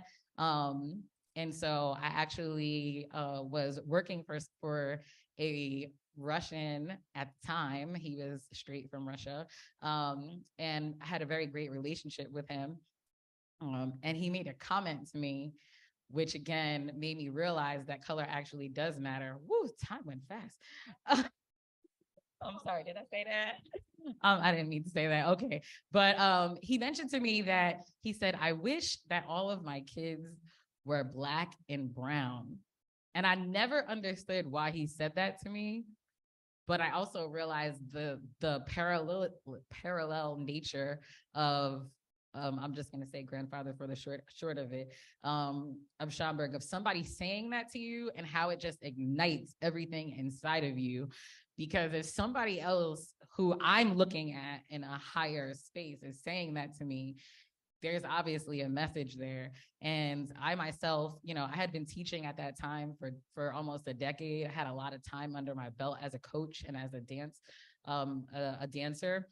And I believed him. So what I did with my time and my resources at that time, since I had gotten kicked out of school and they weren't really helping me at the moment to do anything to rectify that, I started my own business, helping Black and brown kids and realizing, well, why aren't there more Black and brown kids that are in this sport? And at the time I was coaching gymnastics, and I realized that it was money, there was resources, and it's also just the idea that we put on, oh, this is a white sport, or this is is not for everyone. And so I started my own business. It's called Mindful Arts Dance Academy. And from that, I actually decided to focus on our Black and brown community, and not only just building in them the fact that they can actually do these sports, but that they actually have more value in them than we actually perceive by media. Because again, I felt like it was a lot of everything at that moment that I had gotten mostly was not only just from my surroundings, but was from media. Even the people that were influencing me, they were seeing that from, or they're getting those ideas from what they're seeing. And as my time is surrounding, I also just wanted to mention that it is also politics. A lot of it is the resources that we have. We don't utilize our voices. And if we knew how to utilize our voices, or if we actually came together to utilize those voices, we would get a lot further. Yeah. And so as a parent, right, because now I'm fast forwarding past school, as a parent, I actually have different colored children. And it wasn't until my son, who's very fair, he's very fair, and even to this day, he goes, Mommy, I'm white. And we've never even talked about the topic, but it's just that that's how he perceives himself. And it's important that he knows that, you're not white, and it's important that we understand who we really are. Because at the end of the day, no matter who we are, the color is one aspect, right? It's one thing, it's one feature of who we are. But I feel like colorism is something that it affects all cultures. It affects everyone. It affects everyone to some extent. I have great relationships with white people who in their own family have issues just because of how light or dark they actually are. So when we accept, and I'm not negating anybody's feelings towards anything about how they feel, when it comes to racism or discrimination, because I have experienced it. But it's a everybody thing. The colorism situation is everybody's thing. It's just we're striving for this perfection of what we think really is or what isn't, and we mentioned, Jesus or whoever, but everything Jesus is a culmination of all colors. So if we accept that a little bit better, and I know that my story kind of got cut short, but I'm getting short. I can't fit this in enough time. I can't fit this in enough time. But my bottom line is that we're all affected by it, and that we do have to use our voice a lot more to be more effective in how we impact one another. And if we accept that, then we can actually tap into the gift that we all have, because all colors and all people all have something that we can use to cure the problems that we're all having. Yeah. Thank you so much. I just want to, yeah, before, wow, this has been powerful. And the power in this panel lays in many different ways and contexts. One of the beautiful aspects of this panel, first of all, thank you all, because all of you have shared very intimate, personal, and deep spaces in your life. And it takes a lot of courage to that. But the other thing that's very amazing in this panel is that we're dealing with different age groups, generations, geographies, latitudes, experiences with Blackness from home. And well, violence has been a consistent. Even as people knew how to navigate that violence and how to process it, or are still processing it, it has been central. The other aspect has been silence. Silence came up a lot. And one thing that for me, I think I position myself more in the older generation, is how media plays such a big role today. Not that it didn't play it before, but now we are bombarded with much more. Media is a larger apparatus. And Marlene had worked in media all your life, but today media does something different. And I have two daughters, and I wish they would have been at the panel, because they're 19 and 24, and they do follow media in ways that I don't even know exist, but that the young generations do fall. And the violence through media, it is quite powerful. The silencing as well. I want to recommend, and this is, I'm sorry, I have to put my professor hat for a second. There is a little book that I tell everybody to read, and my husband is going to laugh about it. But I think it's critical to understand how silence happened. This one is in relationship to history, but we're all making history. And please write down, the book is called Silencing the Past, Power and the Production of History by Haitian anthropologist Michel Roth-Trujillo.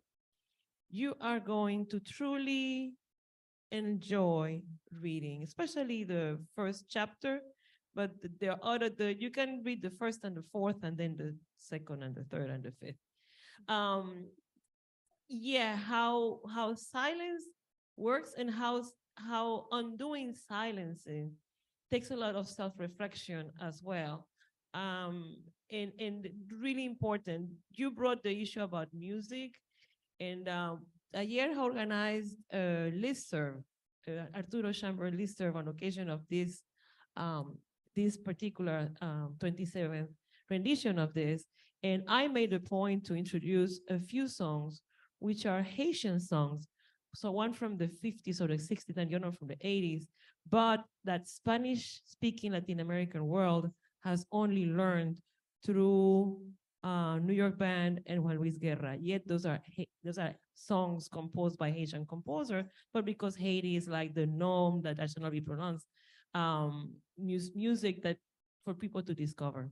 Anyway, I know Marlene wants to say something about this book here, Legado Robado, is my sister, Dr. Falou, was explaining all the stealing that Europeans did to Africans.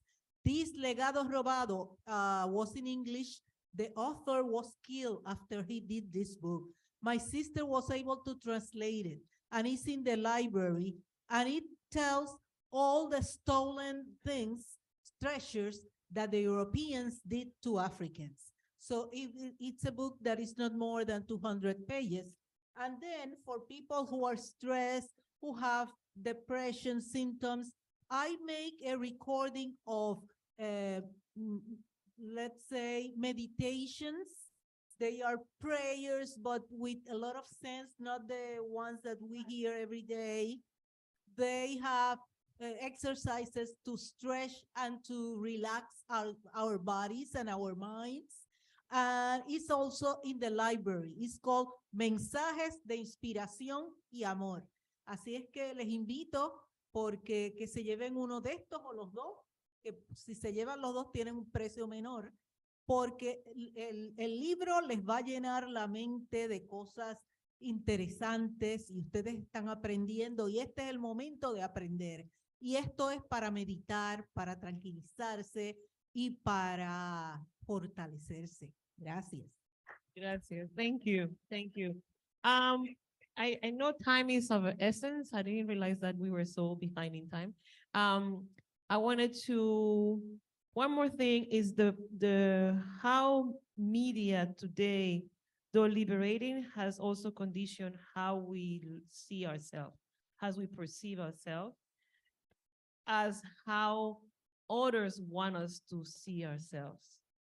And so the media can be liberating, but at the same time can be alienating, to keep that in mind. So I wanted to perhaps, I wish we had more time because I feel that the panelists would like to have a conversation among yourselves, and I would love to also open it to the audience. I think everybody looks cozy, right, guys? So There's some questions for that. yeah. You have another mic. All right. Question from the audience, or if there is no question from the audience, I will say, oh, okay, yes, please.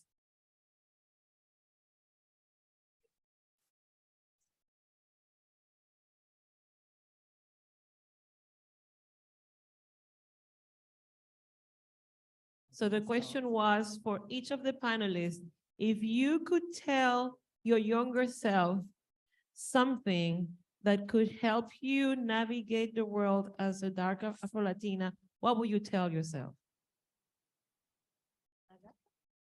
Bueno, honestly, I was resonating so much when you were speaking, on like, oh, what's your last name? Do you speak Spanish? Stuff like that. It's cruel. It's cruel out here. But if we play English here, I don't know. But connecting to your question, like I'm forever grateful that my parents raised me the way that they did. I'm a daughter of Panamanian Jamaicans, West Indians. Hay un Cristo negro en Panamá, literalmente, Portobelo.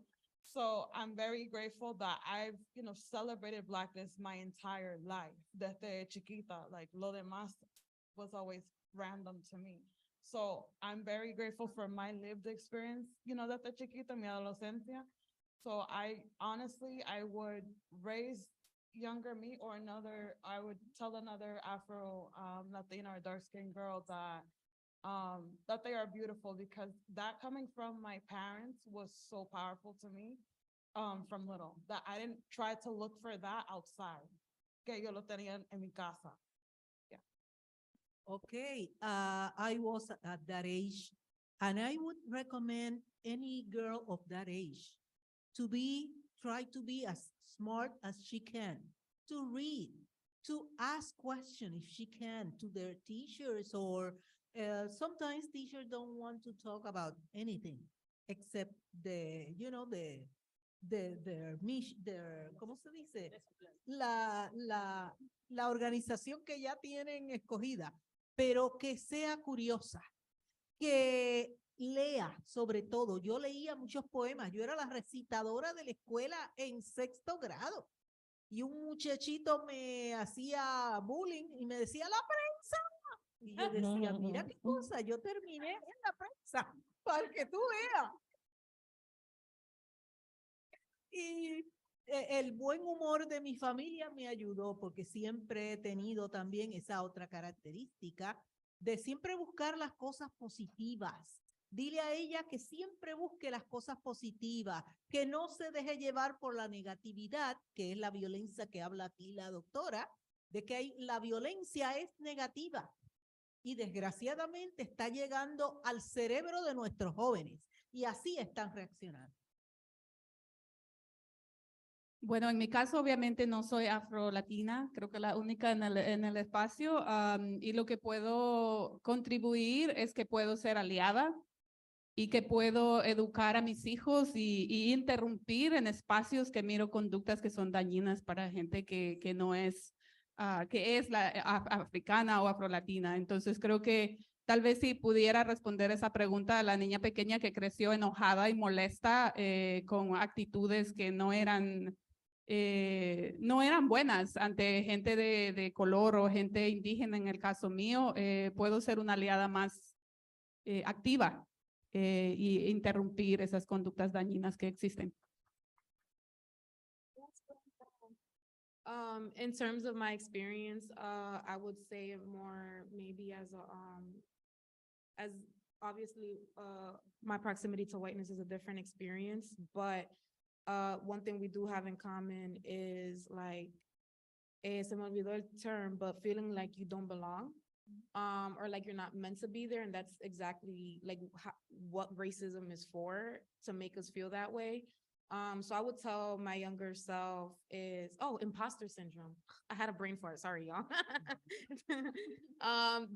In terms of having imposter syndrome, I would tell my younger self to take up space that I'm meant to be there at an earlier age. Because if I feel like I've always been empowered, but unfortunately, I think because my parents were, they were hardworking people, they felt that because I was maybe, in a Catholic school 12 years, that there wasn't a type of violence that I was experiencing.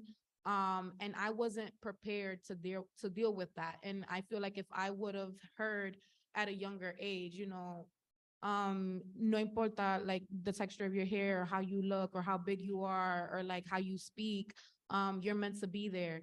And I had to experience certain things to kind of give me that affirmation, because that's what media will tell you sometimes, or like that's what, when we fight for representation, it's so that the next generation can say like, I belong there because I saw Gata there, I saw other Black women there. And that is literally like the point of racism and the point of all these conversations, to make us feel like we're not worthy, like we don't belong. And when I tell you that in these music spaces, me and Gata normally are the only like brown and Black women in those spaces, it's like, we get the looks, like because of over-sexualization, because of discrimination towards our dialect, it's like, oh, what did you do to get here? We're independent writers, we're independent creatives, we're independent individuals. So the thought that like, there's no way that we could even exist the way we do is racist in itself. The way that we can exist with maybe not having perfect Spanish or having a Caribbean dialect.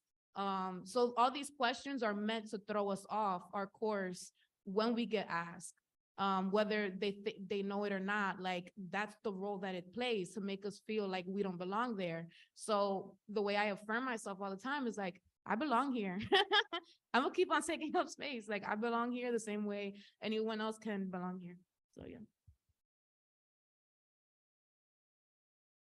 I think you said if we were, I'm sorry, you asked what would we tell our younger self if we were darker? Was that the question? Oh, as a dark-skinned woman. Oh, okay. I would just tell myself that nobody could be who you are. I think positive affirmations, especially when you're younger, is crucial, because kids are very honest, and sometimes we don't know the right ways to like form our thoughts, especially when we're getting thoughts that may or may not be true for ourselves. So I think that as much positive affirmations that you are loved, that you are beautiful in your own way, because we all are. You know, I tell my kids all the time, you know, some kids are just, you know, everybody's beautiful in their own way. There really is no ugly. Somebody's going to find them beautiful. And so if we just focus on more of that and less of the negative, then, you know, we can get a long way. So that's what I would say, tell my younger self.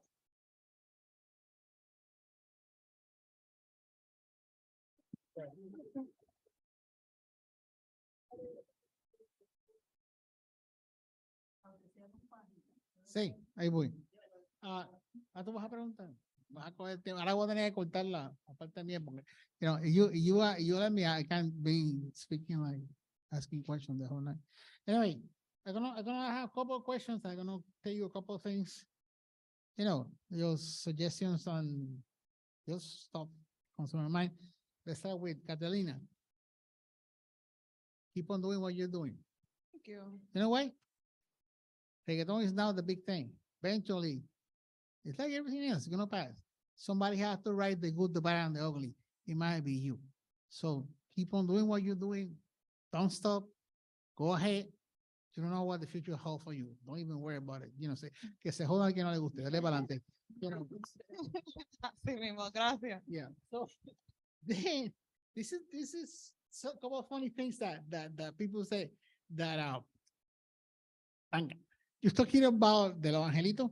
You remember you say not too long ago, a couple of years ago, not far from here in the community.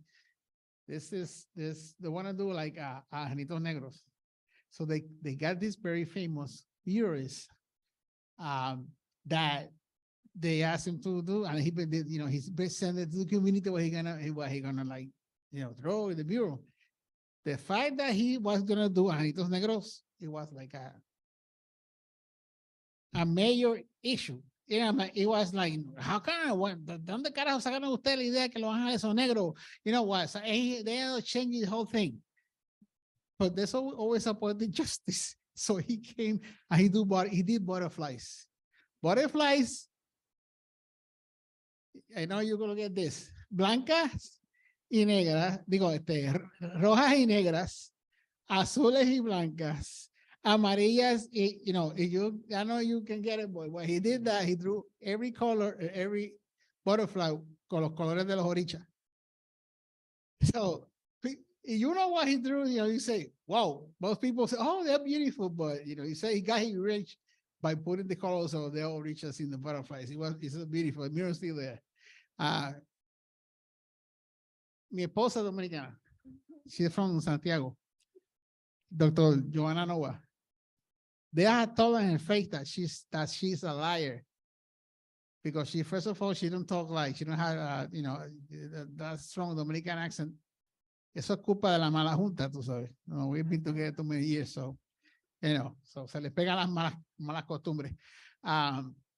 But she's been telling on her face that she's not, I said she's lying because she had a PhD, and you know, so, you know, you're Dominican, you know, you're not supposed to have a PhD. You're not supposed to be that intelligent. Yeah, I mean, Yeah. I've gotten, oh, you're Dominican, you're so smart. Yeah, that's the point. I get that a lot. Yeah, she's been told that on her face, and she's a PhD in psychology educacional. She had 20-something years of experience in that thing. She's one of the well-known psychologists in Philadelphia. I still get the same thing now. You're dying because, you know, how can you have a doctoral degree? Same story thinking about el marido de ella. My compadre, same thing. He cannot be a doctor because he's Haitian, you know. I heard that one also. Anyway, the point is that then I had two questions. Who are left? Okay. I want to know from Marlene. You know, let me tell you something about Marlene. I was a fan of her. She used to be she said she used to be the face of South Soul training in Puerto Rico. And I remember, you know, when I was like younger, I used to sit down every Saturday to watch the show, because to me, it freaked me out. I see these women, black women with an afro, you know, hosting the Soul Train.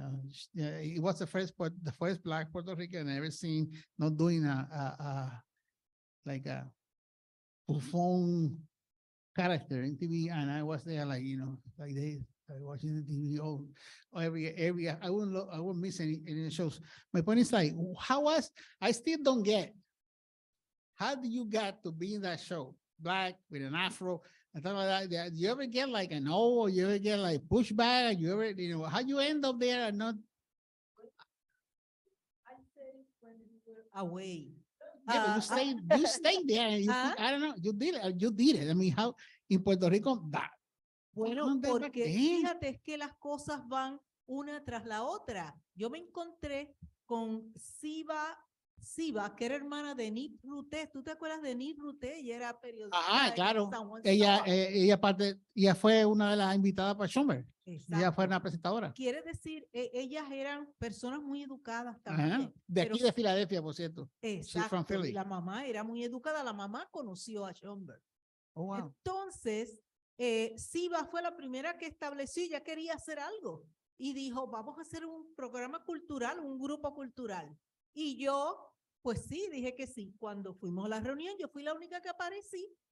Pues ella asumió que yo era la que más seria había tomado ese, ¿verdad? Ese reto de ponernos, porque yo conocía mucho de la cuestión cultural. Y como no vino nadie, dijo, pues vamos a hacer una agencia de modelos negros. Y yo, pues vamos para adelante. Y lo primero que hicimos fue ir a todos los medios de comunicación y todos los medios respondieron muy positivamente. Tal vez porque era la primera vez, era algo nuevo, diferente, porque ella era hermana de Nis Ruté, que la conocían. Bueno, la cuestión es que nos dieron first page. En el San Juan Star yo fui first page, primera plana. Y cosas así porque era una idea nueva, era la idea de empezar a resaltar el negro en Puerto Rico. ¿En qué año fue eso? ¿Cómo? ¿En qué año?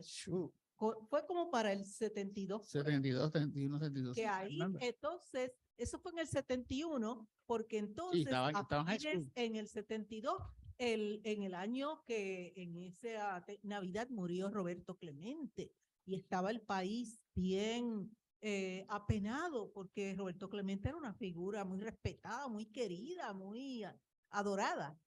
Y el 6 de enero, y las titulares decían regalo de Reyes para Malí. Empieza en Soul Train.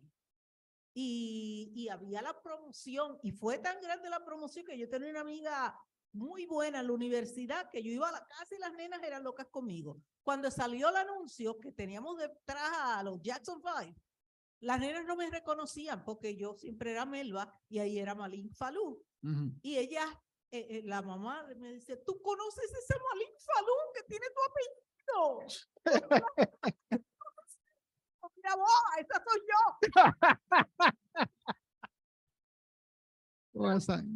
yo. People need to understand that back then there was no blacks, no Afro Boricuas in any. I mean, in the banks, in any public. No, there was no. You won't see a black person. We will not be hired to something like this woman did. That's my point. It's like with an afro. The first person who used an afro on TV. Yes. Yep.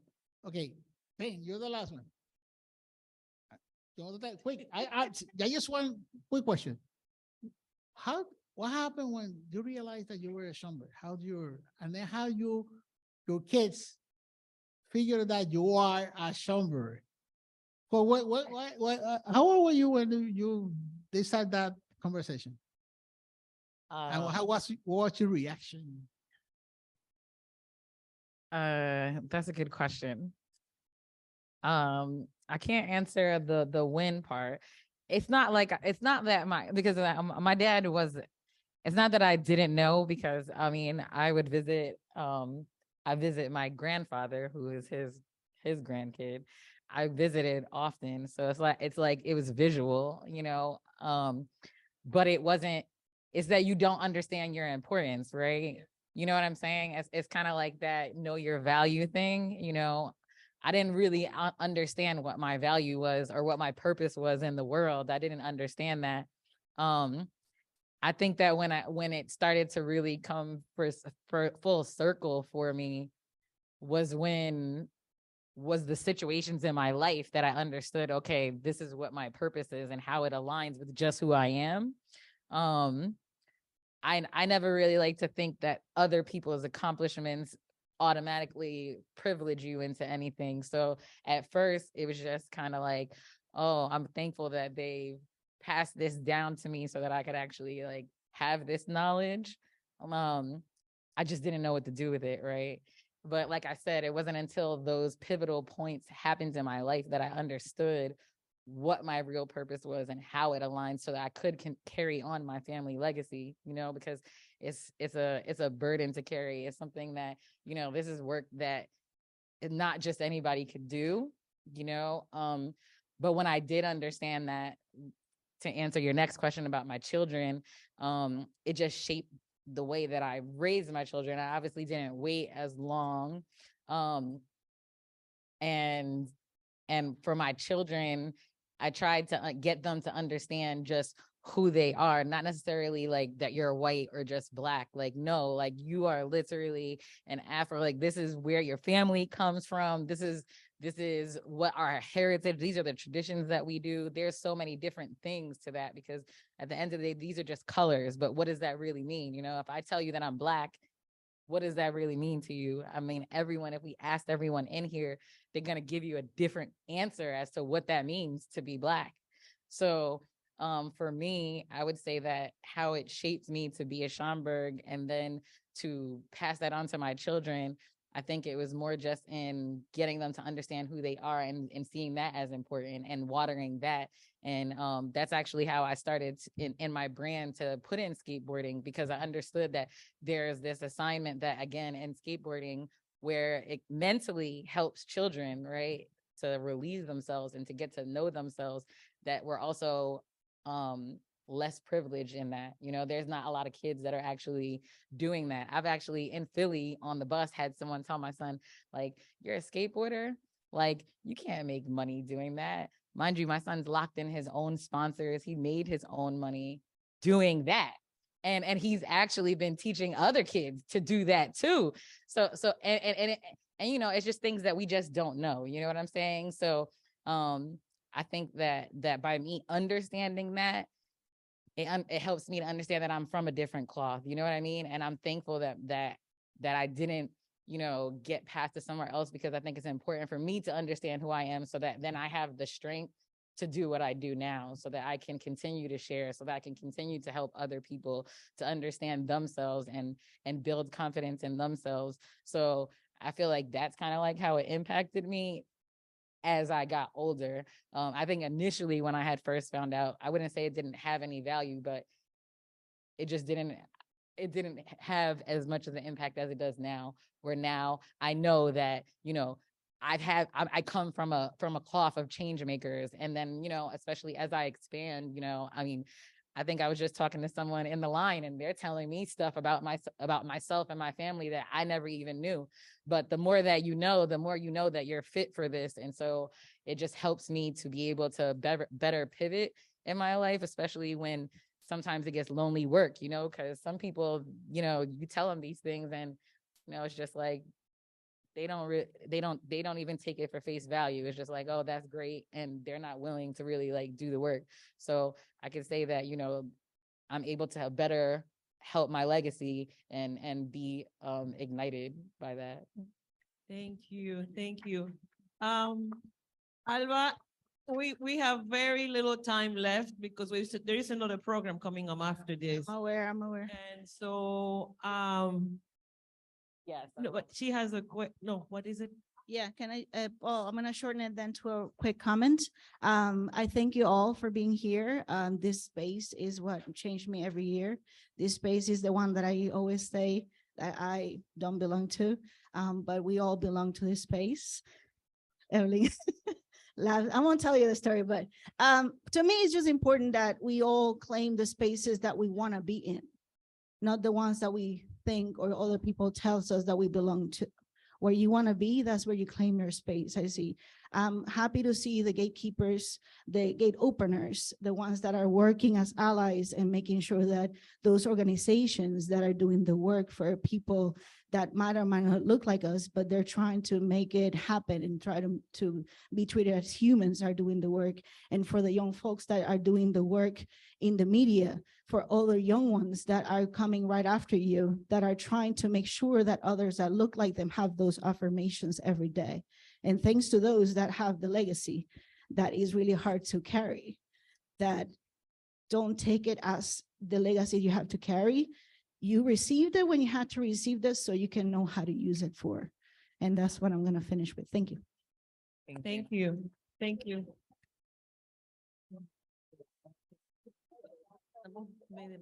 So,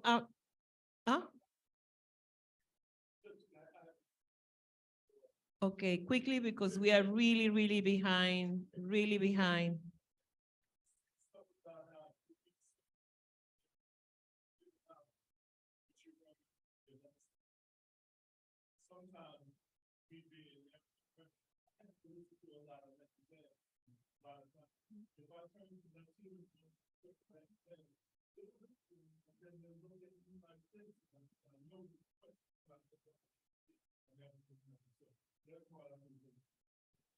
Yeah. Okay, I think with that, thank you so much, Joseph. We're going to end. I want to second what Alba said. You belong to where you want to belong. Don't let anybody else define that for you, ever, ever, ever, not for you, for your children. And for, I mean, it's a rough world, but we belong to every single place we want to belong in the universe, okay? Thank you. Thank you to all. Thank you.